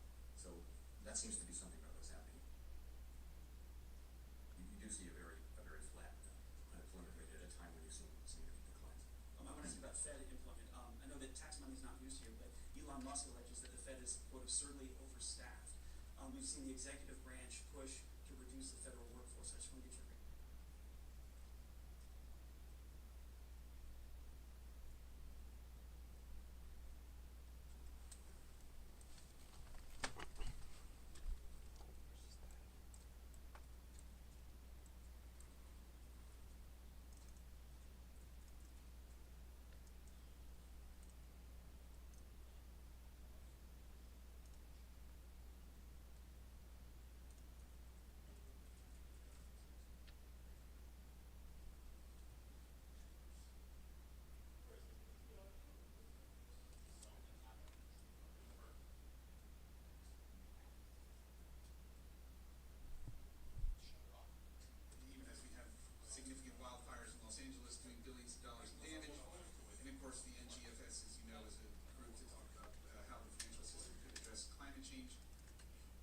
commentators did see the timing as political. Why did you leave that organization?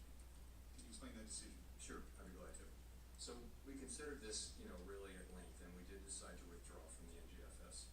And really the reason is that the the work that the NGFS does has broadened very significantly.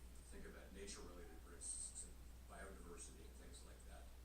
In addition, the work of the NGFS is in significant part intended to, and this is a quote, mobilize mainstream finance to support the transition toward a sustainable economy. So we joined to get the benefit of understanding what other central banks were doing and seeing research and things like that. I think this is just way beyond any plausible mandate that we could attribute to the Fed. And so we have a quite narrow role, as I've said many times. And I think that the activities of the NGFS are not a good fit for the Fed, given our current mandate and authority. So, and I just think it was time to acknowledge that. The process, this process dates back, thinking about it dates back a couple of years. I made the decision to bring this to the board, some months ago. The process just took time to get here, and this is when we got it and voted on it. So, and I'm aware of how it was really not driven by politics. It was driven by kind of the disconnect between the work of the NGFS and our mandate. Other central banks have mandates and belong to the NGFS. We have no criticism of them, but it just isn't. It's not right for the Fed.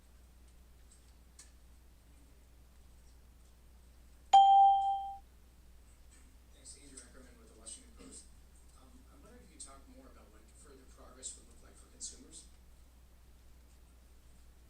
Well, 2% inflation down to 2% sustainably is what we'll achieve. We're somewhat above that, as you know, and we want to see serial readings that suggest that we're making further progress on inflation. That's what we want to see, and consumers will pick that up, of course, in the things that they buy at the grocery store or at the store. The other thing I wanted to ask was just how far away do you think you are from neutral? Yeah, you can't know with any precision, of course. As I like to say, that you know the neutral rate by its works. So I think at 4.3%, we're above pretty much every one of the committee's estimates of the longer run neutral. I think our eyes are telling us that our policy is having the effects on the economy. That's really you can consult models, theoretical models. You really have to just look out the window and see how your policy rate is affecting the economy. And I think we see that it's having meaningful effects in bringing inflation under control. It has helped bring the labor market into balance as well. So that's what we think. I would say we're meaningfully above it. I have no illusion that anyone knows precisely how much that is. But not knowing that and having cut 100 basis points means that it's appropriate that we not be in a hurry to make further adjustments.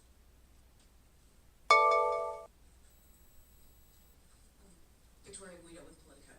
So, as a general matter, when it comes to executive orders and OMB memos, do those always apply to the Fed? Sometimes, never, or do you just often voluntarily comply?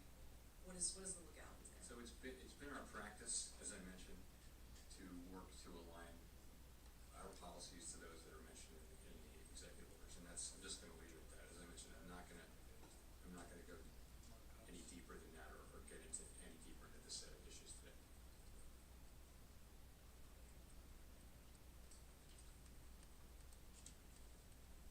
Claire Jones from the Financial Times. Two questions, if I may, on tariffs. First of all, we've seen global trade wars before, notably in 2019, last time around, but then we were in a very different place on both inflation and growth. If we see tariffs of the same sort of magnitude that we got then, which big if, what do you think might be different this time around?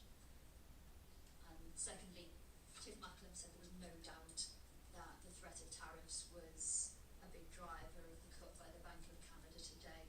What sort of information would the Fed need to see on tariffs before it was willing to take such a preemptive move? What sort of information would you need to see on tariffs? Would you need to see a strategy, actual implementation, actual movement of inflation expectations before you're actually willing to change the path of monetary policy? on the basis of it? And so first of all, things are a little different now. We've just come through a high inflation period, and you can argue that both ways. You can say that companies have figured out that they do like to raise prices, but we also hear a lot of companies these days that consumers have really had it with price increases, and so I don't know how that shakes out. Nonetheless, you're coming through a situation where we're not quite back to 2%, and that it's just different. In addition, the trade, the kind of footprint of trade has changed a lot. Trade is now spread around. It's not as concentrated in China as it was. There's a lot more manufacturing moved to Mexico, and other places. So there are differences, and I just think the range of possibilities is very, very wide. We just don't know, and I don't want to start speculating, as tempting as it is, because we really don't know, and we didn't know, by the way, in 2000 and I guess 18. We didn't really know, and the range of possibilities very, very wide. We don't know what's going to be tariffed. We don't know for how long or how much, what countries. We don't know about retaliation. We don't know how it's going to transmit through the economy to consumers. That really does remain to be seen. There are lots of places where that price increase from the tariff can show up between the manufacturer and the consumer. Just so many variables, so we're just going to have to wait and see. The best we can do is what we've done, which is study up on this and look at historical experience, read the literature, and think about the factors that might matter, and then we'll have to see how it goes.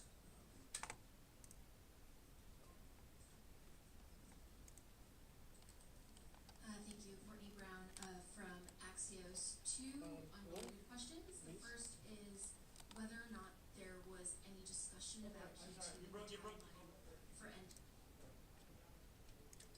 Q2 at this point. And then the second question is just, I wonder if the AI prompted sell-off in the stock market this week signaled anything to you about the state of financial conditions? So let's talk about runoff. So the most recent data do suggest that reserves are still abundant. Reserves remain roughly as high as they were when runoff began. The funds rate has been very steady within the target range. We track a bunch of metrics, and they do tend to point to reserves being abundant. We do intend to reduce the size of our balance sheet to a level that's consistent with implementing monetary policy efficiently and effectively in our ample reserves regime. We're closely monitoring a range of indicators to assess conditions, and that should provide signals whether reserves are approaching a level that could be judged as, quote, somewhat above ample. I don't have anything to say to you about particular dates. It's just that's the process, and what we see is that rates do appear to be abundant. As always, we stand ready to take appropriate action to support the smooth transition of monetary policy, including to adjust the details of our approach for reducing the size of the balance sheet in light of economic and financial developments.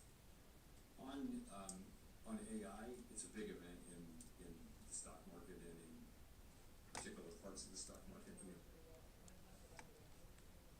What really matters for us is macro developments, and that means substantial changes in financial conditions that are persistent for a period of time. So I wouldn't put that label on these events, although of course we're all watching it with interest.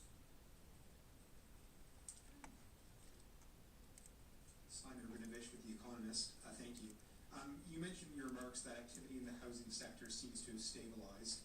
At the same time, since your first rate cut in September, long-term mortgage rates have gone up by a full percentage point, back above 7%. I'm wondering, kind of looking forward, are you confident that activity will remain stable given how elevated mortgage rates are? How does it fit into your broader thinking about the economy? So, as you know, as we've reduced our policy rate 100 basis points, longer rates have gone up, not because of expectations, not principally because of expectations about our policy or about inflation. It's more a term premium story. So, and it's long rates that matter for housing. So, I don't think I think these higher rates are they're probably hold back housing activities to some extent if they're persistent. We'll have to see how long they persist. So, we control the overnight rate. Generally, it propagates through the whole family of asset prices, including interest rates. But in this particular case, it's all happened at a time when, for reasons unrelated to our policy, longer rates have moved up.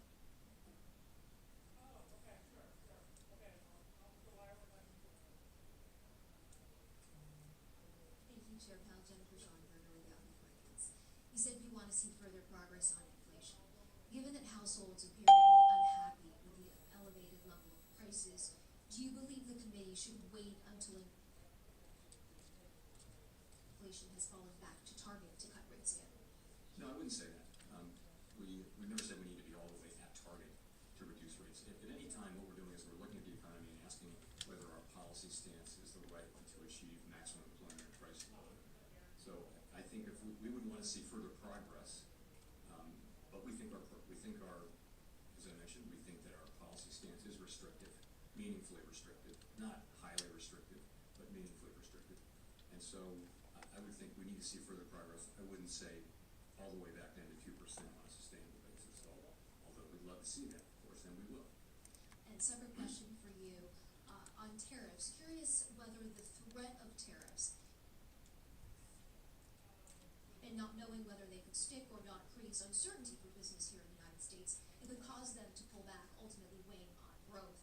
Does the threat of tariffs cause you to ponder your growth forecast? You know, I want to avoid commenting even indirectly on the conduct of tariffs. You know, it's not our job, and it's not our job to comment on the moves that people make. So I wouldn't want to criticize anything that's happening or really comment on it one way or another, or praise it for that matter. It's just not our job.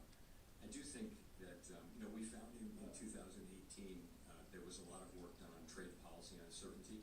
Trade policy uncertainty, if it's large and persistent, can start to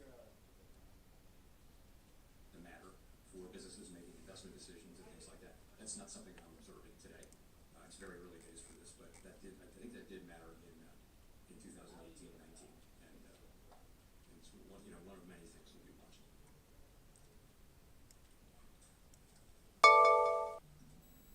Thank you, Chair Powell. Matt Egan from CNN. Following up on Courtney's question from earlier about the stock market, how concerned are you, if at all, about potential asset bubble brewing in financial markets? How do relatively high market valuations factor into considerations about potentially lowering interest rates further? Is that something that's in the back of your mind? We look from a financial stability perspective at asset prices generally, along with things like leverage in the household sector, leverage in the banking system, funding risk for banks and things like that. But it's just one of the four things asset prices are, and yeah, I'd say they're elevated by many metrics right now. A good part of that, of course, is this thing around tech and AI.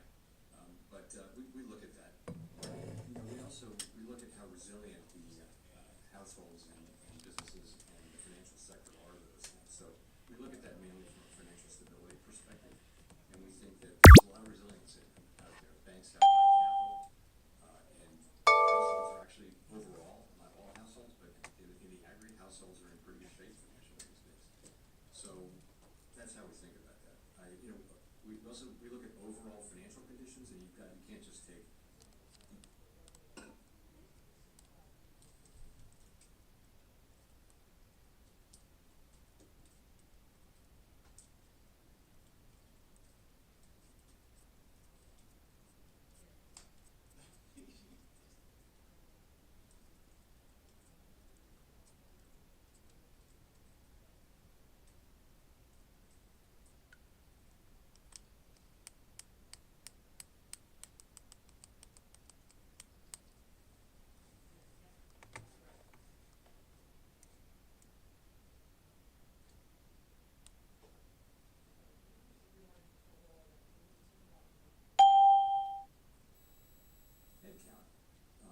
You would see unemployment go up because the hiring rate is quite low. But that's one thing to look at. I think it's worth pointing out that for lower income households, they're under significant pressure. And in the aggregate, the numbers are good, but we know that people at the lower end of the income spectrum are struggling with costs. And really, it's high inflation for the basics of life. It's not so much the inflation now, it's the price level. Because inflation has raised prices. Inflation is now overall, this is a good labor market. You're at 4.1% unemployment. That's just a really good level, and you've been solidly there now for 6-7 months. And job creation is pretty close to a level that will hold the unemployment rate there. Given that there'll be much slower population growth. One more question. Some of the uncertainty around immigration policy is, in your assessment, is that making it harder for businesses and the Fed to plan going forward? We hear anecdotal reports, but I don't see it. There's nothing in the data yet on that. But you hear that kind of thing about construction, for example, and businesses that are dependent on immigrant labor are saying that it's suddenly gotten harder to get people. But you don't see that in the aggregate data yet. But yes, you hear it anecdotally.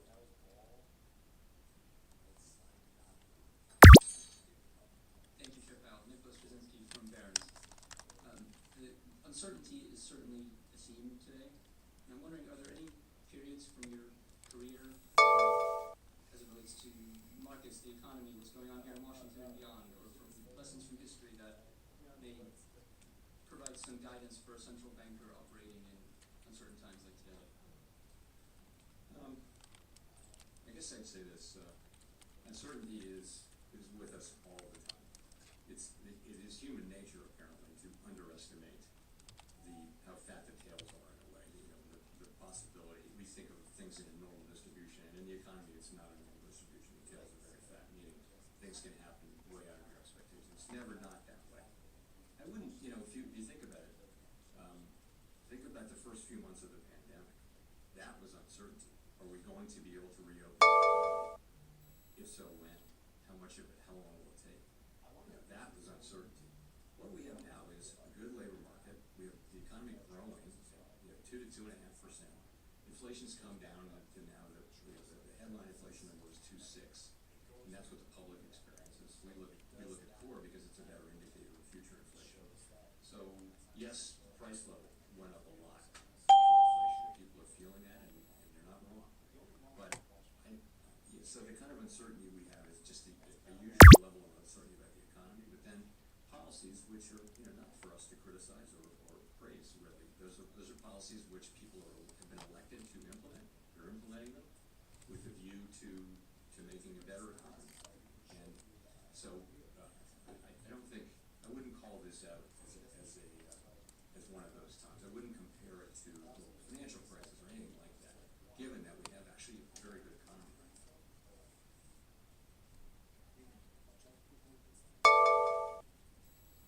Evan Reiser, Market News International.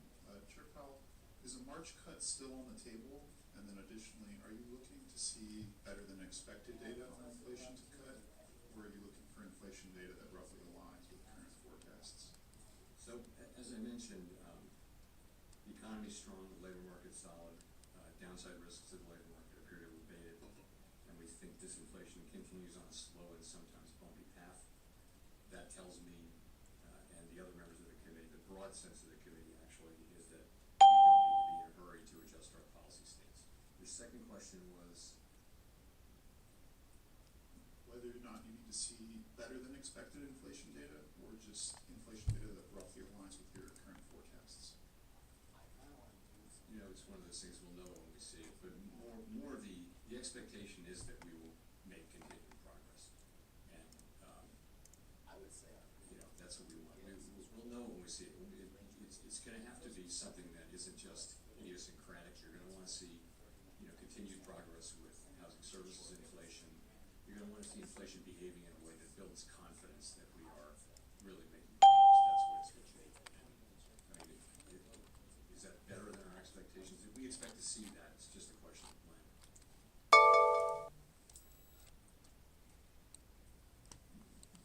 Chair Powell, Scott Horsley from NPR. In your 5-year review, you said the 2% inflation target won't be on the table. Can you talk a little bit about why? Is that because you think that's the right target, or is it because you want to move the goalpost mid-game, or what's your thoughts on that? I think that goal has served us well over a long period of time. It's also the sort of global standard. I think the central bank wanted to look at changing that, you wouldn't do it at a time when you're not meeting it anyway. I would not look at changing it anyway, but I certainly wouldn't look at it at a time when you're not meeting it. I mean, there's just no interest at all in changing that, if I'm being at all unclear. we're not going to change the inflation goal anytime soon. And 5 years ago, if I can paraphrase what y'all decided, it was you're going to not raise interest rates preemptively to head off inflation until you see sort of the whites of the eyes of inflation, because the solid labor market was so beneficial. Have the last few years changed your thinking about that? So what we really said was that we wouldn't look at a strong labor market and raise rates unless we saw some evidence of inflation.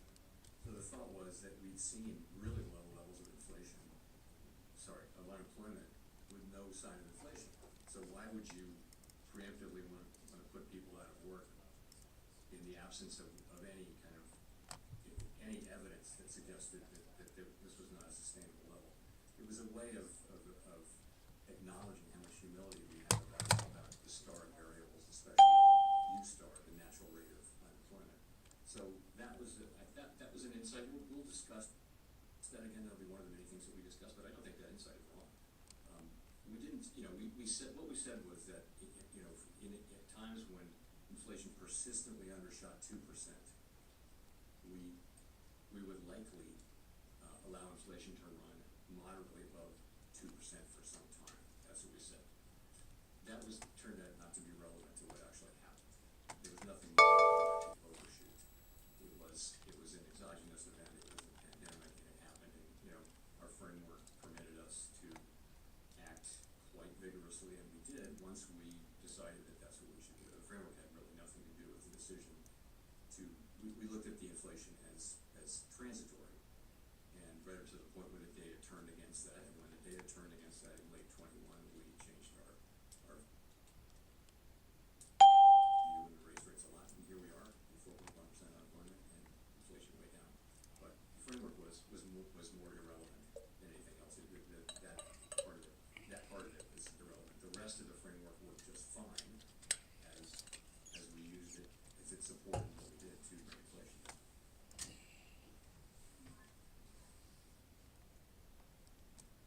Hello, Chairman Powell, Mark Hamrick with Bankrate. As you know, in the annual report from the Financial Stability Oversight Council, among the risks outlined is cryptocurrency. Could you talk about those risks now? And regarding individuals and households, perhaps distinct from the concern about the financial system, do you worry that speculation in this unregulated asset class could hurt their financial well-being, or do you think it has a place in households' portfolio? So our role with Bitcoin really is to look at the banks, and we think it's banks are perfectly able to serve crypto customers as long as they understand and can manage the risks, and it's safe and sound. A good number of our banks, right, that we regulate and supervise, do that. The threshold has been a little higher for banks engaging in crypto activities, and that's because they're so new, and we don't want to make the mistake. If you're making a choice to conduct that activity inside a bank, which is inside the federal safety net with deposit insurance, then you want to be pretty sure that it's safe and sound activity. So we're not against innovation, and we certainly don't want to take actions that would cause banks to terminate customers who are perfectly legal just because of excess risk aversion, maybe related to regulation and supervision.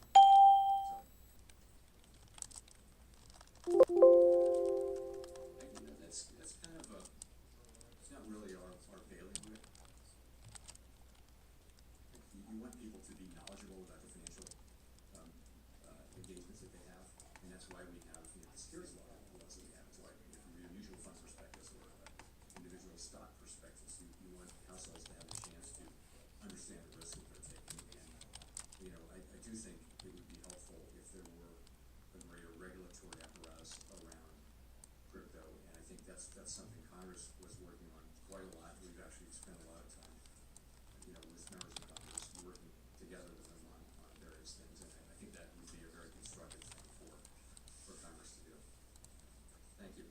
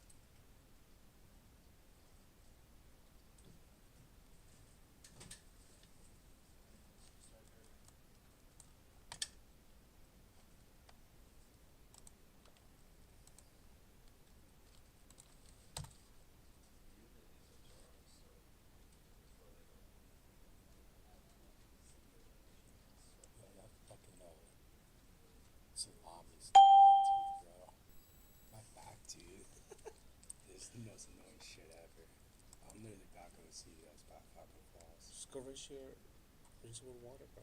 I tried that. Really? It's in there, bro. It's in there. Fucking bad ass sandwich. Bro, at times, this shit doesn't trick, bro. Yo, no way. There's no Try it, way. There's no way. Get a piece and just like. There's literally no way this is gonna work. I'm gonna try it.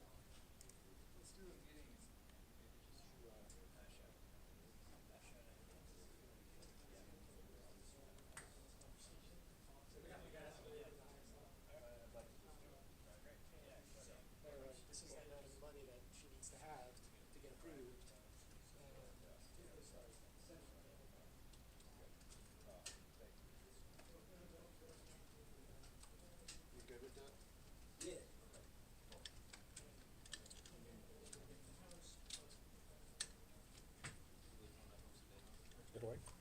Mm-hmm. Did it work? It kind of did. There's like a little bug, bro. That kind of worked.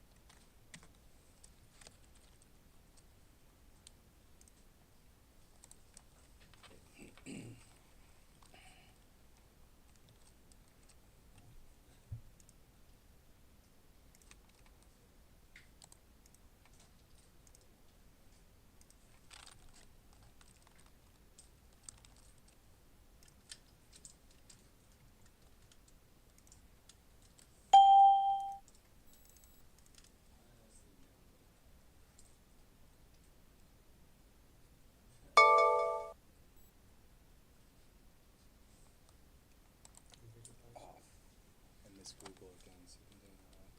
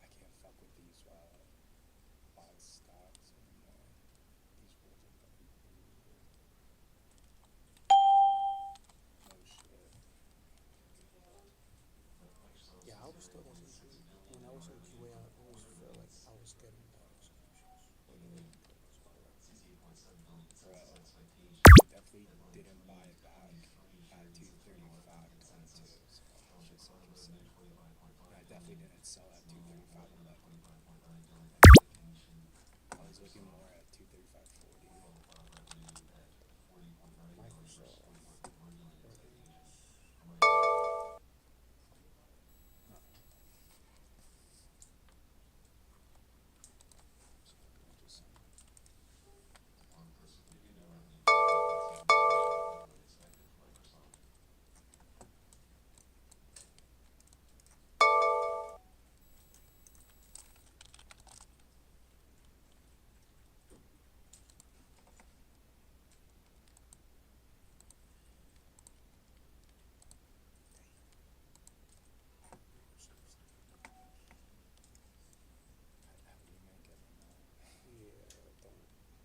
The spread's 56.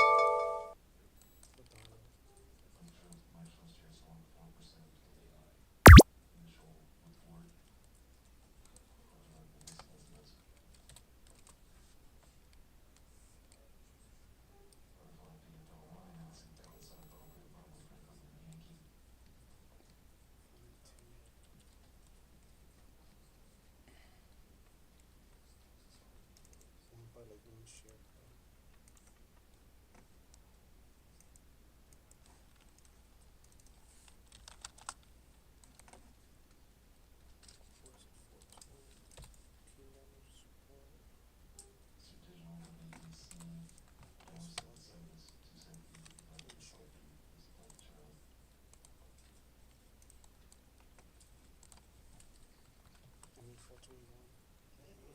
To go short or long? Not long.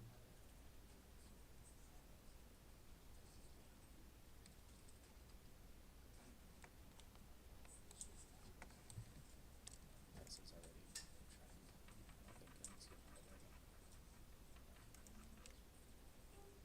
Microsoft AI business surpassing revenue run rate of $13 billion, up 175%.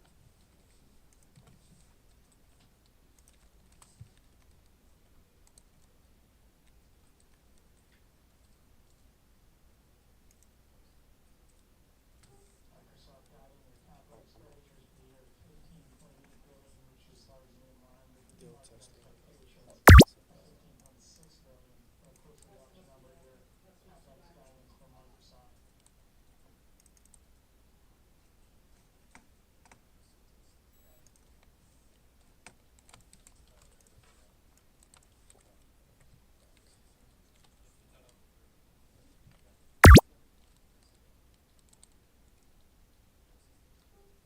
Tesla reporting headline at 73 cents for Tesla. Stanley to Alpha. Minus the 75-cent consensus expectation. Expects vehicle business to return to growth in 2025. Operating margin coming in at 6.2% for the quarter.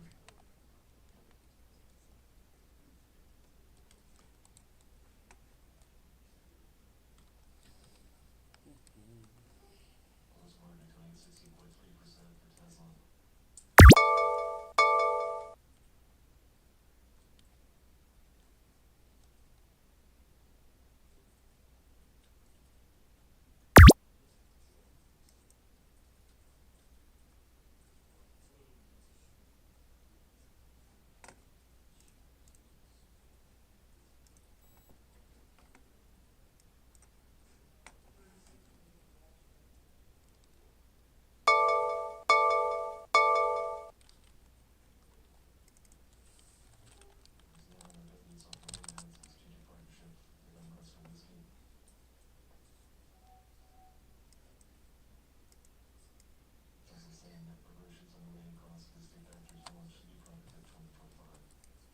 Oh, that's break out of the range now. The two shows out.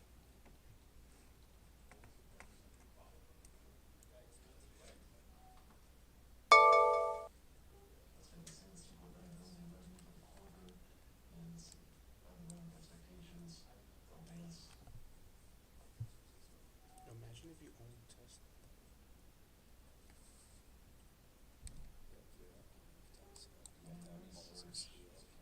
Either way, I'm losing.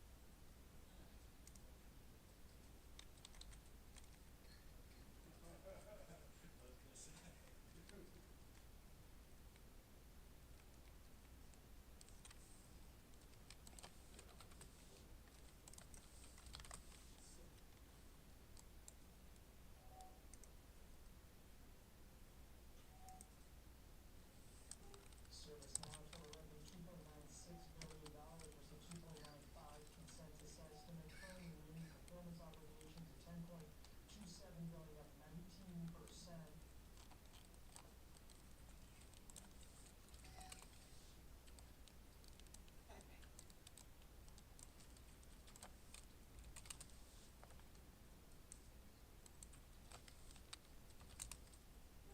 ServiceNow subscription revenue 2.87 billion, up 21% year-over-year.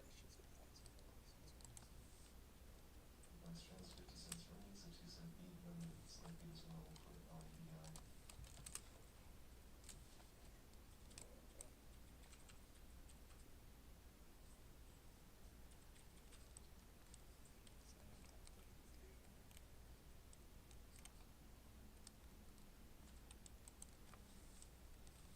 Western's got earnings $22.45 for the new fiscal year, below the 136 consensus for RPI.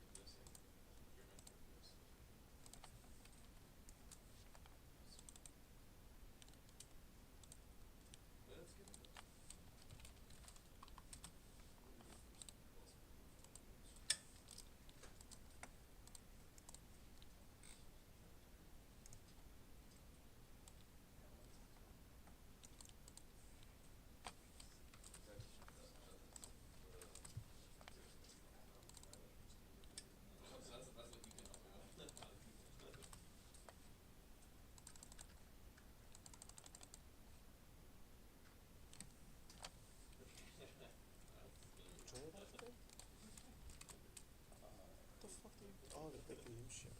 Yeah.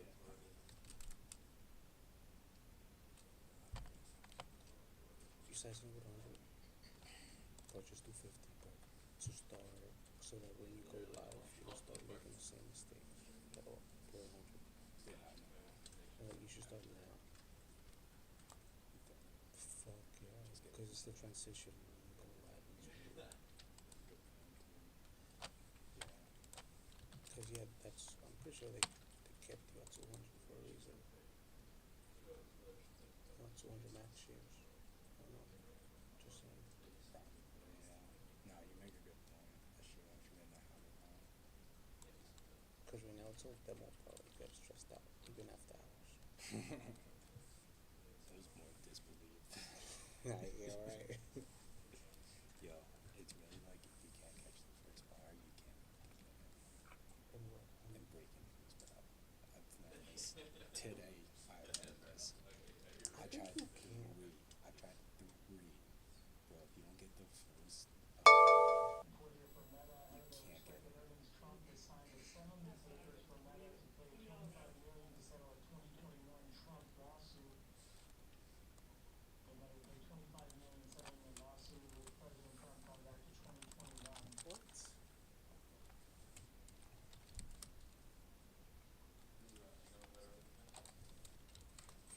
Yeah, got lucky with that Tesla.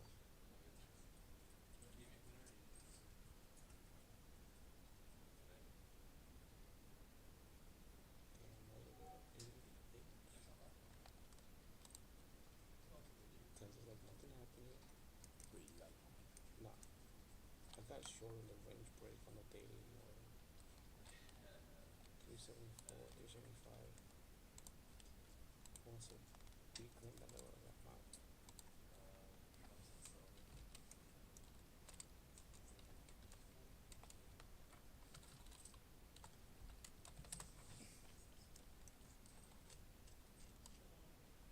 Yo, hitchhikers are gonna be in play tomorrow, bro. I stay focused, bro.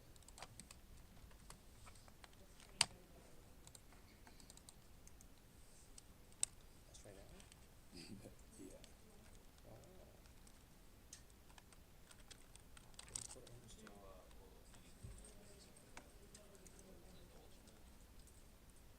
Dude, imagine. Look, bro, this bar. How is it even possible? It's nice all the way from here to get back to here. That's wild.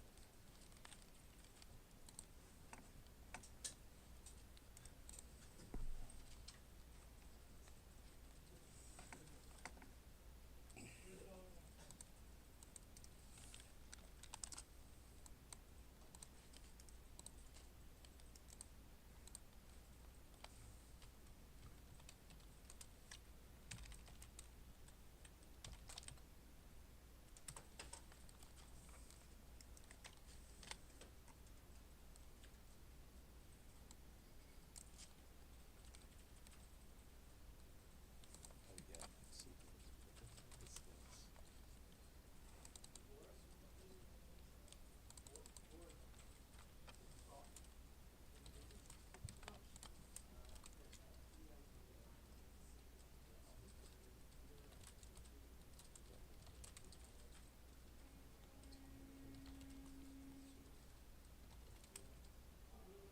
It's all screen? Tell him to AnyDesk me. Tell him to AnyDesk me, I'll show him how to do it. Bro, I think I just had this on here by accident, and I think I just fast forwarded without realizing it. I never fucking traded that man today.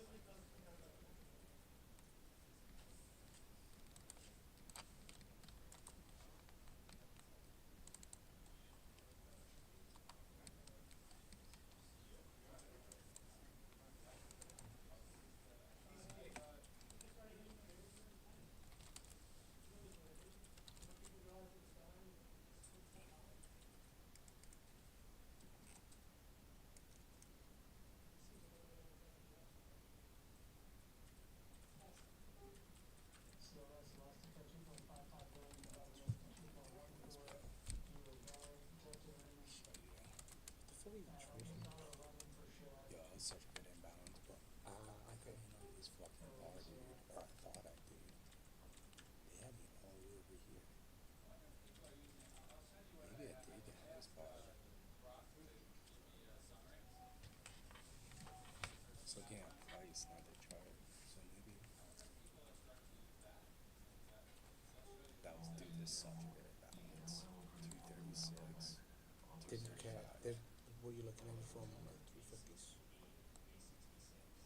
at the time? Or what time did it come up? 55? No, I was a little late for it.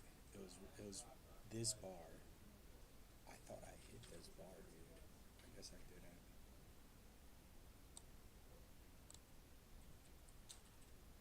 Oh no. It was this bar. It was the 55. I could have sworn I hit this bar. This doesn't bother me, dude. It's the trying to do the breaking news. Like, this is just gonna come into territory for imbalances. Like, you're not gonna get them all. When you do lose, you lose a little. But it's the breaking news, bro. Not for me. Yet. I did go over here, that's why.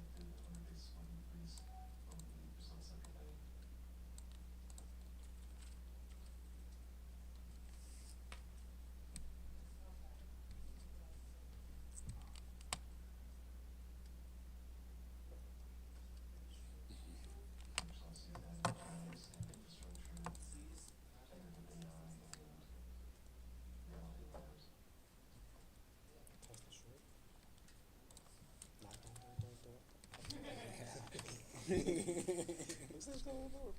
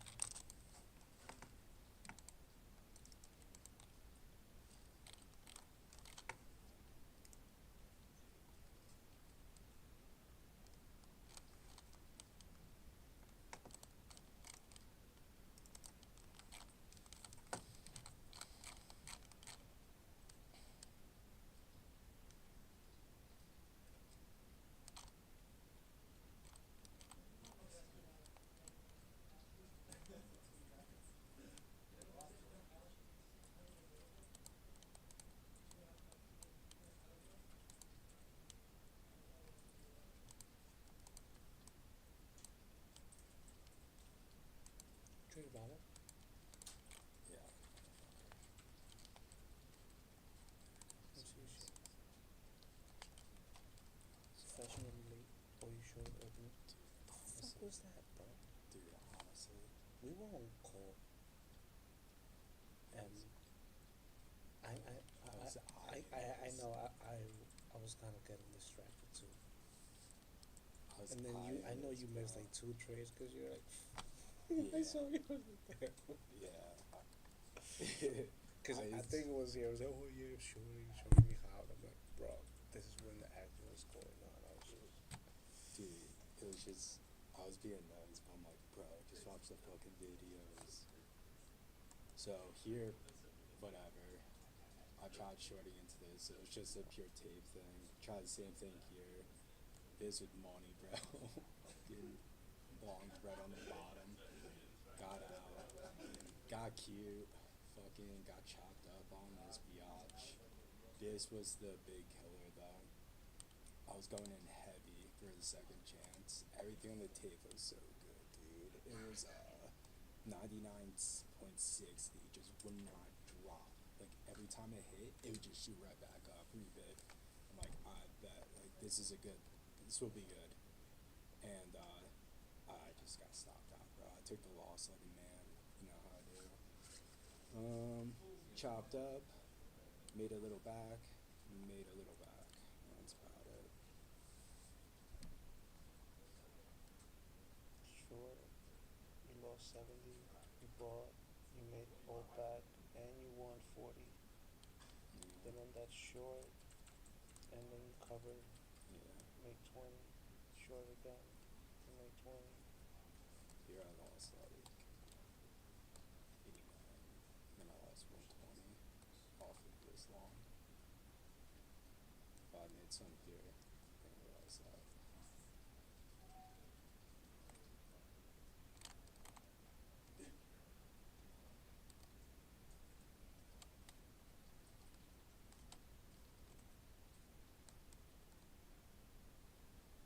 And then it was just like, alright, make a little back, make a little back, make a little back, make a little back, make a little back, and then So you green? No. I lost 66 altogether. Okay, it's not bad.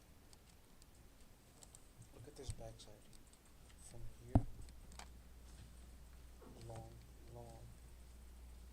Dude, did you hear me? I'm like, why wouldn't this shit just go down? I was looking for any pullback. Straight up. And then this is the fashionably late for VWAP. So I got long 100, 300 shares. 300 shares here. Yeah, right? Let's make this L100 and then let's say 200. So I sold in front of VWAP, sold that VWAP, came back on that pullback, started bouncing back, confirming the fashionably late, so I added long. I sold in front of like the opening price of like pre-market, just a little bit, just cover some risk. Added on the high on break of pre-market highs, I think. Sold it immediately because I was like, so you know, follow through. Yeah. Sold the rest, and then I got long again on the break of high dip, which was small size because I think shit happened too fast. This would have been like whoop. So I'm like, nah, if it goes, it's gonna go. So I'm gonna hit. I added, sold. I added on the break of this, sold. Bought, and then I flipped short here on the break of this. I'm like, because on the 101, that's tap up into resistance. That's what Jamie was talking about during Rick during the meeting. That 101. So once I saw the 101 reject, pull back, lower high on the break of this, I'm like, everybody was thinking here, like it's wrong. Especially due to that fucking straight up. And we just tried to short it here. Bought, just cover, covers, added more, cover, there, and then I took it all off. So this was small size, but I made like what, $10. I shorted down the break. Cover.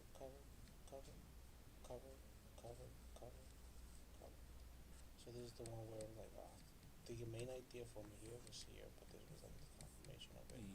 But I just hit it with more size, like 20 shares. But that would have worked from like 100 on the 100 break all the way to 98. Oh, dude, I'm an idiot. I didn't even realize that until you just pointed it out. What? I was so sure it was a long that I didn't even think about this as potential resistance. Thank you. That's just a mishap. And if you look at the daily, so I need another monitor, man. Right here. Look at the daily, straight up into 101. So once I reject, I'm like, but everybody was here. It's not wrong. This was, Well, this was the okay cover because I'm like, I'm sure from here if it goes back, I was gonna short again. But then once that broke, I'm like, confirmation.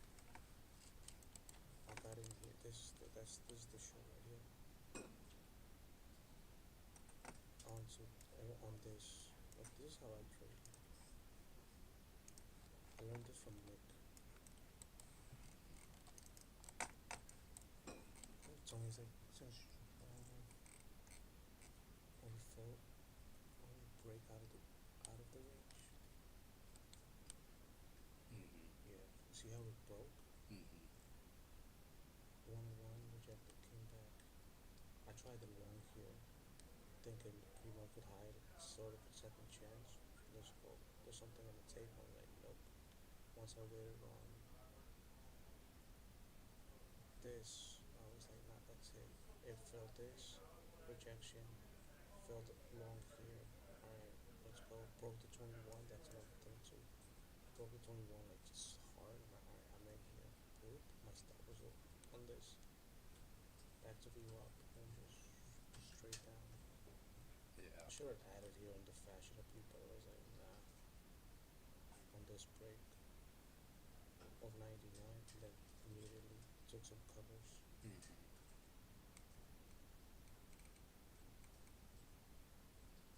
And these shorts were pretty good too, bro. This one, based on this, shorted here 94, out of this, shorted, took some cover, shorted. Once it flushed my face, like cover. Into here, boom. Into the love day.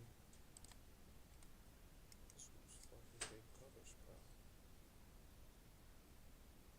From 98.60 to 96.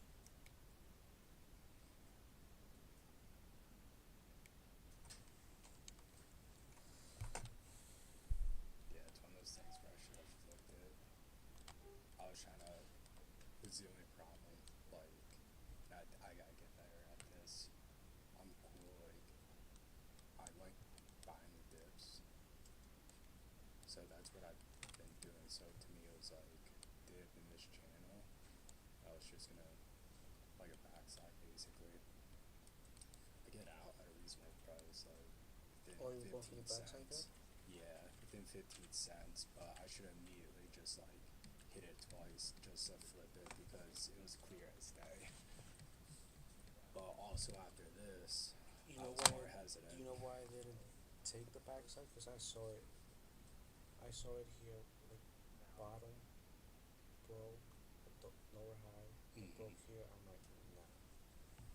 You know, because remember how a couple of weeks ago we were getting fucking stuck?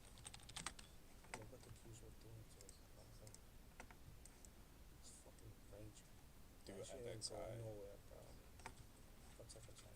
That's China ADR. Fuck all that shit, bro. Well, it's more accurate. But still, look, you're ready to VWAP. Yeah. Yeah. So no, if you backside is you want to see straight down, and then Yeah. like this. This is the good backside right here. Like yesterday. This is what you want to see for a backside. Right here. Right? It's below VWAP for a certain amount of time. And then after 12 it's just straight down. Go to Baba. I'll show you my thinking. So go to like, yeah.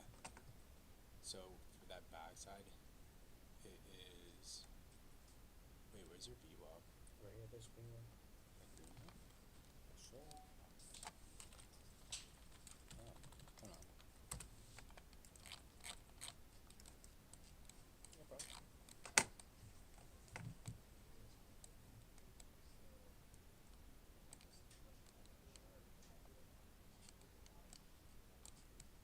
Yeah. Yeah, I guess it was that close then.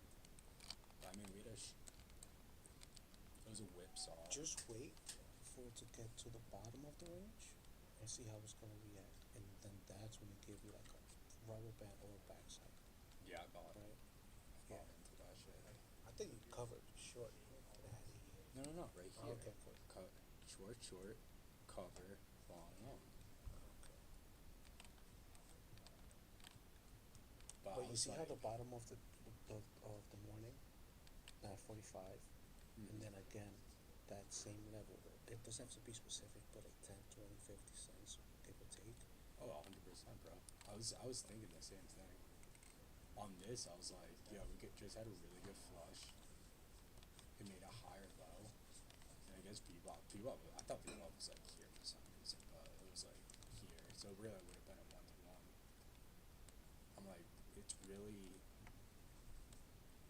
not that like difficult to believe that this goes to VWAP, goes from VWAP, and then continues down. Look at this. Look at this in bigger trade, bro. I should have hit it with more shot. Look.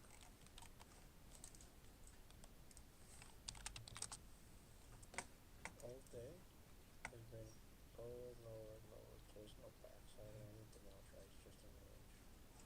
And since this level has been rejecting all day, later on in the day, it's going with VWAP after FOMC. I hit it here, waited, look just a little small on the break of this, because people were thinking this support might hit straight. Once that broke, I'm in it, boom, sure, and then just did it, right? My plan was to cover everything to like 2150. I knew we were not gonna get to 20, but at times it happens. But this is something that, like you see, VWAP is here. We test VWAP first, pulls back. I used to wait for that move up to VWAP to short, so it just starts small. But once it broke this range, I'm in, boom, full size. I added to my limit. And then my stop was, now I was going to be the reclaim of this level. And then once it started working, I cover, added, cover, and then I shorted again for imbalances because it was tanking, taking a whoop straight down. It flipped on I'm out. And then it would have just ripped my face over. Is that like 121.60-ish? You go to this level? Yeah.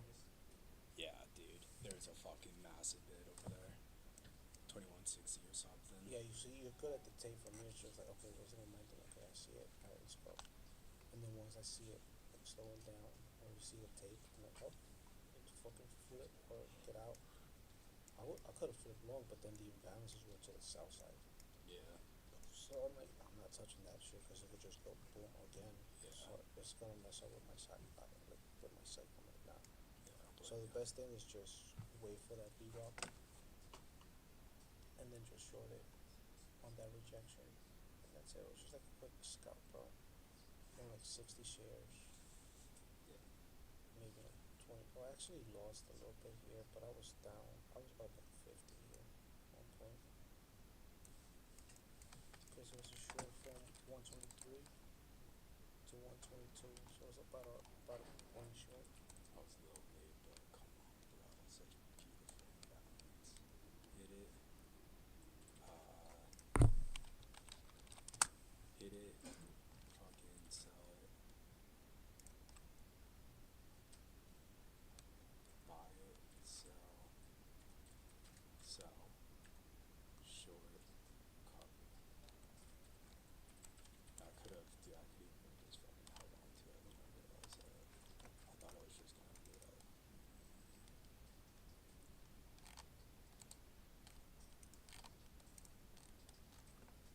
No Starbucks. They super almost got me. I was wrong from fucking here. Looking for The volume on it was trash. I know, bro. That's why I got out on every single pop that I was getting. I'm like, I'm not holding this no more. Because my initial entry, I actually traded in the 1 minute. I wanted to buy it here. I had orders waiting, but it never pulled back. It happened so fast, so I chased a little bit. So I got longer in this breakout. But I'm thinking, alright, we out. I got out right at VWAP. But I only used like starting position, right? 100% needed to get it pull back, I'm gonna add back. So when I started pulling back, I think it was here, so I added a little bit, and then it held view up and started grinding back. I think I got it like almost here, I think. So I added, risking the break of this, bro. I was so close to stopping out. At one point I was down like 250, I think. So I'm like, fuck, I'm just gonna have to eat the loss, bro. If it breaks 105, I'm not gonna eat it. Because it's earnings, 21 is holding, so I just held through this, held through over this.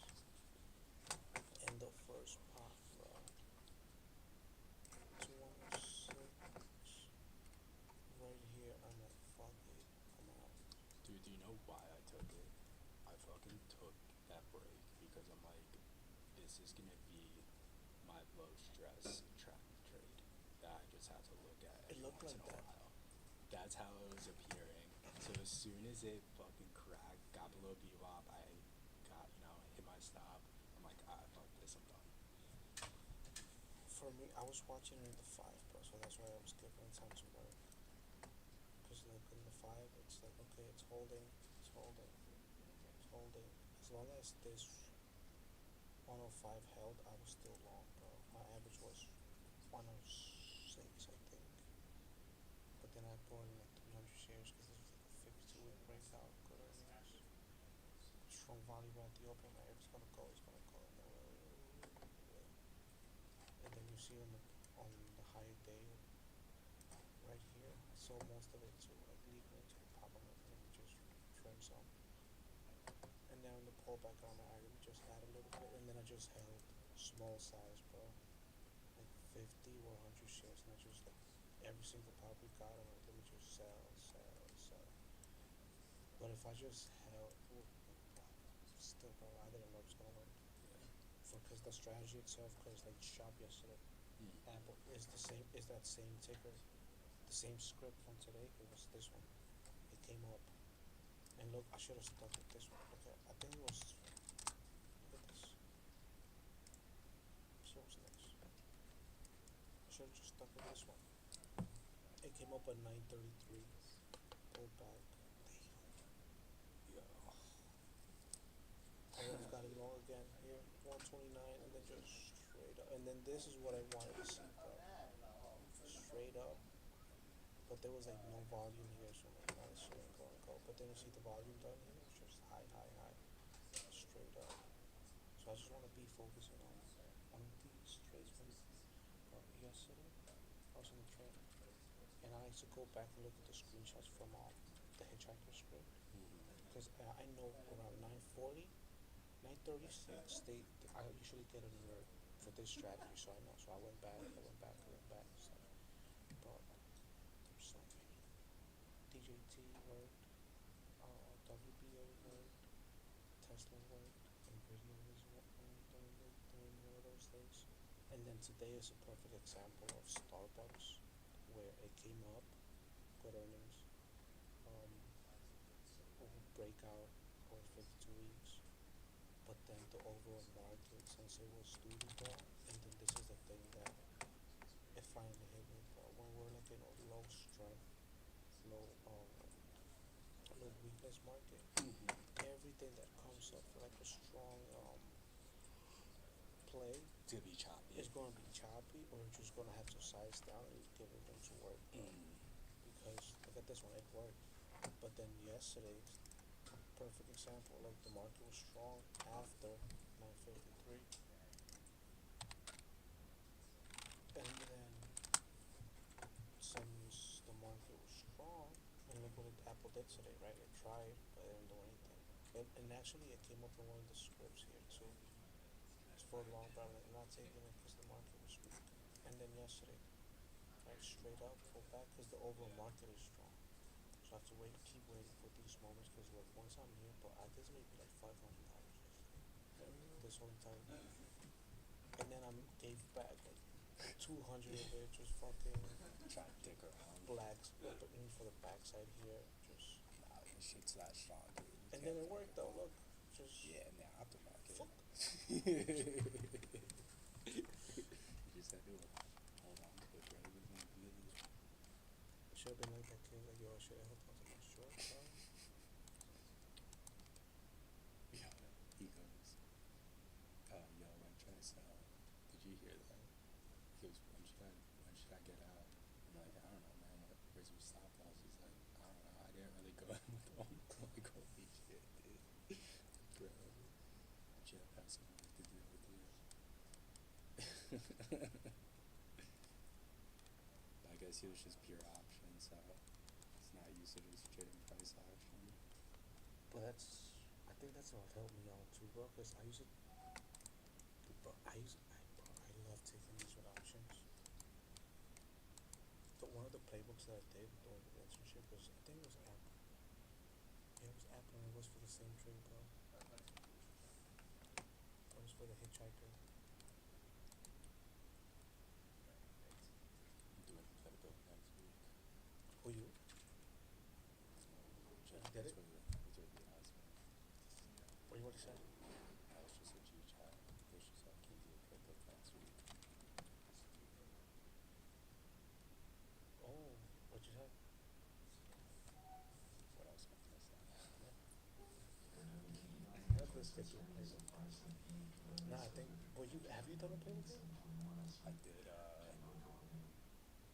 did like right before coming here. If you want, wait next week, right? Yeah. I'll help you out if you want. What are you thinking?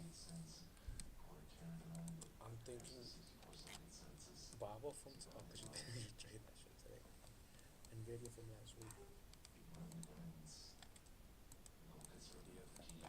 Or yesterday or this week. Oh, yesterday. 2 days ago. Monday, Tuesday. Did you trade it? I didn't take a screenshot of it though. It's the only problem. And my fucking trader view is fucked up.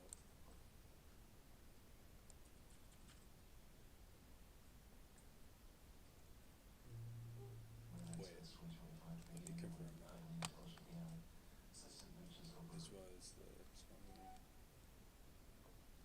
This was the 20. This was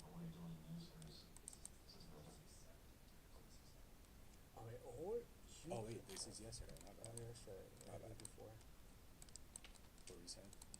Because if you want, we could do a playbook. Yeah, that shit is sick. Yeah, Yeah, that's true, bro. It has to be one trade. yeah, because you have several ideas in that moment. Like, don't think you should do it. There's like, if you just shorted that pop like Sammy, you know, and you just fucking covered right where you all your coverage at, that's good, bro. If you just get rid of all that noise after, it's like you shorted, okay, just give it room to work, because like you're shorting 100, 200 shares, that's 100 shares, right? Oh, I wrote that up, bro. But it's that thing, bro. It's just scale in like 10, 20, 30. That's how I do it. That was so fucking Baba today. But too condensed. I gotta spread out my. Yeah, because you're in 150 shares, but then if it goes 20, 50 cents against you, you're like, oh shit, I'm done already. And it fucks you up mentally. But if you go in like this one right here, right, I started with 100. I know it pulls back. I still have one to add. But it's one of those episodes. But then I did could manage the risk though. Every time it came out, I just kept running. Would you have a second chance? Yeah.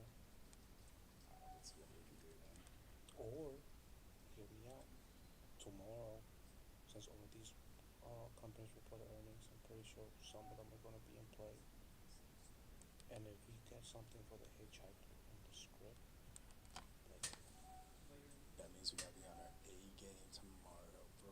because you have, I would say we could do a playbook. We could do a playbook game if we want to, instead of fucking scalping it back and forth. Yeah. I agree. I gotta fucking work on this data shit, this spreadsheet for the imbalance. That's what it should be doing. I think right now you should work on the playbook. So what if I want to make this? Your playbook is more important because that's going to block But I people. want to make this into. Oh, I see what you're saying. I see what you're saying. Yeah, I thought you meant in general. No. Because I mean, I'm pretty sure it's going to determine a lot. I think so. I think so.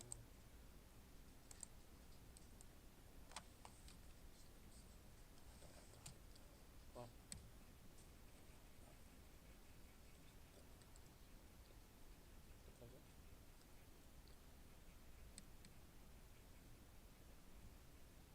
you happy?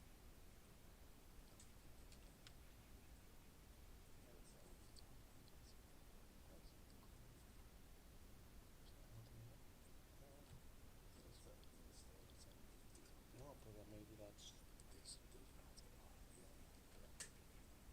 because I don't know how you've been performing in QA, but every day I think you see on this guy, you know, just fucking shooting bullets left and right. That's how I shoot. That's how one of my someone that I learned. He showed me that way. He was like, "Look, you save your bullets. Like when you go to war, Yeah. you just don't fucking blast them. It's like no, it's like take that. It's like, no, the way that he told me, Yo, be a sniper, bro. Yo, you ever see like those videos of like fucking Al Qaeda, dude, and they're just like behind a garbage can going.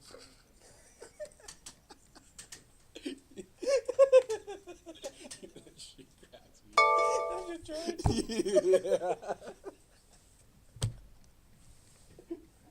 Like the U.S. Army is just like, bro, fucking airplane. You stop.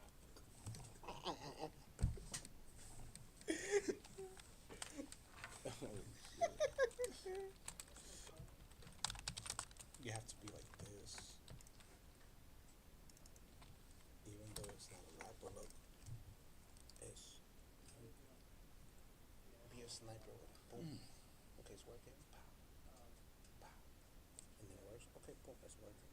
Or like in boxing. Boxing is you throw a little jab, little jab. Once it's hurt, you hit it, boom, both sides. Because if it works in your favor, it's like whoop.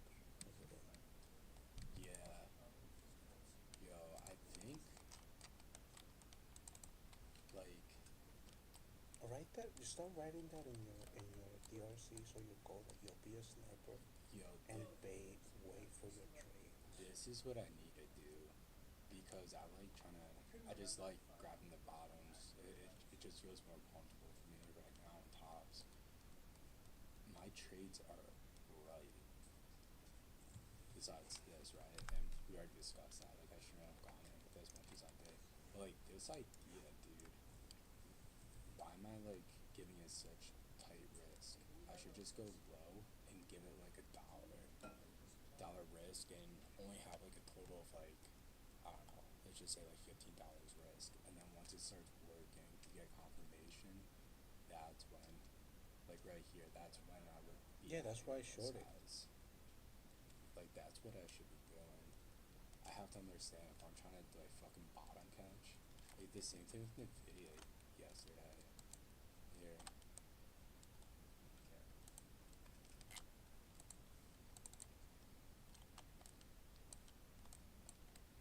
Bro, like I was buying at 1720, but then it just made a 1 cent low of day, and I'm like, oh fuck, let me get out.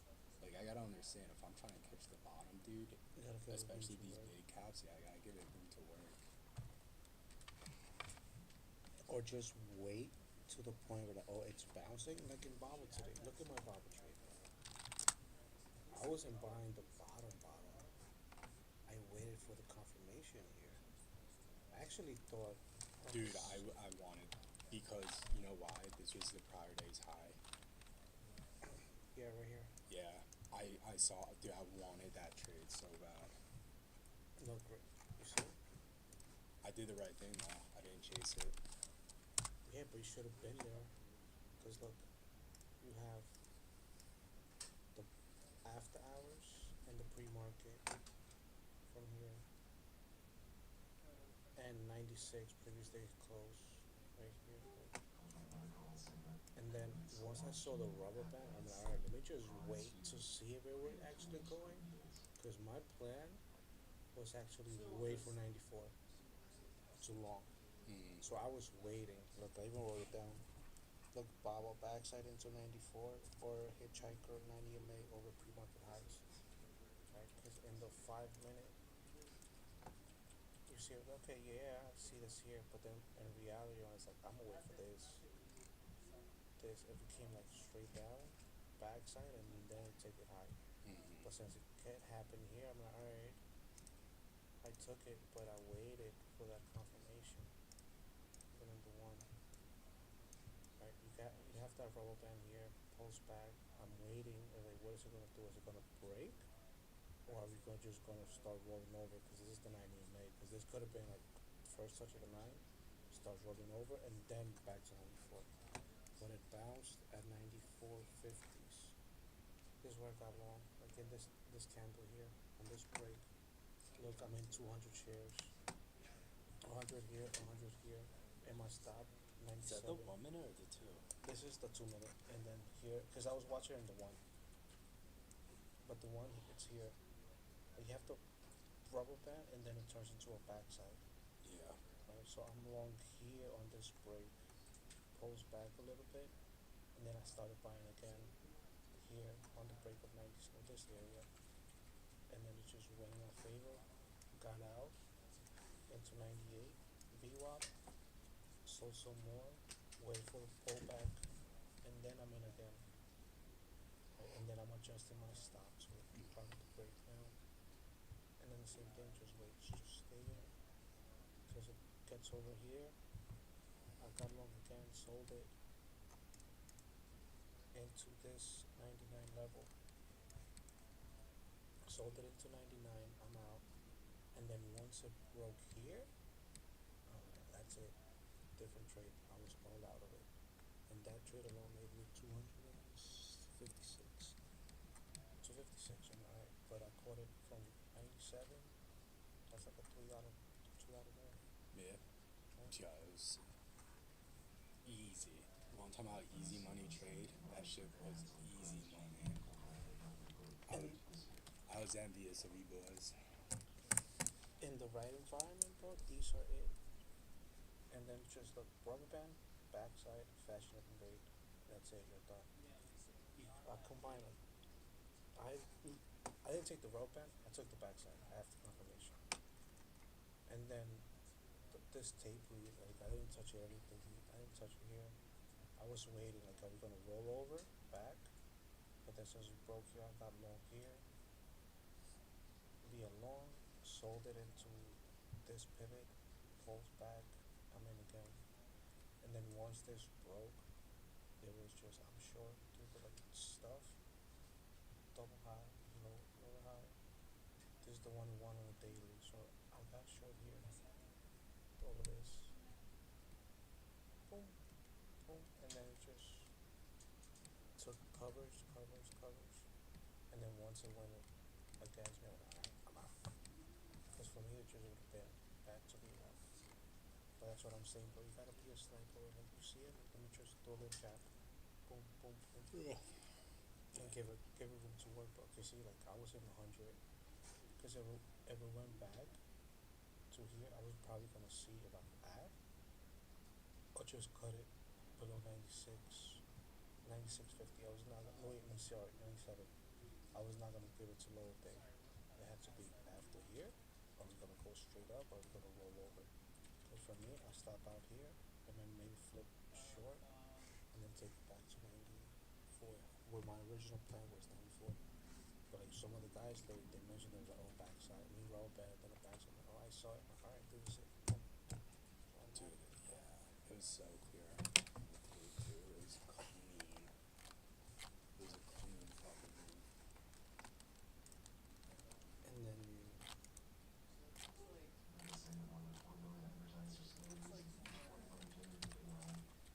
I like this new template for DRC. I'm gonna do my DRCs like this.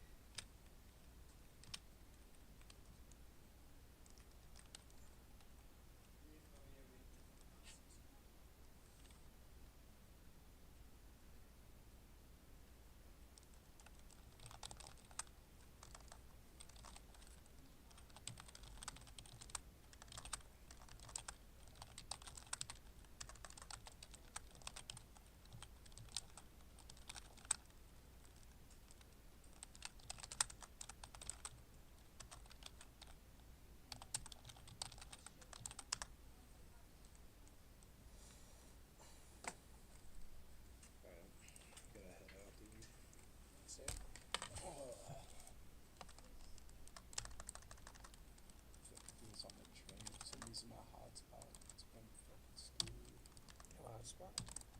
What? You say you hotspot? Yeah. Just my phone. As long as I don't use, what's it, like 5Gs, I don't get charged.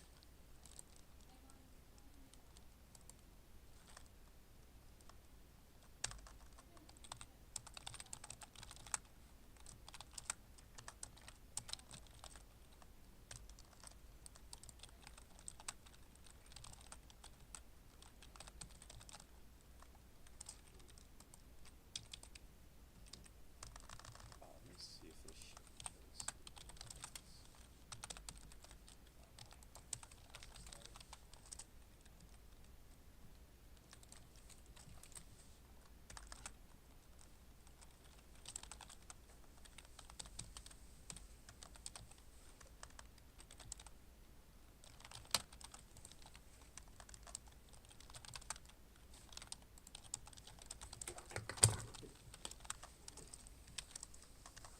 Randy left already? I didn't see him once.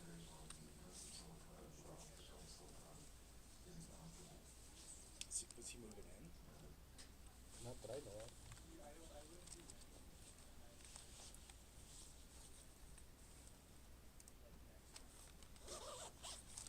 Oh, fuck.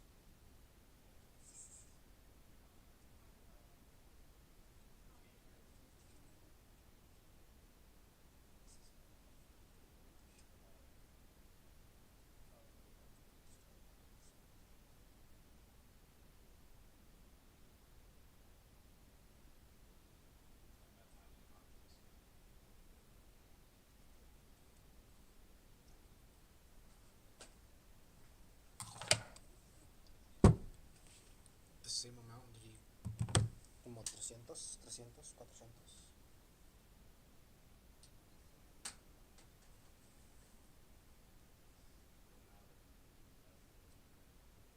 Oh, really?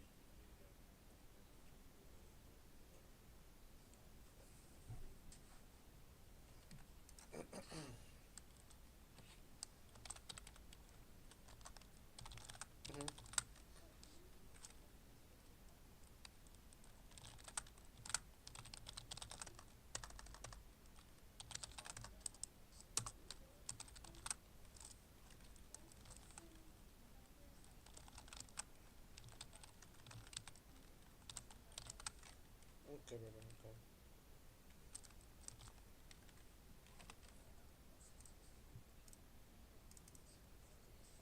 And it was an iPad?